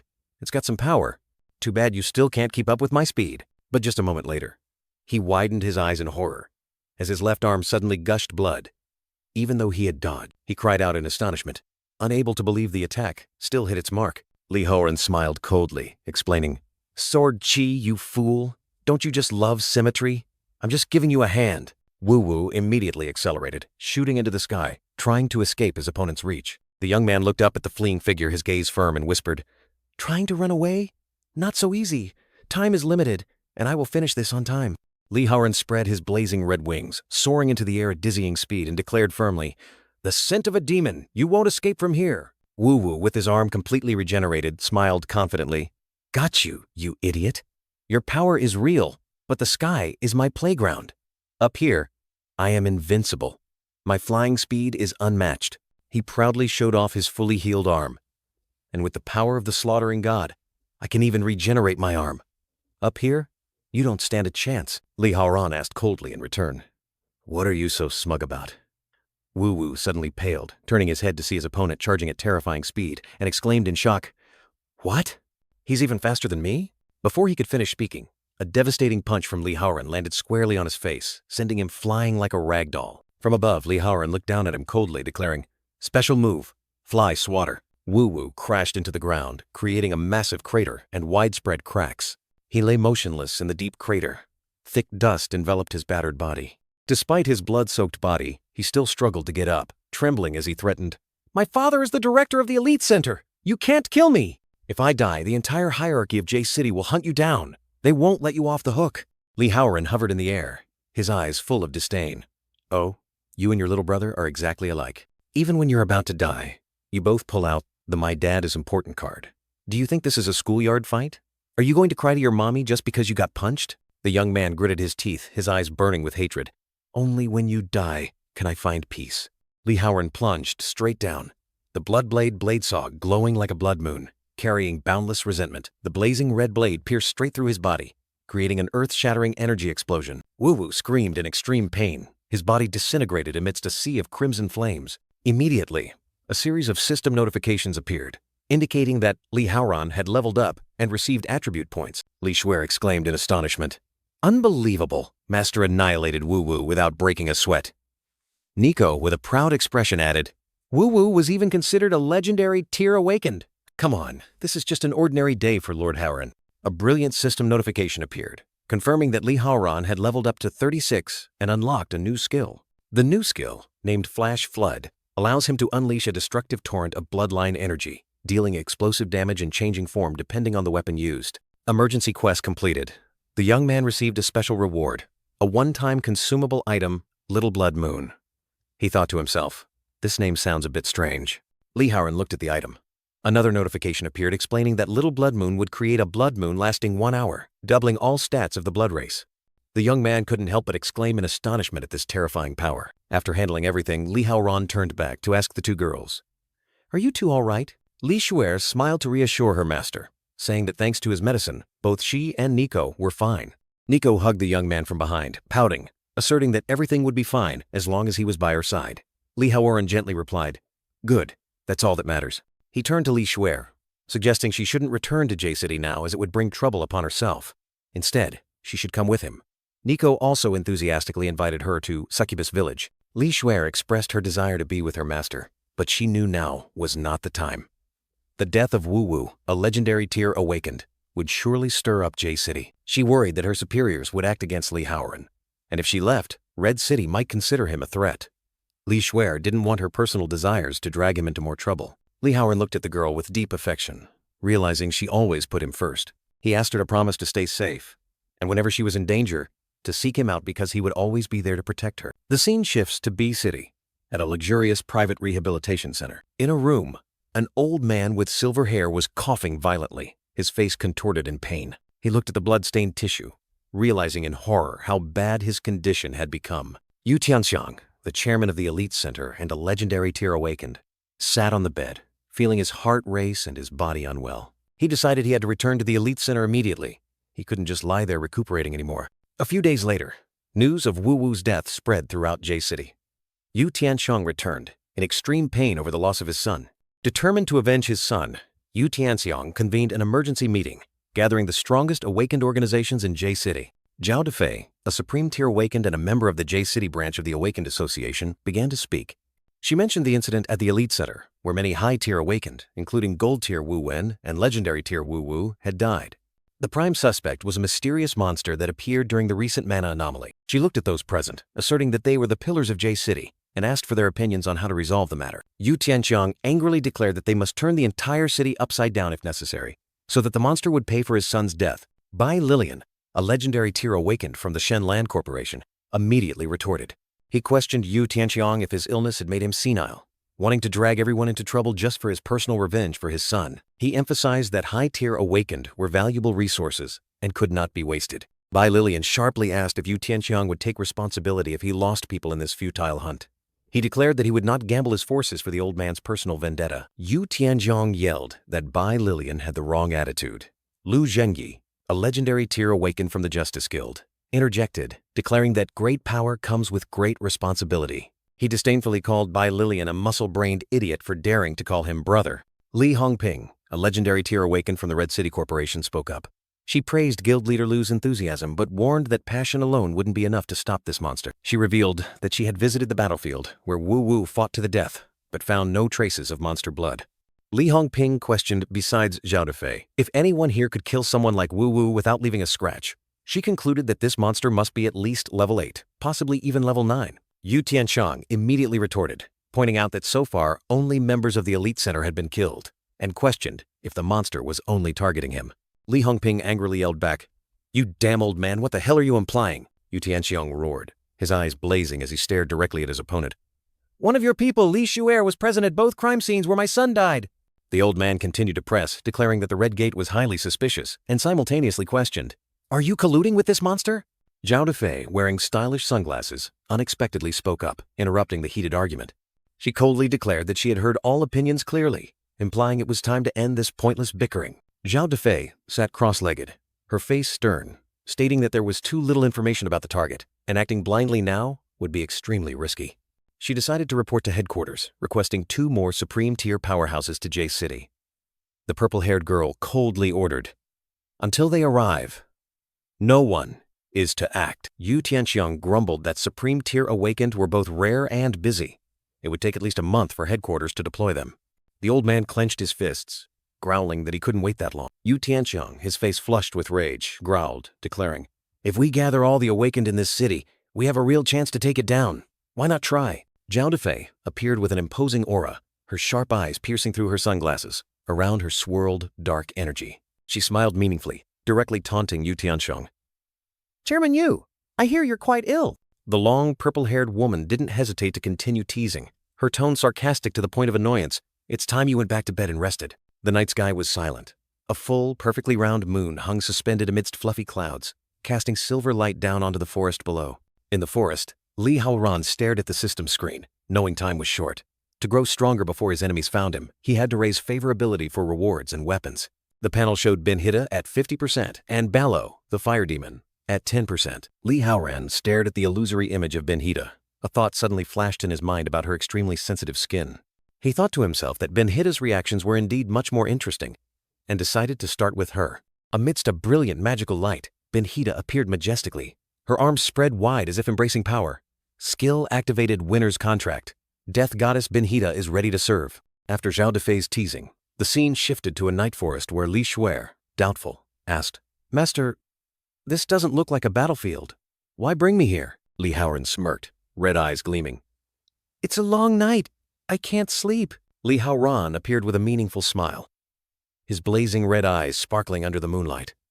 The young man politely extended his hand, suggesting a walk with someone. Ben-Hida suddenly looked up, her face flushed with embarrassment, her purple eyes wide with astonishment. She hesitantly asked Li Haoran, Master, do you want to go to bed with me? Li Haoran's warm hand clasped Ben-Hida's soft hand tightly, creating a moment of intense emotion. Li Haoran held her hand tightly, his gaze firm as he gestured. All right, let's go. Ben-Hida nodded slightly, her face flushed with shyness. Yes, wherever young Master Haoran leads, I will follow. A sudden system notification appeared, showing that Ben-Hida's favorability had surged by another 55%. The purple-haired princess blushed, feeling the warmth from that hand spreading throughout her body. The girl shyly exclaimed that this was the first time she had held a man's hand. A sudden system notification popped up, indicating that Ben-Hida's favorability had surged by another 58%. He smirked confidently, thinking to himself that just holding hands increased it by 5%, so it was time to speed things up.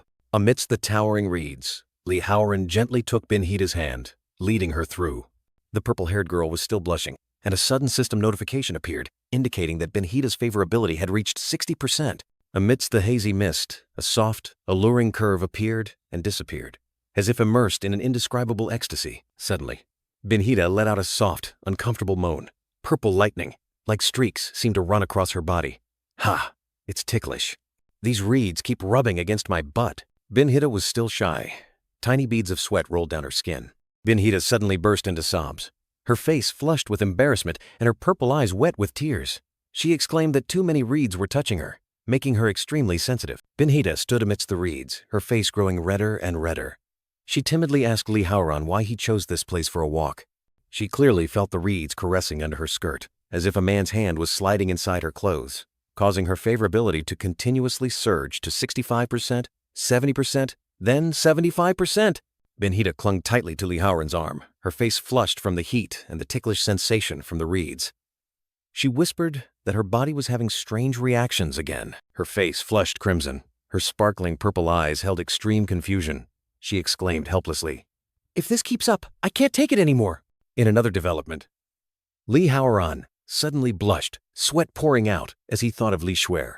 The young man secretly worried that she was too sensitive, recalling that last time, just a little blood-sucking had made her dizzy.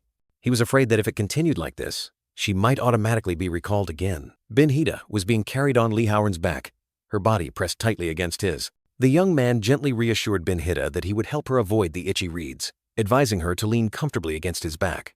The system continuously reported Ben-Hida's favorability surging, reaching 80%, 85%, and 90% respectively. In her mind, Ben-Hida clearly felt the intimate contact. Realizing this feeling was even more intense than the discomfort from the reeds, Ben-Hida's favorability continued to rise to 95%. She blushed, beads of sweat dotting her skin, and exclaimed in utter confusion, I can't take it anymore, I'm going to lose control. Li Haoran suddenly turned his head, his blazing red eyes wide open, his face clearly showing astonishment and a bead of sweat rolling down his temple. He gently set Ben-Hida down on the ground, his hands raised as if to free her from the contact. Ben-Hida collapsed onto the grass, her face flushed, eyes tightly shut from overwhelming dizziness. She sat up, her eyes full of confusion as she looked at Li Haoran, asking what he was doing, while complaining that her body felt like it was on fire and she couldn't go on. Li Haoran looked at Ben-Hida with determination, thinking that her favorability was almost at its maximum and he couldn't give up now. The young man declared frankly, I still have something very important to do. I cannot let you go. Ben-Hida blushed, her heart pounding as she wondered if he intended to go further, but then questioned if it was too soon for such a relationship. She closed her eyes, her face flushed, secretly thinking that if he wanted to take another step, she wouldn't refuse. Ben-Hida's face flushed crimson as Li Haoran placed his hand on her cheek, making her wonder if he started with her face, would her clothes be next? Lee Howren smiled gently, telling Ben-Hida that she didn't need to push herself too hard, as she was the first companion he had summoned and was very important to him, while reassuring her that he just wanted to take a walk. Ben-Hida's eyes widened in surprise, her face flushed with embarrassment, realizing that she had been thinking too lewdly all this time. Lee Howren sat down, his eyes slightly sad as he apologized for bringing her to this place. Even though he knew she was very sensitive, he began to reminisce about the difficult days in the past. He recalled times when he was exhausted, no longer having the strength to fight. He would often go to the lakeside just to gaze at the calm water, which helped him find peace and gave him the strength to continue. Ben-Hida blushed, realizing that even her master had moments of weakness, and had opened up to her.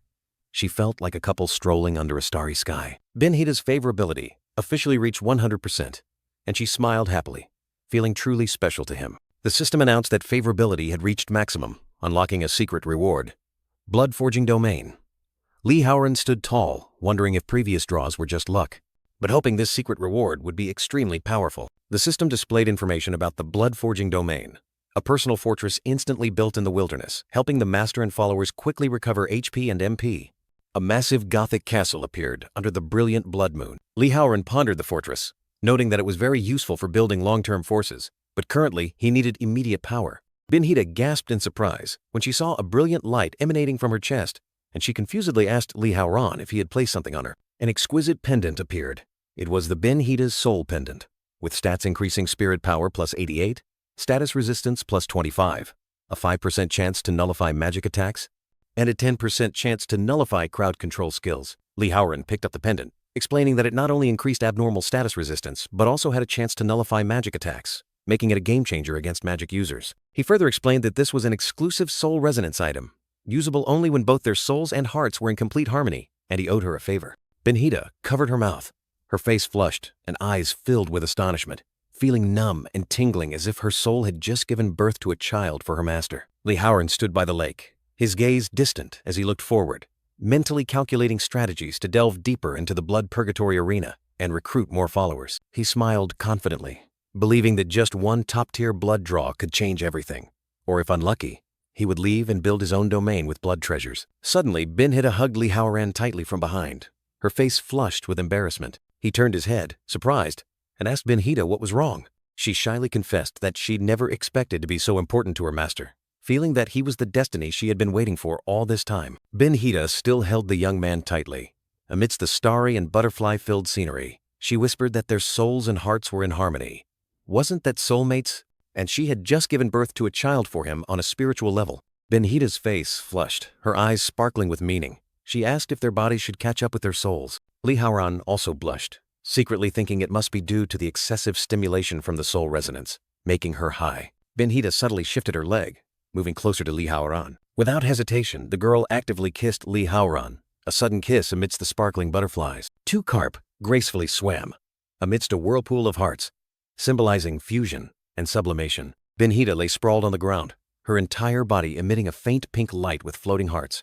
The system announced that she had received the Blood Demon Essence, and her stats had skyrocketed, promoting her to mid-tier 5 beast. She was still in a daze, exclaiming that her master not only helped her break through but also provided an intense, unforgettable experience to the point where she couldn't take any more. Lee Howren stood there, deep in thought, white wisps of energy rising around him. He looked at Ben-Hida with concern, realizing that her sensitive skin was still a major issue and he needed to find a way to help her overcome it. Otherwise, it would become a fatal weakness in combat. The young man looked up at the full moon in the night sky, telling himself it was still early and why not seize the bright moonlight to rush into the arena right away.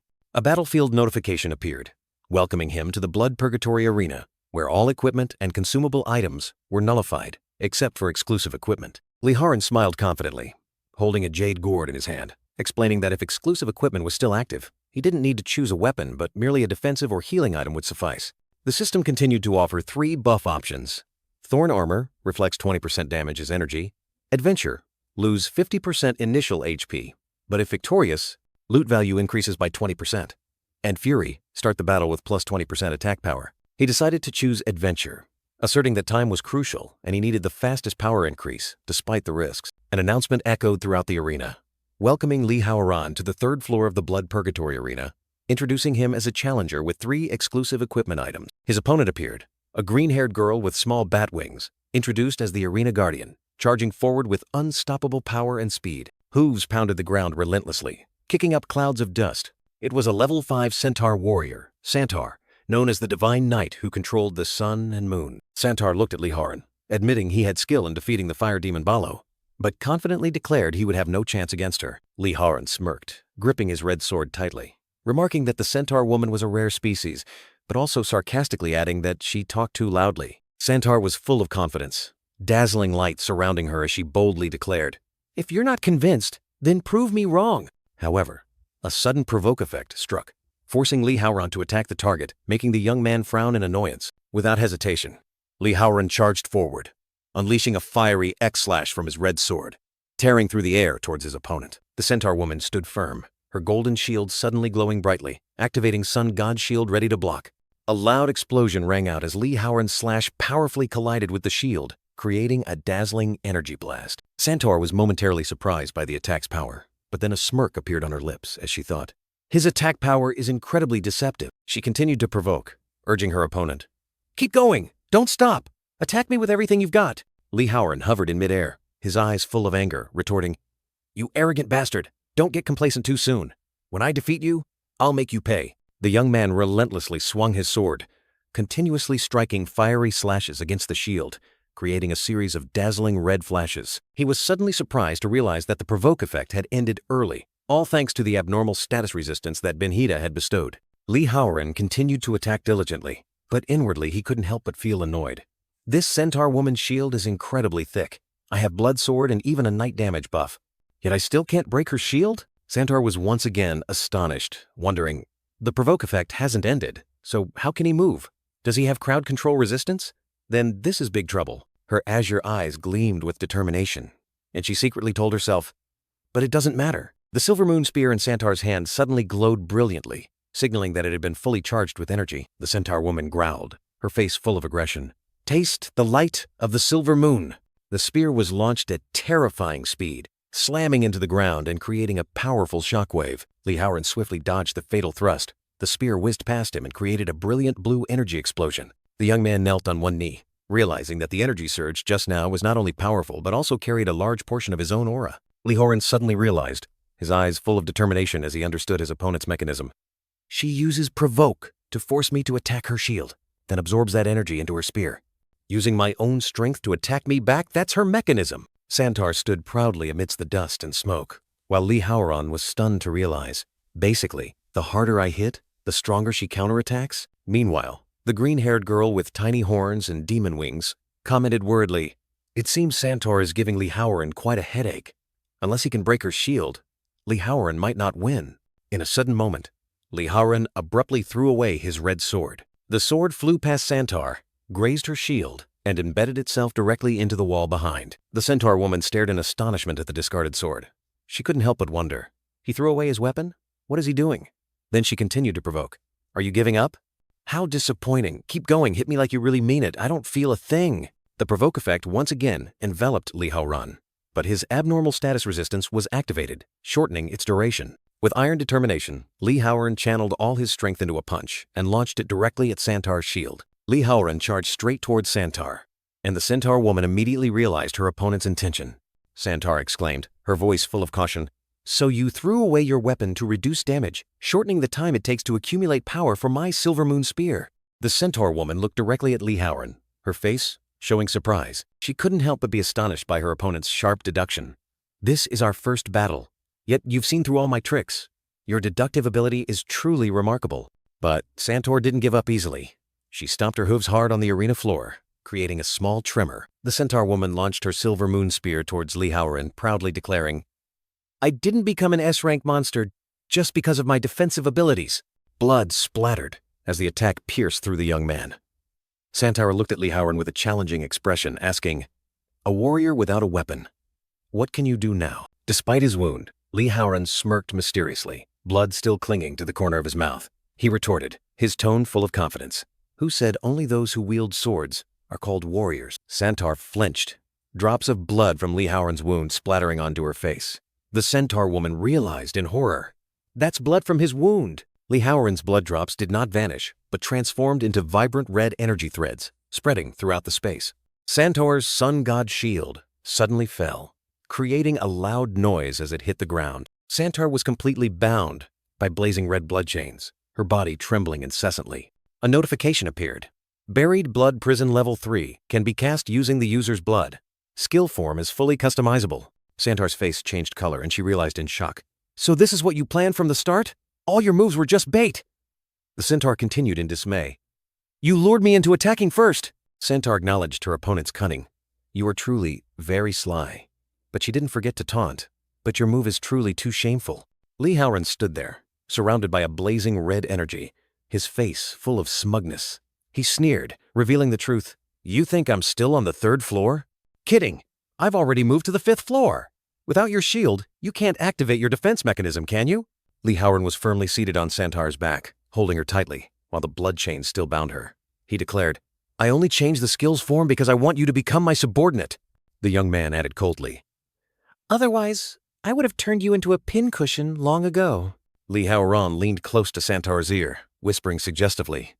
Because you are a centaur, he continued, his tone teasing. It's perfect for me to tame you. The green-haired girl watched from a distance, her face flushed with surprise and a little confusion. She exclaimed in astonishment. Lee Howren actually used his body to control Santar. I can't believe it. The girl continued. This move looks brutal, but why is my face so hot? Santar trembled in Lee Howren's arms, her face clearly showing panic. She cursed under her breath. Damn it! I fell into his trap. Santar couldn't help but be stunned. This is the first time someone has ridden me, and a man at that. Santar's face flushed. She felt Lee Howren's body pressing against hers. She realized in despair. I can't break free. The centaur girl felt a turmoil in her heart. This feeling is so strange, painful, yet also stimulating. Santar gasped, her eyes wide with fear. She worried. If this continues, I'll suffocate, the centaur girl resolved. I can't just sit here and wait to die. I have to counterattack. Santar gathered all her strength, stomping her hooves hard on the ground, creating a large crack on the arena floor. Lee Howren remained steady on Santar's back, despite her struggles. He warned, if you don't let go, we'll both fall. Lee Howren tightened his grip around Santar's neck, his eyes full of determination. Lee Howren looked directly at Santar, his voice full of menace. If you don't let go, we'll both fall, he added. Then I won't hold back anymore. Santar's face became lifeless. Her eyes rolled back, completely losing consciousness. The green-haired girl watched the scene in astonishment. She exclaimed, She's unconscious. Santar has been subdued by Lee Howren using a grappling skill. The girl continued, Santar is completely unable to continue the match. Lee Howren stood tall. Santar lay motionless at his feet. The match was over.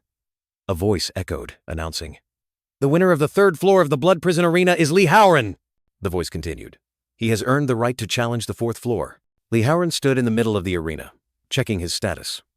His stamina had dropped to 45% after the intense battle. A notification panel appeared, showing that his defense had increased by 1,200 points and damage taken was reduced by 6%, along with 1 skill point for upgrading. The young man thoughtfully looked at the system panel, considering whether to continue to the 4th floor while his buffs were still active and his jade gourd still had 2 uses. Without hesitation, a strong finger pressed agree to proceed to the next challenge. Santar lay motionless on the ground, tightly bound by blazing red ropes, her figure gradually fading away. The green-haired girl raised her hand, excitedly announcing that Lee Howren would carry his current status to the 4th floor and welcome the next guardian of the Blood Prison Arena. Lee Howren stood tall, his blazing red sword at his hip, confidently thinking that he was in peak condition and ready to show the true power of the blood sword. Suddenly, from beneath the ground, countless giant tentacles emerged, stretching to cover the entire arena.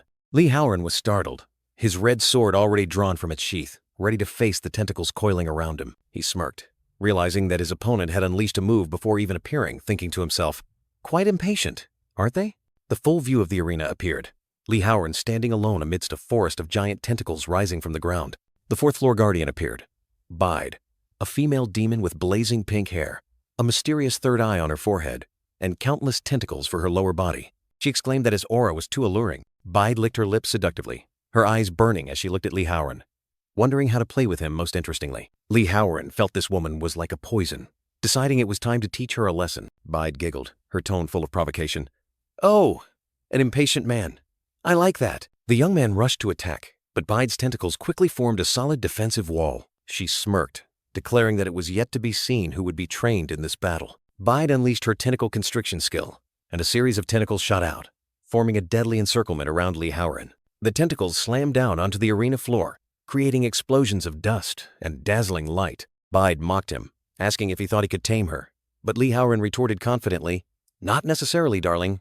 The tentacles continued to churn the ground, creating deep cracks and swirling dust. Bide continued her attack with tidal wave, countless tentacles surging like a tide, relentlessly crashing down on Li Haoran. Li Haoran was surrounded, realizing Bide was trying to lock down all his movement. A tentacle wrapped around his leg, followed by another tightening around his sword-wielding arm. The young man gritted his teeth, realizing that the previous move was just a feint and he had completely fallen into the trap. Bide looked at him with eyes full of pleasure, licked her lips, and whispered, "Just imagining it is enough to make me wildly excited." Bide provocatively writhed her body, showing off the powerful tentacles that were binding Li Haoran. Li Haoran struggled within the tentacle encirclement, his body not yet fully recovered after the fierce battle with Santar. The sharp pain made the young man's eyes widen in horror, the tentacles tightening around his neck, suffocating him. A system notification appeared, confirming he had been poisoned and was rapidly losing blood, making Li Haoran realize in panic that he wouldn't last more than 2 minutes. The demoness Bide smirked triumphantly, revealing that her tentacles were covered in tiny mouths, continuously injecting deadly poison into her opponent's body. She even teased him, suggesting she would spare his life if he would call her big sister sweetly. Bide suddenly burst into sobs, her face full of grievance. Just then, a system notification appeared, stating that Li Haoran had completed his daily quest and was rewarded with an additional 1 strength point. A blazing red energy burst from his body, tearing apart the binding tentacles. Bide stared at the scene in astonishment, her face flushed with anger, exclaiming that he was playing dirty and making her extremely furious. When the smoke cleared, she realized in panic that Li Haoran had vanished without a trace, leaving only a faint blur. It turned out that Li Haoran had activated his blood concealment skill, disappearing for a moment to drink from his gourd, recovering 15% of his health, and preparing for a counterattack. He worriedly realized that the venom from Bide's tentacles was too terrifying. Each hit cost him 30% of his blood, while his gourd only had 1 last sip left. Bide cautiously scanned everywhere, wondering from which direction her opponent would attack, above or below, left or right. Suddenly, a blazing red sword shot straight up from the ground, making her duck her head in fright to dodge. The sword pierced through her body, creating a deep wound and causing her extreme pain. Not stopping there, a series of other red swords continuously emerged from the ground, relentlessly pursuing Bide. Bide continuously dodged, muttering curses about her opponent's dirty tricks. She was astonished to realize that even her landing spots were marked with blazing red circles, and as expected, countless swords erupted from those circles, forming a storm of blazing red blades. Bide gasped, her face stained with strange purple blood, indicating she was not lightly wounded. She roared in anger, accusing her opponent of having no mercy for a beautiful woman, and declared that he had truly angered this big sister. Just then, Bide looked up, horrified to see Li Haoran hovering in midair, preparing to unleash a finishing blow. Her face contorted with shock and anger. Unable to believe what other tricks this guy had up his sleeve, Li Haoran plunged down like a lightning bolt. The blazing red sword in his hand swung up, ready to end the match. An earth-shattering energy explosion erupted, engulfing both in dazzling light. After the earth-shattering explosion, Bide reappeared with her body covered in blood, her eyes wide with horror as her tentacles were shredded. The demoness collapsed to the ground, severed tentacles scattered everywhere, and she let out a mournful cry of pain. Bide lay sprawled, blood flowing all over her, the system announcing she was bleeding severely. She roared in anger, declaring she would never forgive the one who had ruined her. Li Haoran stood firm amidst the pile of severed tentacles, but he was also heavily poisoned, his HP continuously dropping. The young man told himself that a level 5 monster was truly not to be trifled with. Fortunately, Li Haoran promptly drank medicine from his jade gourd, activating poison resistance and removing the abnormal status. He breathed a sigh of relief, otherwise he would have been done for. Without hesitation, Li Haoran charged straight at the motionless Bide, the blazing red sword in his hand swinging up again. He stood over her, sword at her throat, coldly declaring, "Without those beloved tentacles, what can you do now? Your fate is sealed." Bide was in extreme panic, tears streaming down her face, hastily begging, Wait, I understand. I didn't realize who you were. I know I was wrong, but it was just a spectacular trick." Bide suddenly opened the third eye on her forehead, firing a deadly purple energy beam, and she smirked, "No, you've been tricked." Immediately, a necklace with a black tulip-shaped pendant glowed brightly, emitting mysterious energy. Bide's magic ray was blocked by a blazing red energy shield, and Li Haoran exclaimed in surprise, "Huh?" The system announced that Bide's necklace had activated, neutralizing the magic attack. Bide was utterly horrified, her third eye on her forehead dimming, as she couldn't believe it. "What the hell? My skill! It's gone!" Li Haoran looked at her with cold, sharp eyes, his tone full of sarcasm. "You're truly beyond saving, aren't you?" The demoness completely broke down, crying miserably and pleading. "I'm truly sorry this time. I surrender. I surrender." Without an ounce of mercy, Li Haoran unleashed a final sword strike. A blazing red energy blast sending Bide flying. Fresh blood splattering everywhere. Bide lay motionless on the ground, wounded and coughing up blood continuously, her entire body covered in fatal injuries. The young man looked at her, his gaze firm, and declared, "As if I'd believe a word you say. From now on, I'll have to train you thoroughly." Sally, the blue-haired girl with small demon wings, appeared alluringly, announcing Li Haoran's resounding victory on the 4th floor of the Blood Prison Arena, not forgetting to praise his extraordinary growth rate. Li Haoran received a series of generous rewards: increased poison resistance, 1 skill point, and even Bide's own tentacle grip skill. He couldn't help but be overjoyed, feeling this trip was an absolute steal. Sally leaned against a row of skull seats, explaining that high-level bosses would appear every 5 floors in the Blood Prison Arena, and these bosses were extremely dangerous, with their difficulty suddenly skyrocketing. She seriously warned Li Haoran about his next opponent, a legendary monster, Gorgon Medusa. Medusa's image appeared eerily with snake hair and a massive snake tail for a lower body. Sally emphasized that if he faced her, he must prepare thoroughly, or he would regret it. Li Haoran smiled confidently, replying to Sally's warning. "Thanks for the reminder. Medusa, huh? Interesting." The scene shifted to a peaceful wooden house under the brilliant early morning sun. On the table, several empty medicine bottles lay scattered alongside a roll of gauze, with one bottle still spilling red liquid. Li Haoran sat on the bed, his shoulder meticulously bandaged, complaining that he had already taken recovery medicine, but Nico was still bandaging him too carefully. The blonde girl replied that he couldn't be careless. He couldn't let his perfect body get scarred. Nico looked at Li Haoran with worried eyes, confessing that this was the first time she had seen him so severely injured and felt extremely uneasy. The young man leaned back against the bed, his shoulders and arms bandaged, replying that he understood how she felt, but these minor injuries were the price to pay for becoming stronger. He looked straight ahead, his crimson eyes gleaming with determination, asserting that in this world, to survive, one must fight with all their might. The clear blue sky with fluffy white clouds and a dazzling sun signaled the start of a new day. In a luxurious room, Yu Tianxiong was on an IV drip, musing that by the time the highest-ranking individuals awakened and came to help, it would be too late, because they wouldn't care unless it happened to themselves. The old man frowned, his voice filled with indignation, declaring that he didn't have much time left, and if he couldn't avenge his sons, he wouldn't be able to rest in peace. Lu Yao, his private nurse, stood with her back to Yu Tianxiong, suggesting they gather a few bloodthirsty guilds in the city to help him. The beautiful nurse introduced herself as his private doctor, someone almost unknown and whose true abilities no one knew.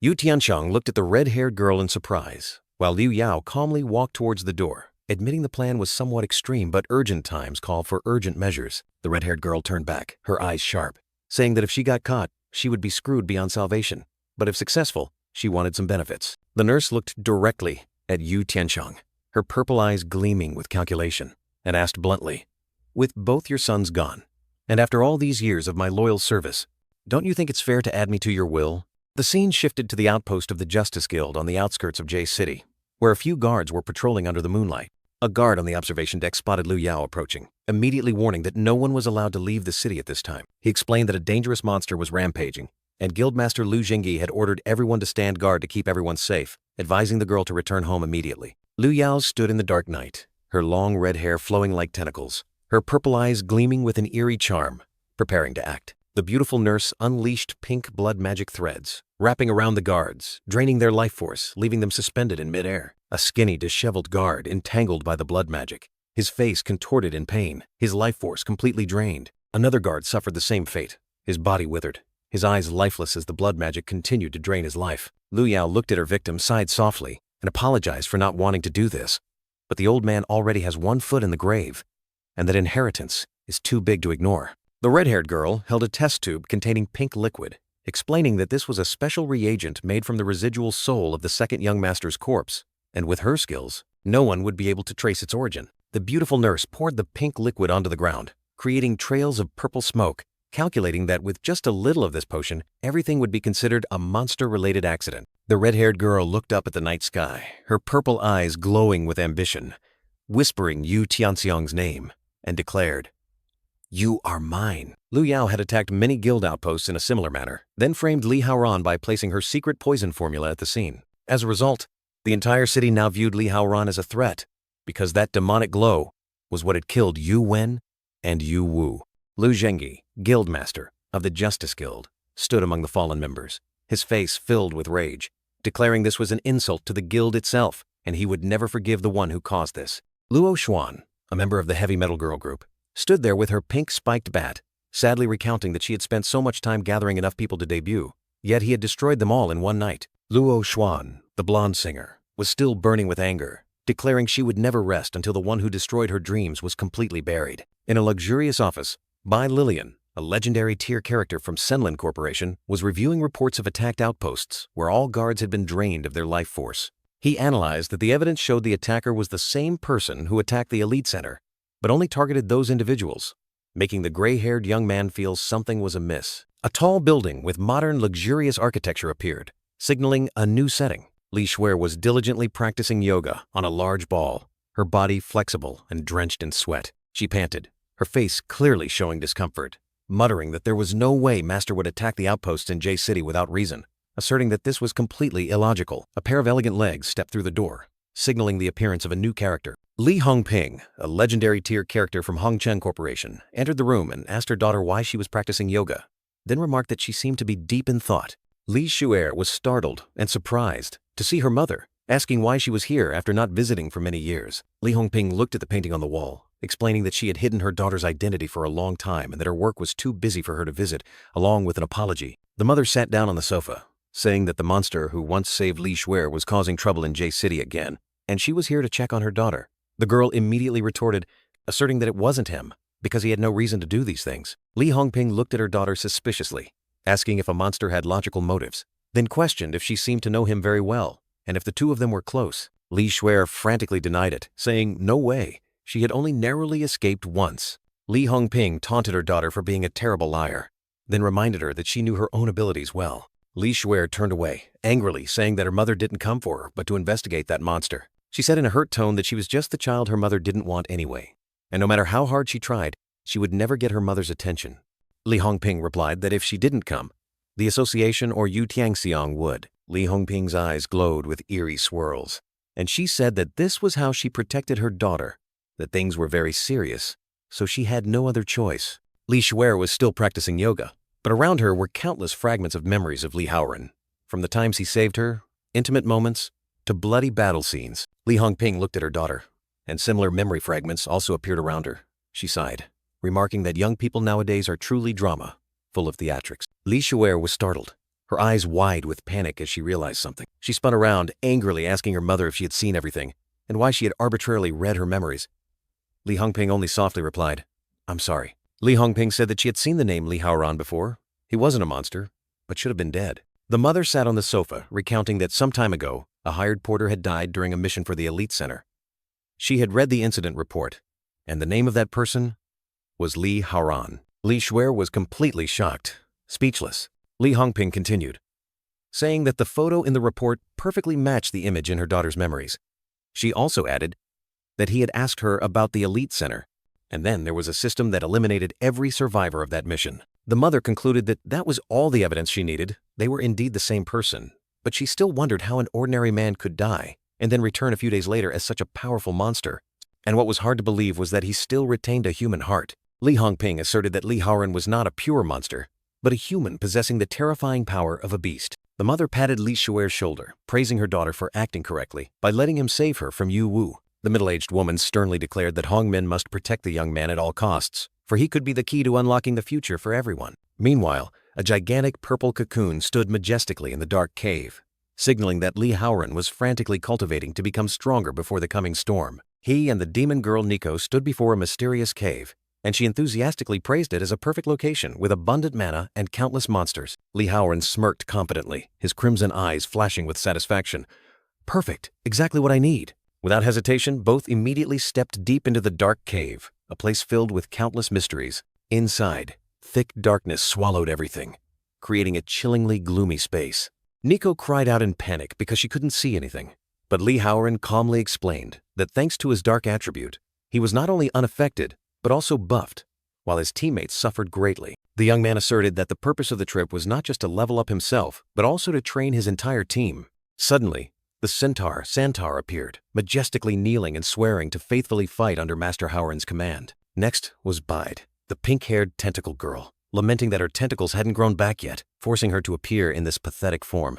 A fire demon named Ballo, with fiery red hair and sharp horns, appeared, immediately questioning Li Haoran about why he summoned her and where the Ice Woman was. She also demanded a rematch, claiming she was caught off guard last time. Li Haoran coldly reminded her to mind her attitude, then declared he had only summoned her to light the way for the team. Ballo flew into a rage, unable to believe that a powerful fire demon like herself was being used as a flashlight, and vehemently argued that he had never defeated her in the arena. The system warned that Ballo's favorability was decreasing, and her dissatisfaction was rising, causing Li Haoran to growl angrily. "You're just salty because you lost!" As he finished speaking, he suddenly raised his hand, his red eyes filled with killing intent, declaring he would teach her a proper lesson.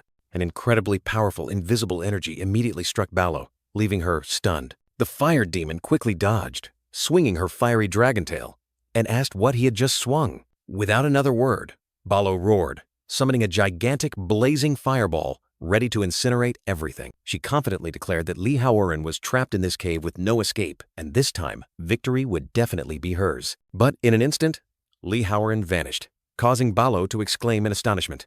"What? How did he dodge that?" From behind, Li Haoran suddenly appeared, unleashing a barrage of pink tentacles that tightly wrapped around Ballo. The fire demon was bound tightly, unable to move, completely helpless against the surprise attack. Li Haoran calmly watched her struggle, a slight smirk on his face as he asked, "Lost again, huh? Are you done? Can we move on now?"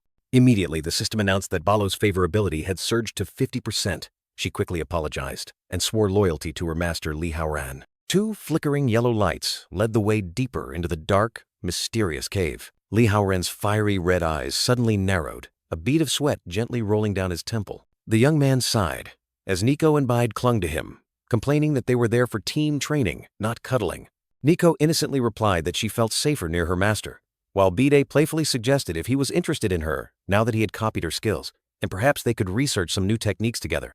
The entire team advanced deeper into the cave, ghostly flames illuminating a chilling scene of scattered bones and spiderwebs everywhere. Santar suddenly spoke up, signaling a fork in the path ahead and asking if they should split up.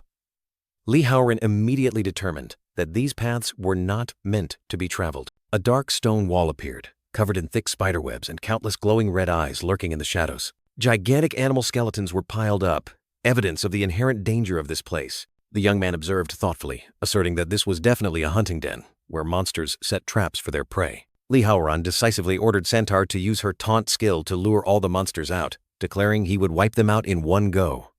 The centaur immediately obeyed. Santar roared, her voice full of challenge. "Cowards! Hiding in those little holes? Come out and fight me!"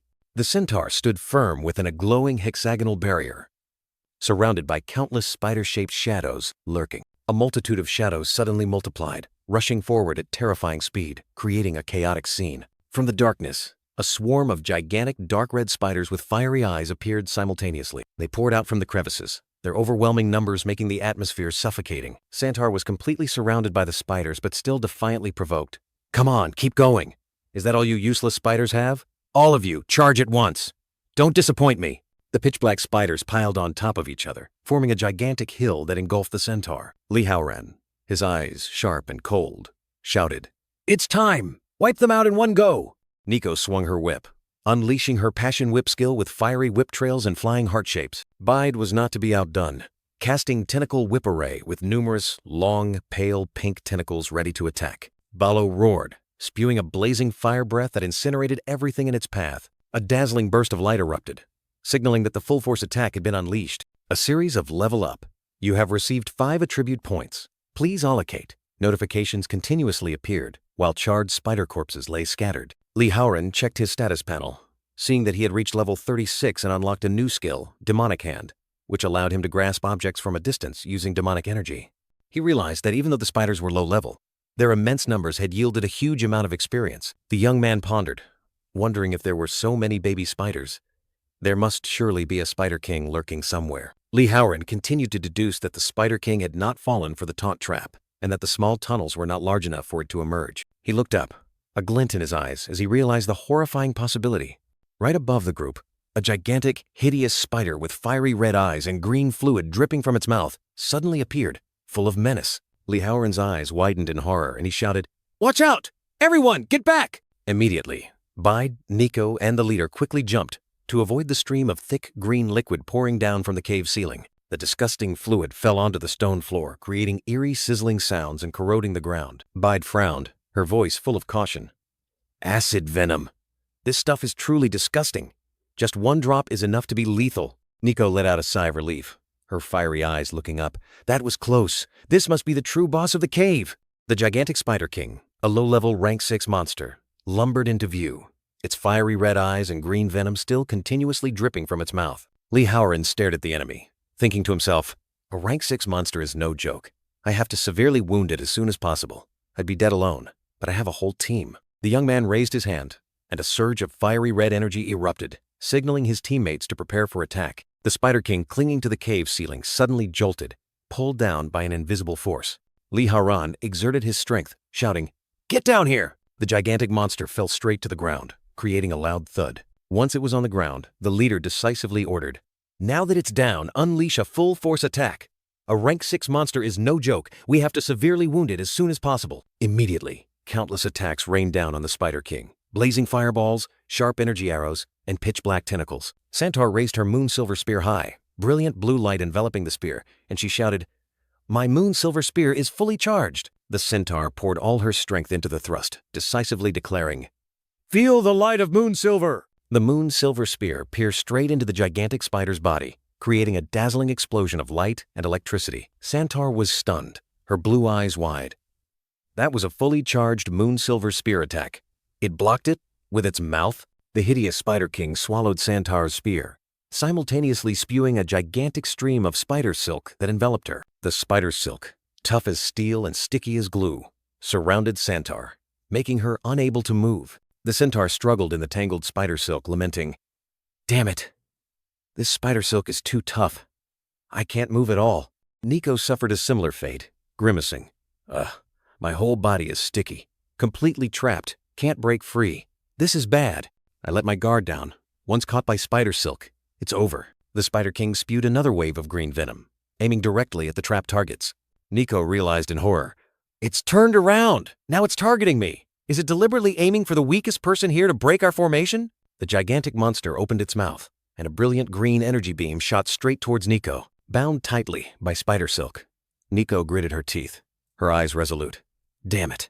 I won't be the weakest link." A dazzling explosion of light erupted, engulfing the entire scene. The blonde girl blinked in shock, her face showing clear confusion at the recent light explosion. Nico suddenly widened her eyes, utterly astonished as she realized something. Li Haoran swung his fiery red sword, deflecting the streams of green liquid shot from the monster. The young man coldly observed that not only were the tactics of this rank 6 Spider King insidious, but its blood also contained extremely corrosive acid. He smirked defiantly, declaring that if the enemy thought acid blood would prevent him from attacking, that was a huge mistake. Li Haoran faced the gigantic Spider King, preparing to unleash his final trump card. A purple-haired female character with a seductive figure appeared amidst a vortex of purple energy, explaining that her Alpha Roar skill might not immediately instill fear in a highly resistant rank 6 beast. She continued, but over time, its resistance would gradually weaken, and once it reached a threshold, the monster would fall into a state of chaos. Suddenly, the Spider King spewed a rain of toxic acid, covering the entire area. Li Haoran immediately ordered Balo to use fire to burn the spider silk binding Nico and the others,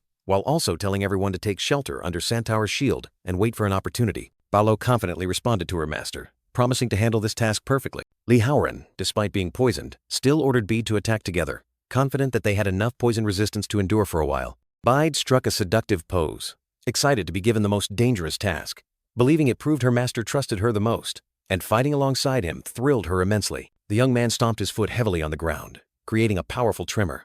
Li Haoran unleashed crimson slashes, inflicting continuous bleeding effects on the Spider King. He explained that with his blood sword, he could easily pierce its armor, and had already accumulated 3 bleeding effects. The young man confidently stated that thanks to his abnormal status resistance and poison resistance, he could reduce the duration and damage of the venom, and as long as he outlasted its toxins, he would win. The Spider King growled, green acidic blood spurting from the wound on its leg. Li Haoran exclaimed in surprise, unable to believe the monster could turn its own wounds into weapons for a counterattack. Corrosive liquid sprayed out more intensely from the Spider King's wound, forming a powerful stream of attack. Once again, green venom rained down, engulfing the area.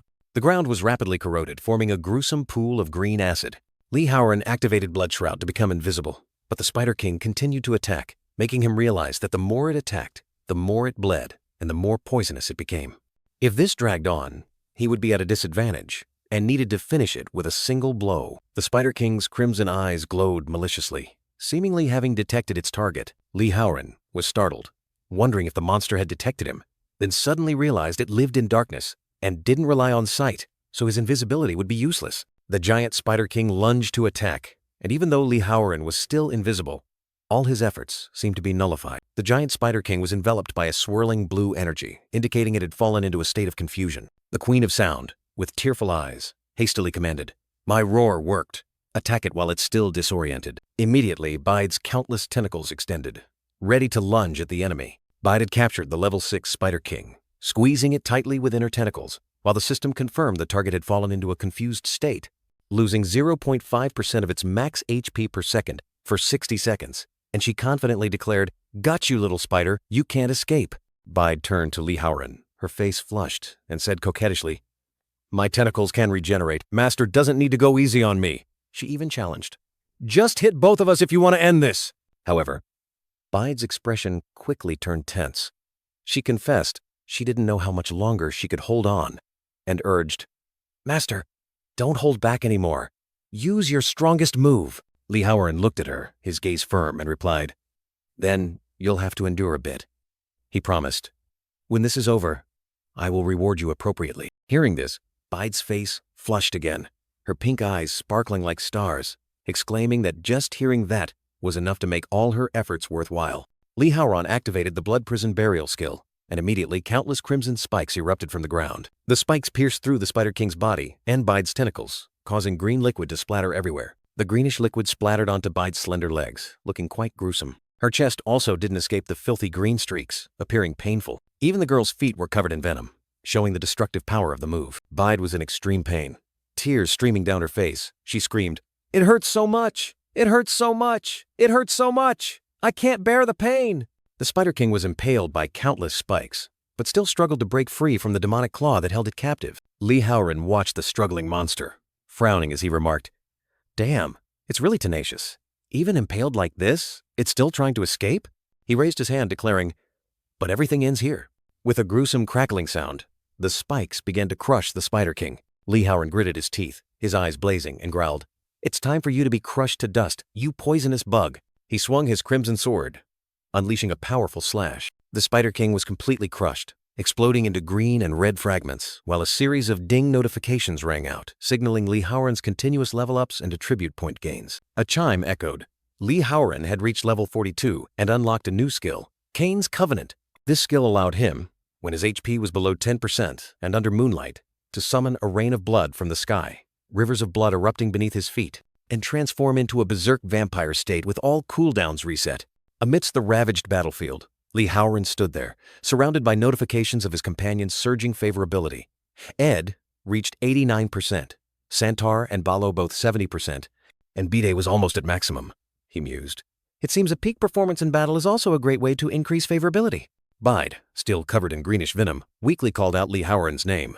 "Master Haoran, I can't hold on any longer." A whoosh sound rang out, accompanied by a small pink smoke. The pink smoke quickly dissipated, and then, in an extremely comedic moment, Bide unexpectedly settled neatly into Li Haoran's lap, her eyes sparkling as she looked at him expectantly. "You said you'd reward me after defeating the spider, right? Now's the time." Li Haoran froze, unsure how to react to this bold demand for a reward. Bide, with a flushed face and a few green remnants from the battle, eagerly urged her master. "Master Haoran, let's do it right now." Li Haoran blushed, beads of sweat forming, secretly thinking this octopus girl was truly hungry and didn't know what it meant to be full. The Queen of Sound quickly intervened from behind, reminding Bede that now was not the right time, because even if she had regenerative abilities, the master still needed to be detoxified and recover. Bide bowed her head slightly, her face still flushed, admitting she had been too hasty and let her desires get the better of her. But then, the octopus girl mischievously squinted, revealing that her tentacles could share their regenerative abilities if Li Haoran ate them, enough to heal the acid burns on his skin. Li Haoran asked in surprise if her tentacles weren't poisonous, but Bide confidently replied that as long as she didn't actively release venom, he could enjoy her body without worry. The young man didn't hesitate any longer, decisively taking a bite out of Bide's tentacle. Bide immediately let out a seductive moan, her entire body flushed and her eyes hazy, hastily reminding Lee Howren to be a little gentler. Santar exclaimed in surprise, wondering if this was a way to heal, why it seemed so lewd, while Balo, with a knowing look, asserted that Bide definitely had no innocent intentions. Nico and the Queen of Sound were not to be outdone, both blushing and eagerly demanding to be healed by their master, claiming they were also injured in the battle. Lee Howren sighed, realizing his retinue was truly difficult to please, while Bide generously declared, "All right, if everyone's injured, then let's eat together." After enjoying the tentacles, everyone's wounds began to heal. But it seemed things weren't that simple. Lee Howren was astonished to find his wounds completely healed. But strangely, his entire body felt hot, and his blood seemed to be boiling. Bide giggled, as if remembering something, revealing a small side effect. For a short period, everyone's emotions would synchronize with hers. The young man suddenly understood. No wonder his body felt hot and his heart pounded. It turned out to be all due to Bide's influence. He was startled. If even he himself was so strongly affected, what would happen to others, like Nico and the other girls? As expected, all the female retainers stood there, their faces flushed, eyes sparkling with desire, making Lee Howren break out in a cold sweat. The Queen of Sound stepped forward, sweetly asking her master if she was his star support, because in the recent battle, she had given her all and deserved a reward. Nico was not to be outdone. She admitted she had disappointed Lee Howren this time, but promised to try harder in the future, and hoped he would encourage her with his own body. Balo confidently declared that besides Lee Howren, she was the one who dealt the most damage, so if there was a reward, she should be the first. While Lee Howren was still confused, a soft hand gently rested on his shoulder. Bide leaned close to Lee Howren's ear, whispering not to listen to those girls, because without her, who could have survived the acid venom? And furthermore, he had promised to reward her first. Lee Howren suddenly frowned, his tone becoming stern, reminding the girls that they seemed to be forgetting their place. He declared himself the master, who would reward anyone whenever he wanted, and ordered all the girls, "Then all of you, come here at once." Bide immediately let out a long moan, her eyes wide with pleasure, her face flushed like a gack fruit. The Queen of Sound also couldn't suppress a gasp, her entire body trembling in extreme ecstasy. Balo tilted her head back, her eyes half closed, her face flushed with intense pleasure, as if she had just experienced a passionate kiss. Nico was not to be outdone. She leaned in, her eyes hazy and breath quickening, a strong hand placed on her chest. Balo suddenly let out a resounding roar, her entire body fiercely ablaze. She felt astonishing power surging throughout her body, breaking all limits. She confidently declared, "Unbelievable. Is this the reward from Master?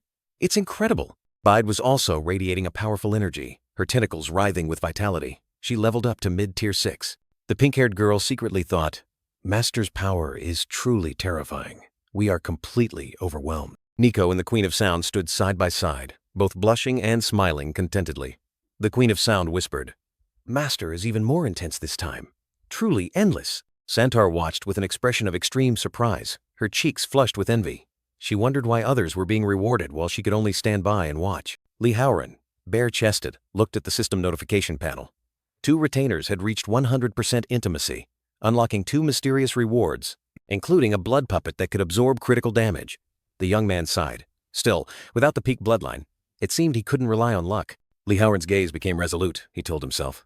"I must become stronger on my own. That's the only way to control my own destiny." He turned around, reading the description of the second reward.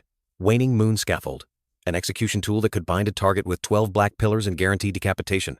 Lee Howren realized that no matter how strong the opponent, once bound, death was inevitable. Another system notification appeared, asking if he wanted to activate soul resonance for the 2 eligible retainers. Lee Howren didn't hesitate. He raised his finger, his voice full of power. "Do it! I need every advantage I can get!" Balo felt an explosive surge of energy from her chest. She was extremely excited, her entire body ablaze. She wondered what this was and if it would make her stronger. Immediately, a brilliant fiery cloak appeared. It was Balo's fiery cloak, providing defense, vitality, reduced fire damage, and a chance to ignite attackers. Bide also felt a surge of power from her chest. She was surprised and a little confused. The pink-haired girl secretly thought, Master's methods are truly endless. 2 sparkling pink earrings appeared. They were Bide's poisonous earrings, increasing spirit, intelligence, magic damage, and having a 10% chance to inflict poison. Lee Howren was now fully equipped. Crown of Nightfall, Bide's poisonous earrings, Ting Shita's soul necklace, Balo's fiery cloak, and blood sword, Sawblade. He felt earth-shattering power surging within him. The young man confidently declared that even without a peak bloodline, he was ready to face the Elite Center. Li Haoran's status screen appeared, showing level 42 and superior stats. After leaving the spider's den, Li Haoran and his team continued to clear out many other monster nests. He used every moment to level up as quickly as possible, non-stop. Meanwhile, elsewhere, Yu Tianxiong of the Elite Center had defied the orders of the Awakened Association. He allied with the Justice Association and many other factions, with 3 helicopters hovering in the night sky. A large-scale monster suppression was carried out within a 100-mile radius outside the city. Military vehicles lined up one after another, and not a single monster survived after they passed through. A luxurious vintage car sped through the night, its headlights illuminating the road. Yu Tianxiong, his face filled with hatred and determination, was racing against time. He only lived for the will to avenge his 2 sons. A cloud-shaped ceiling lamp shone brightly in the luxurious room. Li Shuer, with an astonished and angry expression, exclaimed, "This old man Yu Tianxiong is really causing trouble. Gathering so many people just to hunt down Master?" She felt this was unforgivable. The silver-haired girl sped away on a heavy motorcycle, gripping her gun tightly, her eyes sharp and determined. Li Shuer, with a resolute gaze, told herself that she couldn't let Yu Tianxiong achieve his goal. She had to find Master before that old man could do anything. Li Shuer sped like the wind on a heavy motorcycle, 2 blazing red laser beams tearing through the air from her gun. The silver-haired girl growled resolutely, "I won't let those bastards ambush him." A large village appeared before the white-haired man in bead, known as Succubus Village. Below them, a mighty army and armored vehicles were ready for the attack. Yu Tianxiong, the silver-haired elder, stood beside the red-haired nurse, sensing the monster's lingering aura. His sharp gaze turned serious. "This village is near where Yu Wen and Guoji died. Something is definitely suspicious." A nurse with fiery red hair and purple eyes full of worry mused that even if the monster wasn't hiding here, the village could still be connected to it. Her eyes full of doubt, she decisively asked, "So what do we do now?" Meanwhile, Yu Tianxiong roared with an angry expression, "Annihilate them all! Don't let anyone survive!" Amidst the sea of raging flames, Yu Tianxiong raised a hand to the sky, his face filled with hatred and determination. He declared sternly, "I will make you experience the feeling of losing your loved ones." Without hesitation, the white-haired man decisively pointed forward, ordering a full-scale attack as fierce flames erupted from his fingertips. Suddenly, the sky seemed to crack open, and countless fiery meteors rained down, carrying the destructive power of the Meteor Inferno technique. The peaceful village instantly turned into a living hell. A series of earth-shattering explosions continuously ripped through the air, turning roofs into dust. Fire and black smoke billowed up, engulfing everything in brutal destruction. A village was suddenly engulfed in flames, and panic-stricken cries echoed everywhere. "Danger! Everyone run!" Fiery meteors rained down, turning the village into a living hell, causing girls with demon wings and small horns to flee in panic. They screamed loudly, calling for shelter while trying to extinguish the flames burning everything. In the village, a beautiful succubus was fleeing in panic, her body covered in blazing flames, desperately crying out, "Wait for me! Oh no! I can't run anymore!" A slender foot and blazing red high heels decisively stomped on a piece of debris, creating a dry, crisp sound amidst the desolate scene. A brown-haired demoness with blazing red horns and crimson bat wings was staggering, pain clearly visible on her face. She groaned as she felt her ankle twist and desperately exclaimed, "Damn it! I've twisted my ankle!" Her alluring body trembled uncontrollably, and she could only lament, "I'm finished." A brown-haired, pointy-eared girl, cold sweat pouring down, suspiciously wondered, "Something's wrong. Why are the meteors only hitting inside the village? This doesn't look like a natural disaster." A brown-haired, pointy-eared girl, sweat pouring down, her eyes wide with horror, looked forward. She tremblingly exclaimed, "Someone is attacking us!" 3 warriors charged straight into the village, a purple aura surrounding each of them. One of them exclaimed in surprise, "Is this Succubus Village? Unbelievable! I've never seen so many succubi in one place. How exciting!" Amidst the ruins, Xiao Yu appeared with a cruel smirk, his mid-level golden rank a declaration of his power. He glanced around, a regretful yet cold tone in his voice. "Such beautiful faces. What a waste." The purple-haired young man then reiterated General Yu's orders, affirming that no one would be left alive, as if there were no other choice. The brown-haired demoness, still reeling from her injury, was startled by the sudden snowfall. The spiky brown-haired young man, holding a trident, exclaimed in bewilderment, "Huh? What's that?" Beside him, 2 other men also stared in astonishment at the snow falling while the fire was still raging. The demoness couldn't help but wonder in confusion. Why snow at a time like this? Immediately, Li Shuer focused her mind, and a mystical blue light flared around her as she decisively shouted, "Bloom! Ice flower!" Immediately, a surge of icy energy exploded, and sharp ice crystals shot out in all directions, forming a beautiful yet deadly defensive barrier. Suddenly, Countless sharp ice crystals shot forth, piercing the body of the brown-haired warrior, and fresh blood splattered as he collapsed in extreme pain. Fierce flames engulfed the village, but amidst the chaos, icy fragments sparkled as if a destructive miracle had just occurred. A girl with demon horns showed extreme astonishment, exclaiming that the ice flower was truly terrifying, taking down everyone in an instant.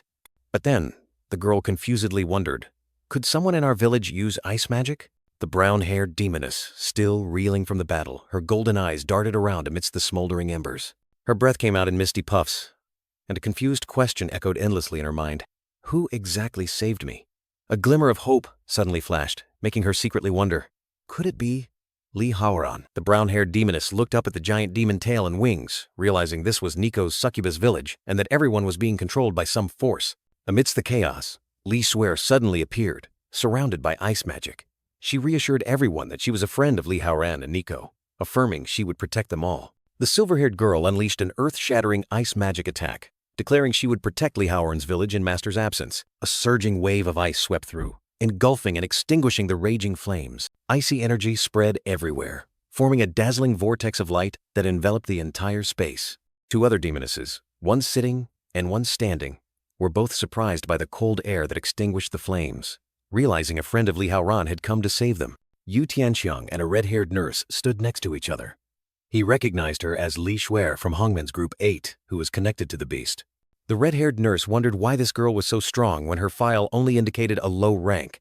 Yu Tianxiang grumbled that no matter how strong she was still a traitor. Li Shuer stood with her back turned, looking up at the mountaintop where countless people were gathered, surrounded by dazzling icy light. She turned, her eyes sharp, warning everyone not to be manipulated by the old-timers from the elite center.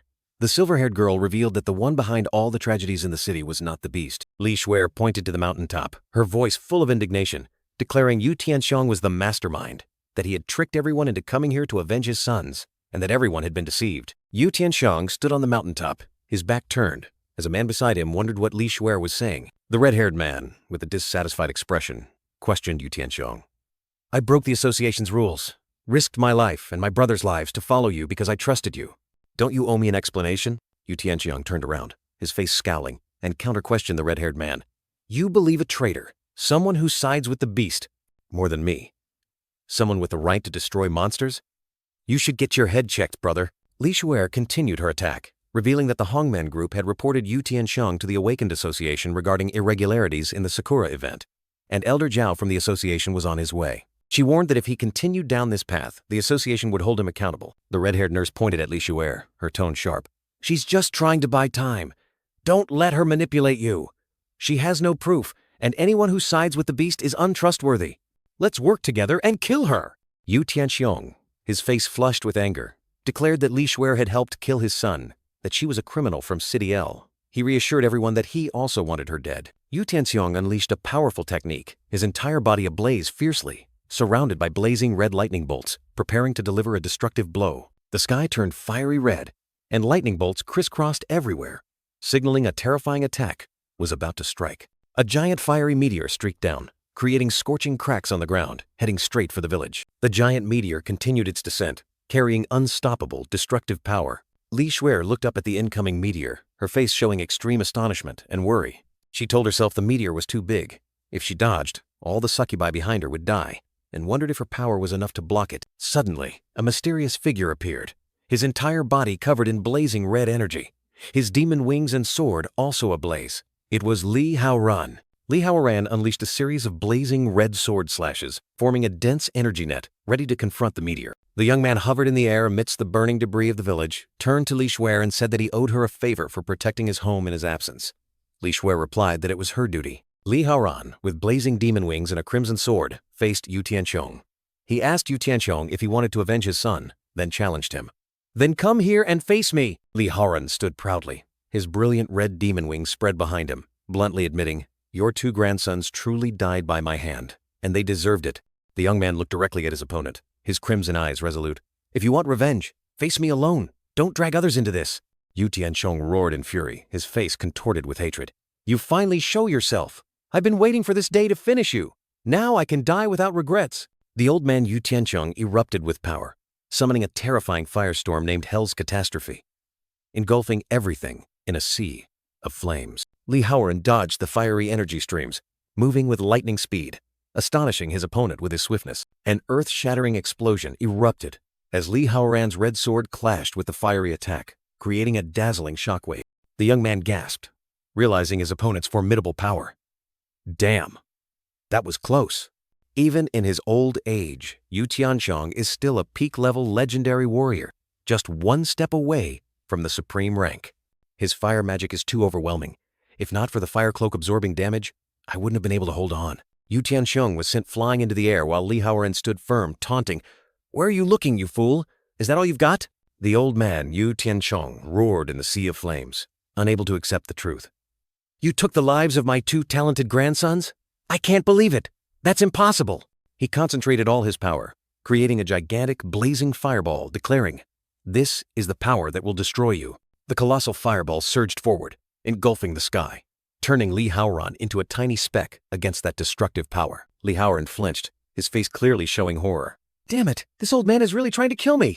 The fireball plunged down, creating a colossal crater and rings of fiery shockwaves that spread everywhere, shaking the very ground. 2 demonesses, one with pink hair and one with blonde hair, rushed towards the explosion, anxiously calling Li Haoran's name, their eyes filled with panic. The red-haired man was astonished by Yu Tianxiong's terrifying power. Unbelievable! An old man like Yu Tianxiong can still summon fire like a forge. Truly terrifying. Yu Tianxiong stood tall amidst the remnants of the explosion, confident. "You took the full force of that blow. Even if you survived, you'd be a cripple. This battle is over." Yu Tianxiong gritted his teeth, his eyes closed amidst the sea of flames, muttering the names of his 2 deceased relatives, confident that he had successfully exacted his revenge. Suddenly, a cold voice echoed from the void. "Who said it's over? Don't get so complacent," making him widen his eyes, sweat pouring out in astonishment. Immediately after, a brightly burning humanoid wooden puppet appeared. This was the Blood Pact puppet, a life or death shield that could absorb a fatal blow for its master. Li Haoran reappeared in his demonic form, horns and wings blazing red, an urgent quest immediately popping up. Defeat Yu Tianxiong within 5 minutes to receive a special reward, or lose attributes, and be teleported to the abyss. The young man frowned. This quest was truly tough, as he had to face a legendary-level opponent like Yu Tianxiong without bloodline ascension. But he decided to unleash all his trump cards. Yu Tianxiong coughed violently, his face paling in shock. Unable to believe that someone could survive his earth-shattering blazing explosion attack, he continued to cough, the old man's body seemingly too weakened to fight at full strength anymore. The red-haired nurse raised her hand and shouted loudly, ordering all allies, "Everyone, attack! We cannot let that monster survive!" Immediately, a series of warriors charged in. The blonde-haired girl unleashed a furious kick, declaring she would never forgive the one who destroyed her idle dream. The pink-haired demoness and 2 other tentacled girls also charged forward, vowing to protect Li Haoran at all costs, not allowing anyone to tarnish his reputation. Li Haoran smiled confidently, observing the crowd frantically charging at him, while Yu Tianxiong only had 1 nurse by his side. He narrowed his eyes, realizing this was a golden opportunity to turn the tide, a cunning smile spreading across his lips. He looked up at the sky, a mysterious smirk on his face, a brilliant red orb hovering in his palm. The blazing red orb suddenly shot into the air, swirling amidst a stream of dark energy, forming an eerie vortex. It continued to expand, emitting a brilliant red light, dyeing the entire sky a horrifying blood red. Li Haoran stood tall, his red sword blazing, summoning the little blood moon, a miniature blood moon that doubles attack power and absorption ability for 1 hour. Li Haoran, with a smug smile, felt power surging within him and declared, "Not only is my strength doubled under the blood moon, but it's also enough to create an entirely new night sky." Under the brilliant blood moon, a blonde-haired girl wielding a spiked baseball bat and a black-haired demoness were darting forward, attacking their opponents with terrifying speed. Rosie, the blonde-haired girl, smiled brightly, praising the 2 demonesses as truly amazing and joking that if they weren't monsters, she would have recruited them into her idol group. 3 other characters were also charging into battle. A blonde-haired female warrior with a spear and shield, a pink-haired demoness, and Ballo, the fiery red-haired girl, all ready to engage. Lu Jingyi, with a resolute expression, declared he wouldn't go easy just because his opponents were women, asserting he would strike harder no matter who they were. No one would escape easily. Yu Tianxiong, standing next to the vintage car, was injecting himself with a new drug to continue fighting, despite Lu Shan's warning that his body couldn't endure it.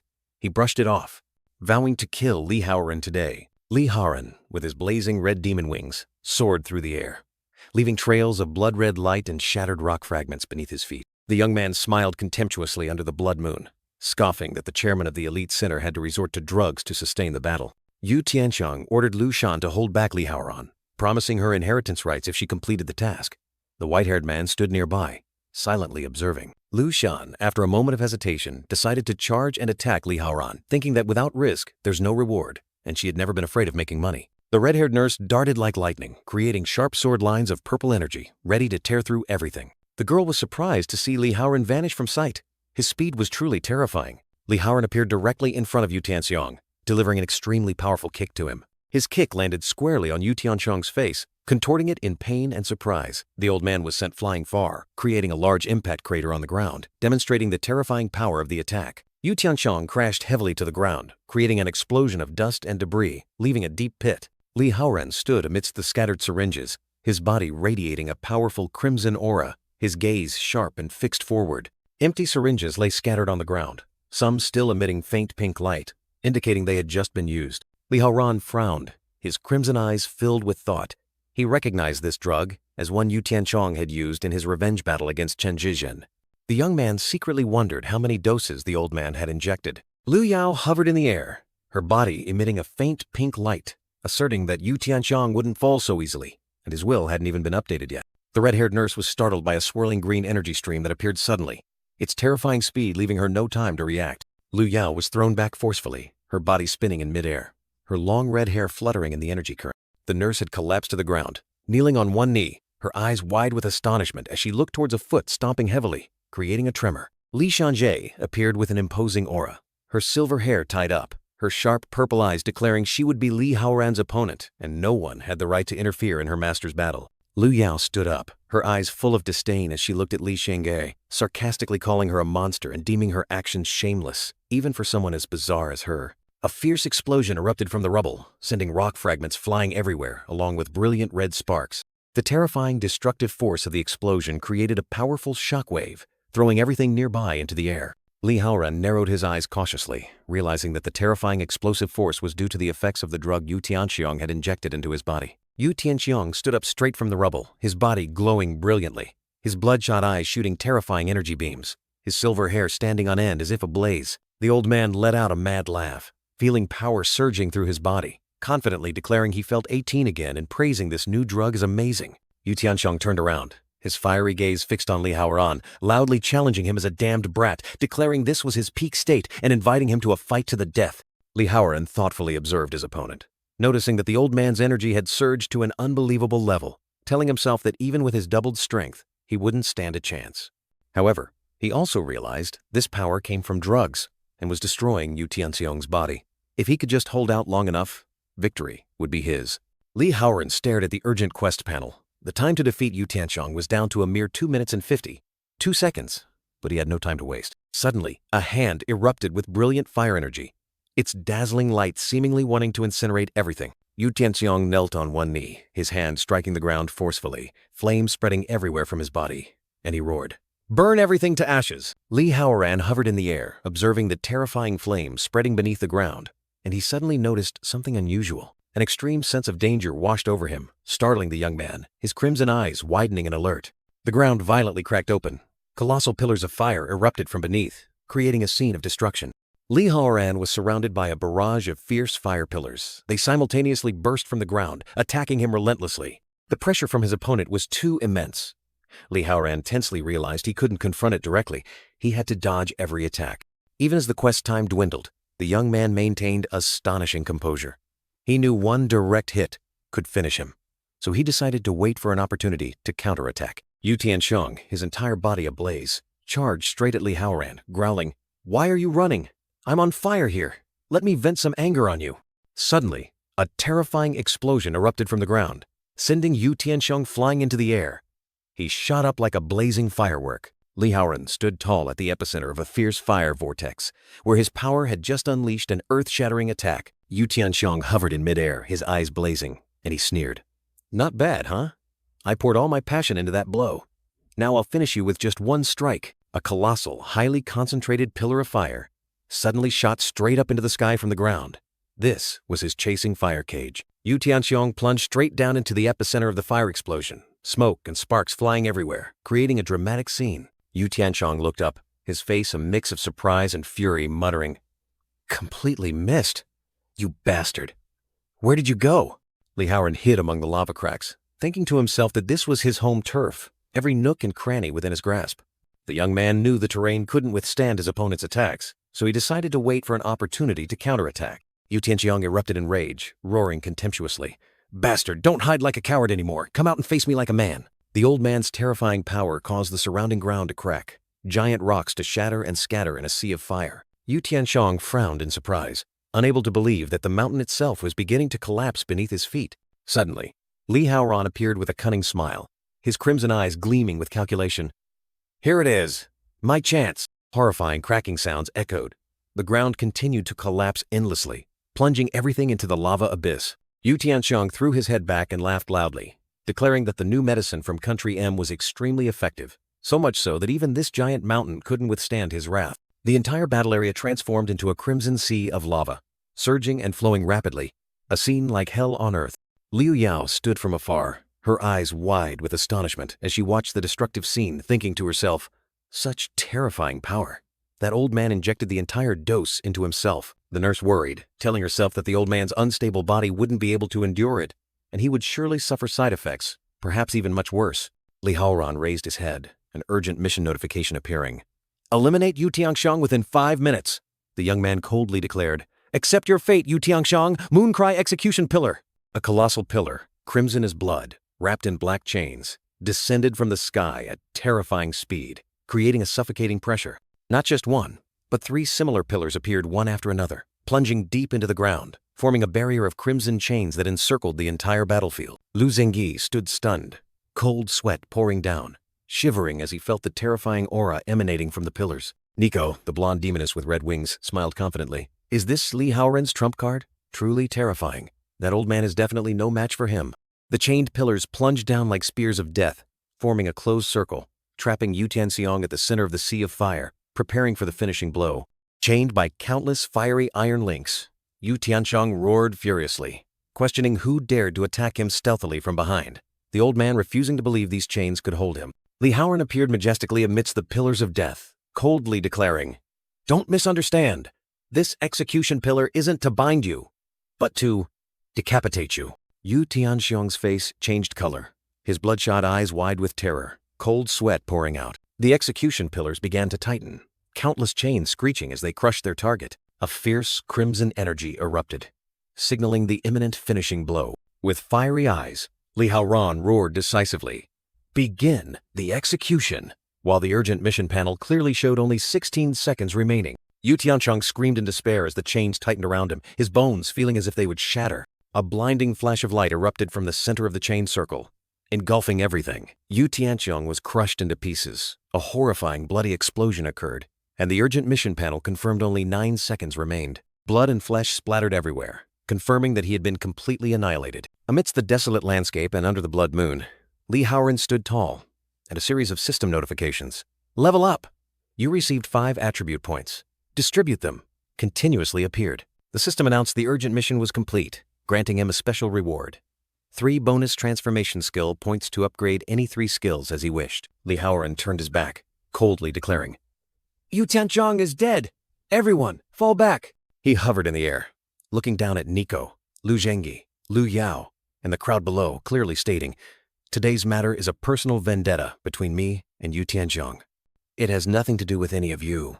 He asserted that the old man merely used dirty tricks to drag them in, and he would not make things difficult for anyone. The young man continued, his eyes sharp and cold. I came here only to kill Yu Tianxiang and no one else. If you know what's good for you, put down your weapons and get out. He turned his back, watching the crowd begin to flee in disarray, then issued an ultimatum. I'll give you 30 seconds.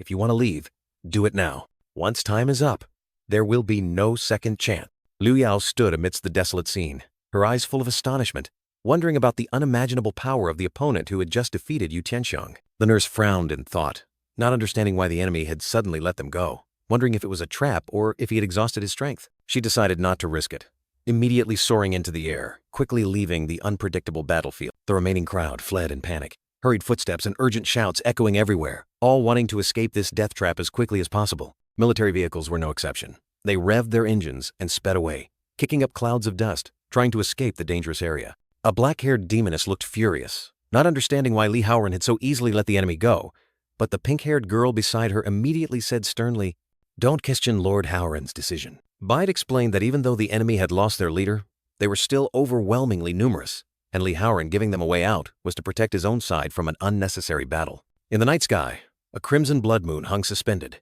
casting a gloomy hue over the entire scene. Lee Howren hovered in the air, his sharp gaze falling upon Lu Zhengyi and a blonde girl, coldly asking, "Everyone else has fled. Why haven't you two run?" The young man looked directly at them, his tone full of challenge. "Aren't you afraid of ending up headless like you, Tianxiang?" Lu Zhengyi replied firmly, his eyes blazing. "My fear isn't for my own life. What haunts me is the thought of my guild brothers dying in vain. I will ensure that those we've lost will not die for nothing." The blonde girl, Rosie, scolded Lu Zhengyi as a fool. If he really killed the guards at the checkpoints in J City, he wouldn't let everyone go. It's very likely that Yu Tianxiang used us as pawns. Lu Zhengyi was surprised by Rosie's sharpness, exclaiming, "No way, how do you always know these things? But if you figured it all out, why didn't you run away with the others?" Lee Howren observed the two from above, his eyes gleaming with interest. "These two girls are very strong. My battle with them isn't over yet." He subtly smirked, judging Lu Zhengyi as a righteous fool with guts but no brains, and Rosie as an idol who loved to rush into battle, a truly unmanageable combination. Suddenly, Yu Tianxiang's headless corpse burst into fierce flames, wrapped in chains, signaling a tragic end awaiting. Pitch-black chains tightened around the crimson energy mass, emitting a blinding light as if about to explode. The chains continued to coil, submerging the fiery energy mass deeper, creating a scene full of pressure. Lee Howren's crimson eyes widened in astonishment, unable to believe what was happening. He exclaimed in confusion, "What? Yu Tianxiang is dead, so why?" A colossal, fiery energy vortex erupted in midair. Lee Howren standing high above, witnessing the horrifying sight. The young man frowned, sweat beading on his forehead as he realized the imminent danger. He muttered, "He might be dead, but the drug is still flowing through him." Lee Howren panicked, his energies expanding. "It's about to explode. Damn it." A crimson warning appeared. "Warning. Giant energy signature. Detected approaching rapidly. Be vigilant." Lee Howren stared in astonishment, wondering, this giant energy signature isn't from Yu Tianxiang's corpse? Then what the hell is it? From afar, Lu Zhengyi and Rosie were also watching. She observed, "That's a giant summoned monster." Wait. Rosie was astonished. A supreme level evolver has arrived. A colossal blue creature, shaped like a whale dragon hybrid, appeared majestically in midair, identified as summoned beast, Kun Devourer. A stylish pink-haired girl, wearing sunglasses, appeared confidently, her eyes sharp and cold. She sneered, "You really don't know when Yu Tianxiang died? Even without a head? That's the price for a stimulant addict." Zhao Yufei scoffed. "He deserved it." Zhao Yufei flashed a charming smile, her eyes hiding cruelty. She commanded her monster, "Good little fish, devour him." The Kun Devourer opened its colossal mouth full of sharp teeth, lunging straight at Yu Tianxiang's fiery energy mass. It gnashed its teeth, swallowing the exploding energy mass whole, creating a powerful shockwave. The colossal monster shook violently as it completely devoured the energy source, a crimson light flashing from within its body. After swallowing, the Kun Devourer exhaled a plume of red smoke, a somewhat satisfied expression on its face, as if it had just eaten a delicious meal. Lee Howren stood there, his face full of astonishment and disbelief. He thought to himself, "Is this real?" Yu Tianxiang's body exploded inside the giant Kun, leaving no trace. He continued to ponder. And that's just a summoned beast of Zhao Yufei, a supreme-level evolver. Zhao Yufei stood amidst a mystical purple energy flow, a self-satisfied smile on her face. Lee Howren wondered, if her summoned beast is already so terrifying, how strong must she be herself? Lee Howren was deep in thought, worried that Zhao Yufei had come for Yu Tianxiang, and if she targeted him, he would have difficulty escaping. Suddenly, Zhao Yufei appeared, a self-satisfied smile on her face, declaring that she had found Lee Howren, and even complimented his appearance. The young man asked in surprise if she knew who he was, but Zhao Yufei replied confidently that she knew everything about him. She continued to reveal shocking information, from his possession of beastly power to details about his high school-aged younger sister. Lee Howren angrily questioned, demanding the girl clarify her intentions and asking if she was deliberately trying to threaten him. A brown-haired, middle-aged woman, introduced as Li Hongping, suddenly appeared and explained that they had no ill intentions. It was just that she had read Shuer's memories and knew about him. Li Hongping also revealed that she and Zhao Yufei came here on the association's orders to thwart Yu Tianxiang's conspiracy, causing the young man, still hovering in the air, to become suspicious of the woman's close relationship with Shuer. Upon hearing her name, Zhao Yufei quickly apologized, revealing that the woman was her mother and possessed the ability to read memories, while also asserting that she had not intentionally revealed information about her master. Li Haoran was deeply shocked to realize that Li Hongping, the CEO of Hongcheng Group, was Zhao Yifei's mother, which explained the girl's impressive wealth. The twilight sky gradually descended, signaling a shift in space and time. Li Haoran used the Blood Castle skill to rebuild Succubus Village, a majestic demonic castle rising in midair, bringing healing and regeneration to all injured followers. A brown-haired demoness, with an astonished expression, felt her wounds healing at a dizzying speed, never expecting that Lord Haoran possessed such extraordinary power. The brown-haired demoness was overjoyed, praising Li Haoran for not only healing but also rebuilding the entire village, providing them with a new home. From the castle balcony, Li Hongping looked down, commenting on the succubi race's notorious promiscuity and how they enhanced their power, while also wondering about Li Haoran living with and being worshipped by many succubi as a god. Zhao Yifei smoked thoughtfully, her eyes full of contemplation about that part of Li Haoran, seemingly trying to decipher some mystery. Li Hongping blushed in embarrassment, stammering, unsure how to answer Zhao Yifei's sensitive question. Zhao Yifei strode confidently, her tight black dress and luxurious white fur coat leaving Li Hongping and two other demonesses behind. Li Haoran looked straight at her, his tone full of challenge. "You went to all this trouble to find me. Surely not just to gossip about trivial bedroom matters, right?" Zhao Yifei chuckled softly, covering her mouth playfully. No, that was just a bit of personal curiosity. I'm here to discuss something far more important." Her gaze sharp, she frankly suggested, "Can we talk somewhere more private? I need to speak with you alone." The two quickly moved to a private meeting room inside the Blood Castle, where silence enveloped the space. Li Haoran sat opposite Zhao Yifei, his sharp eyes assessing her. He didn't hesitate to speak directly. "You know everything about me, even found my sister without threatening her. So I guess you're here to recruit me for my abilities, right?" Zhao Yifei smiled meaningfully, praising, "You're very perceptive. I like that." Zhao Yifei exhaled smoke, beginning to explain her special interest. She revealed, "You were once an ordinary person with a strange illness, but after being attacked by a monster, you not only survived but also awakened an ancient power, a postnatal evolution." Li Haoran pondered, secretly thinking she was mistaking his rebirth and system for a form of evolution. However, from Zhao Yifei's perspective, that wasn't entirely wrong either. Zhao Yifei continued her proposal, wanting to introduce Li Haoran to the Evolved Human Association. She believed that with both human and demonic natures, he would help them solve countless difficult missions. She promised to secure privileges for Li Haoran and ensure that he and his succubus retainers would be protected by the association, as long as they didn't harm innocent people. Zhao Yifei also pledged no more raids or extermination squads, even allowing him to move freely in the city if he didn't cause chaos. Zhao Yifei didn't forget to mention Li Sheng'er, promising to secure her a spot at a top university in J City and a stable job after graduation. She emphasized that this was the peaceful, safe life Li Haoran desired for his sister, then gave him time to think. Without much thought, Li Haoran decisively declared, "No need to think any further. I like your offer. I accept." Zhao Yifei smiled with satisfaction at his decisiveness. So resolute. "I like that." Li Haoran secretly thought that while he could conceal his demonic aura to blend in with humans, it was too restrictive. An official identity would grant him absolute freedom, which was extremely necessary at this moment. Zhao Yifei smirked, announcing it was time to collect samples. Li Haoran asked in surprise, not understanding what kind of sample she wanted. Zhao Yifei held out 3 test tubes, her tone completely natural. "Your saliva, blood, and semen. Please divide them into these 3 tubes." Li Haoran's face paled, exclaiming in shock when Zhao Yifei requested a semen sample. She explained that since his power had evolved from a beast, a comprehensive analysis of his body was needed. The young man began to fulfill the request, sticking out his tongue to collect a saliva sample into a test tube. Next, Li Haoran pricked his finger lightly, letting blood drip into the second tube. He looked down, his face full of embarrassment as he thought about the last sample. Zhao Yifei remained calmly seated with her legs crossed on the throne, her eyes hidden behind pink sunglasses, observing his every move. Li Haoran, now shirtless, flushed, crimson, and asked her to leave because he was super embarrassed. She flatly refused, explaining that she had to supervise the entire process to ensure all samples came from his own body. The young man, helpless, admitted he couldn't produce with someone watching, then unexpectedly asked Zhao Yifei for help.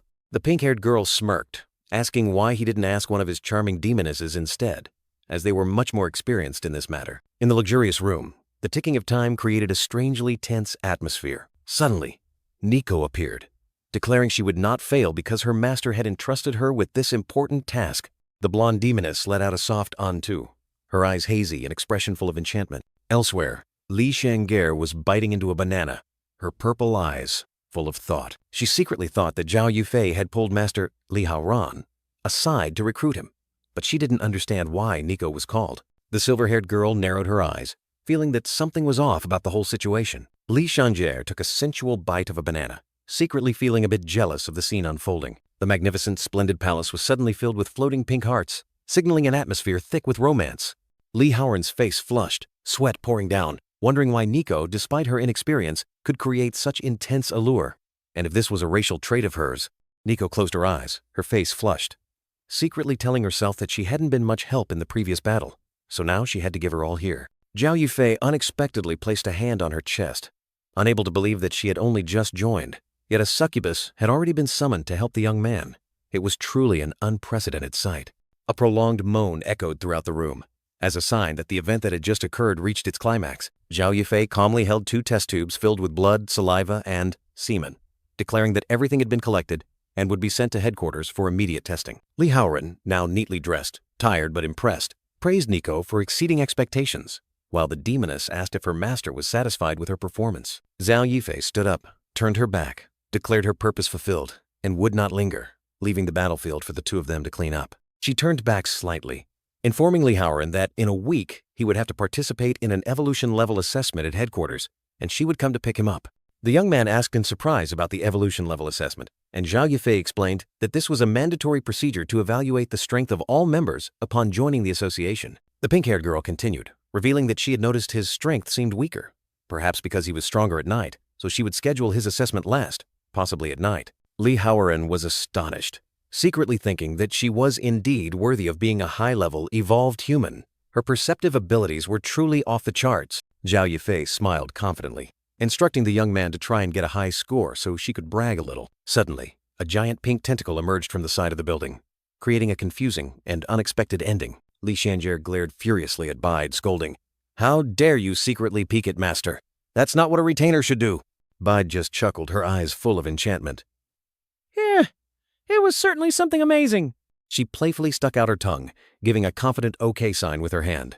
"Ta-da, right here." Li Xiangjie was dumbfounded, her face flushed with surprise, surrounded by countless question marks. "Wow, what is that? It looks really powerful." Just then, Li Haoran walked out, and Li Xiangjie quickly turned to ask him, her face still confused. The young man just sighed softly, while Li Xiangjie still stared blankly at her hand, not understanding what had just happened.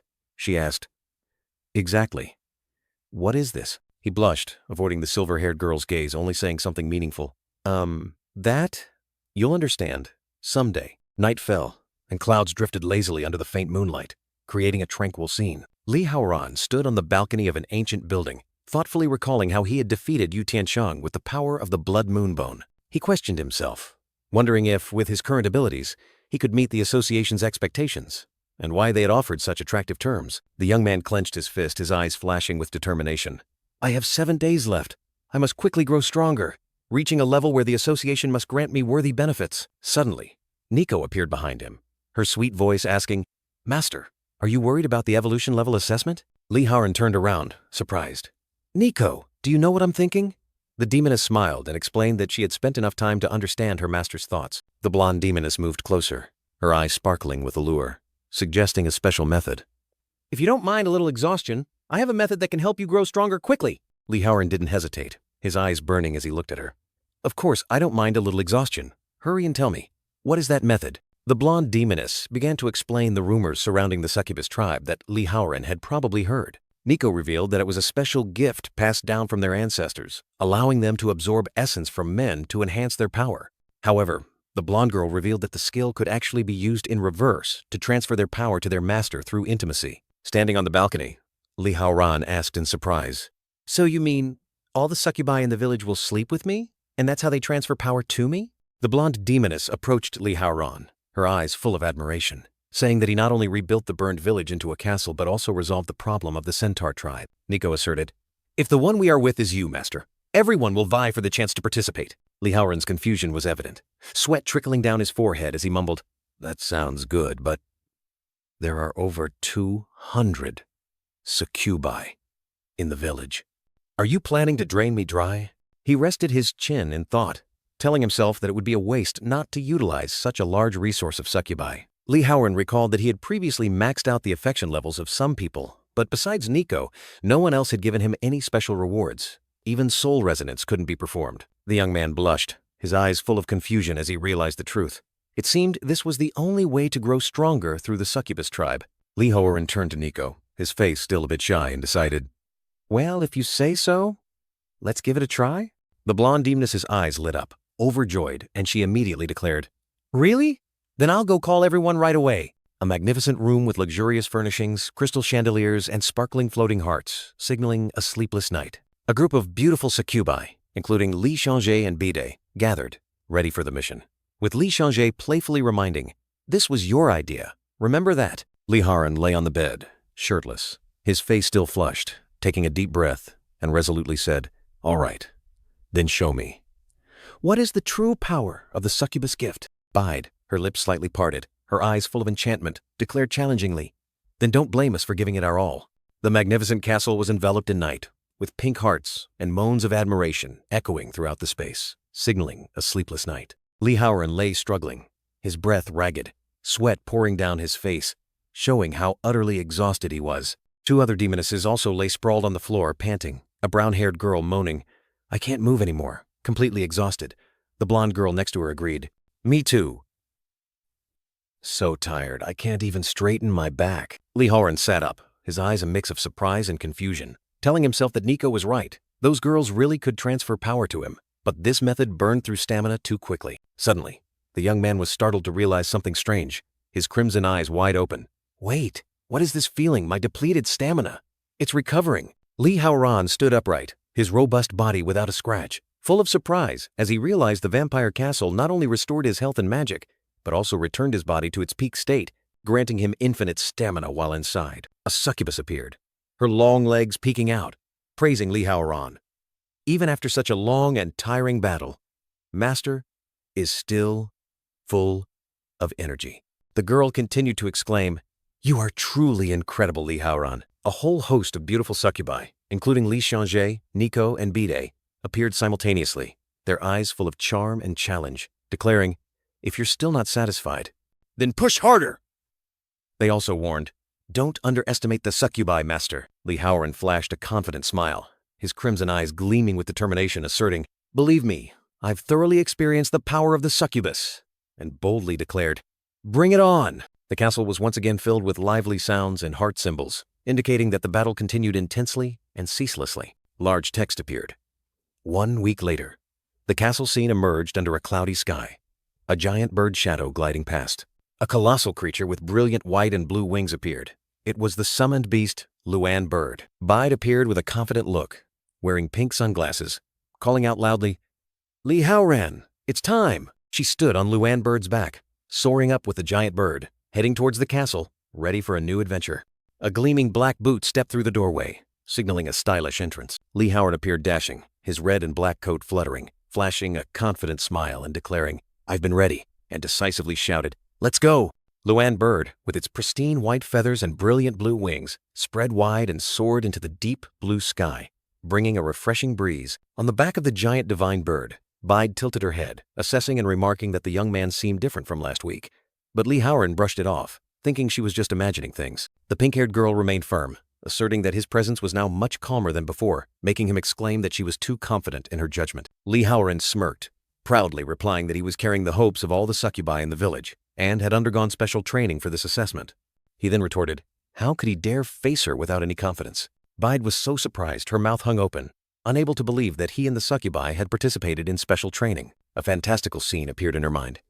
Lee Howard shirtless, wearing only underwear, training with a group of hot succubi, making him emphasize that even training requires full effort to truly improve. Bide suddenly flinched, her face flushed, confusedly wondering why such improper images kept appearing in her mind. She sighed, lamenting that ever since witnessing the succubi assist him in collecting samples, her mind had completely gone down the drain. Seeing her face flush, Lee Howard innocently asked if she was sick, making Bide angrily snap. "Shut up! It's none of your business." The young man smiled meaningfully, thinking to himself, is she a top-tier powerhouse, yet this much of a sunder? The scene shifted to City B, where the headquarters of the Evolution Association, the assessment center, was located. A modern and imposing building. Outside the center, a man in armor celebrated wildly for reaching intermediate silver rank, qualifying him to apply to major companies and wanting to tell his mother he wasn't a failure. Another person stood beside him, envious that he was still stuck at advanced bronze. Suddenly, the man in armor exclaimed in surprise as he spotted an advanced gold rank monster approaching, astonishing those around him as well. Ma Fugui stood proudly, his muscles bulging, surrounded by a brilliant golden aura, smugly declaring that he had reached advanced gold rank at 18 and demanded everyone kneel and worship this genius. He even arrogantly demanded everyone line up for his autograph, causing the surrounding crowd to whisper about his arrogance. Suddenly, a blinding flash of light tore through the air, creating an earth-shattering explosion right outside the assessment center. The crowd panicked, unsure if it was a meteor or something else hurtling towards the center, but quickly realized the blurry shape within the light resembled a human. From the explosion, a purple-haired beauty with a fiery figure appeared, radiating an overwhelming aura, introducing herself as Lin Yingying, the Crimson War Goddess. She slightly furrowed her brow, wondering if she'd arrived a bit too early since the person she was looking for hadn't appeared yet. Those around immediately recognized her as the famous Lin Yingying, the Crimson War Goddess, and everyone was captivated by her real-life beauty, which surpassed even her television appearances. Ma Fugui was also stunned, wondering if his assessment results had reached the ears of the Supreme Evolution Gods, and if Lin Yingying had come to recruit him. He secretly thought that if she invited him to her guild with a mansion and luxury cars, he would agree instantly. But then a deep voice rang out, warning Ma Fugui to know his place. The red-haired young man turned his head in horror, facing an old man with silver hair and powerful glowing eyes, who coldly declared that his advanced gold rank was nothing more than an ant. The terrifying pressure from the old man made Ma Fugui tremble, collapsing to the ground, feeling suffocated and beginning to doubt the opponent's identity. Suddenly, a colossal figure appeared, obscuring the sky, and Lin Yingying looked up, exclaiming in surprise, "It's you!" She asked if the old man had also come here, while expressing surprise that an event like this didn't suit his style. Lu Jianyu, the Supreme Evolution God, Rainbow Sun Lord, stood there leaning on his staff, explaining that he was merely curious and had originally intended to hunt this guy, but now he was about to become his colleague. His eyes suddenly glowed brightly.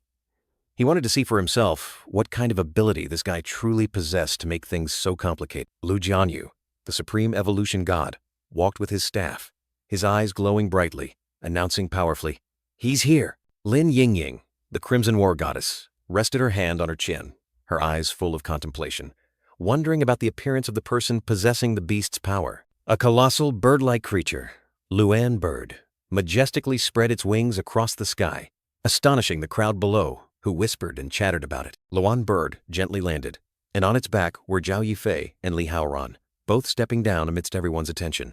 Zhao Yifei and Li Haoran walked side by side, drawing all eyes. The crowd continuously marveled at her beauty, but also couldn't help but be curious about the identity of the young man accompanying her. Three young men in the crowd, their faces flushed with anger, loudly questioned Li Haoran. "Who are you? Stay away from Zhao Yifei. Don't get close to her. What right do you have to stand next to a supreme powerhouse?" The young man sneered disdainfully, casually raising his middle finger at the envious crowd with an utterly defiant attitude. Bide, Lin Yingying, and Lu Jianyu stood opposite Zhao Yifei and Li Haoran. The pink-haired girl turned to ask the elder if Li Haoran was still his target. Zhao Yifei reminded Li Haoran to greet the seniors. The young man immediately smiled, not forgetting to flatter Lin Yingying. Lu Jianyu of the Rainbow Sun Lord and Lin Yingying, the Crimson War Goddess. Both your names are legendary, especially Lin Yingying, young, beautiful, and with unparalleled power. The Crimson War Goddess blushed, shyly replying that she wasn't as amazing as he flattered. "Oh, stop it! I'm not as great as you say! I won't be swayed by your compliments!" Suddenly, Lu Jianyu leaned close to Li Haoran's face, his eyes glowing brightly, questioning why he hadn't praised him. The young man flinched, cold sweat breaking out. The elder didn't say much, directly slapping Li Haoran's face time smack, making him quickly cover his face. Lu Jianyu confirmed that Li Haoran's bone structure verified he was human, but didn't forget to taunt that he wasn't as handsome as he was in his youth. He also warned, "Consider yourself lucky, kid. The association invited you to this assessment. Otherwise, you'd already be a corpse under my blade." Lu Jianyu's glowing eyes stared directly at Li Haoran, and he coldly declared he would watch him closely. "I will watch you very carefully. If there's anything suspicious about you, I'll handle it myself." Li Haoran clicked his tongue softly, his eyes full of confusion and bewilderment as he thought to himself that Lu Jianyu was blind. So how could he possibly watch him closely? A modern building with unique architecture rose against the gloomy sky, signaling an important event about to take place. Li Haoran confidently lifted the colossal barbell high, his entire body erupting with a brilliant red energy.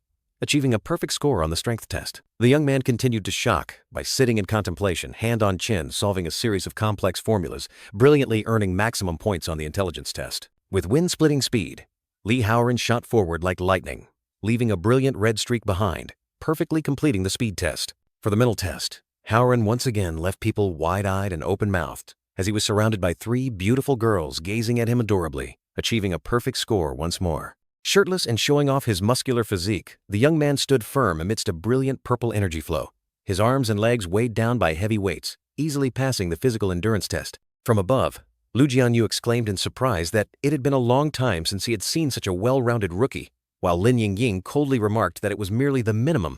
Bide, holding a cigarette, appeared on the stairs, praising Li Haoren for meeting expectations, but emphasized that the physical tests were only the lower limit. The pink-haired girl explained that evolvers of Diamond Star rank and above need to have their growth potential assessed, combining current strength and predicted development to determine their true rank. Li Haoren was utterly astonished, sweat beading on his forehead. Unable to believe that they could measure something as abstract as potential, the scene shifted to a luxurious room with exquisite wood-paneled walls and an elaborate chandelier, signaling an important meeting. A beautiful girl in a red cheongsam, Gui Mengyao, sat waiting, introducing herself as a lower Diamond Star fate judge, and asked Li Haoren if he was the one who came for the potential assessment. The girl chided Haoren for being late, making her work overtime, while he quickly apologized, explaining that his home was a bit far. Gui Mengyao yawned languidly, then unexpectedly ordered the young man to put his finger here with a suggestive look. Li Haoren was completely bewildered, his eyes wide, sweat pouring out, stammering a question, not understanding what she wanted him to do.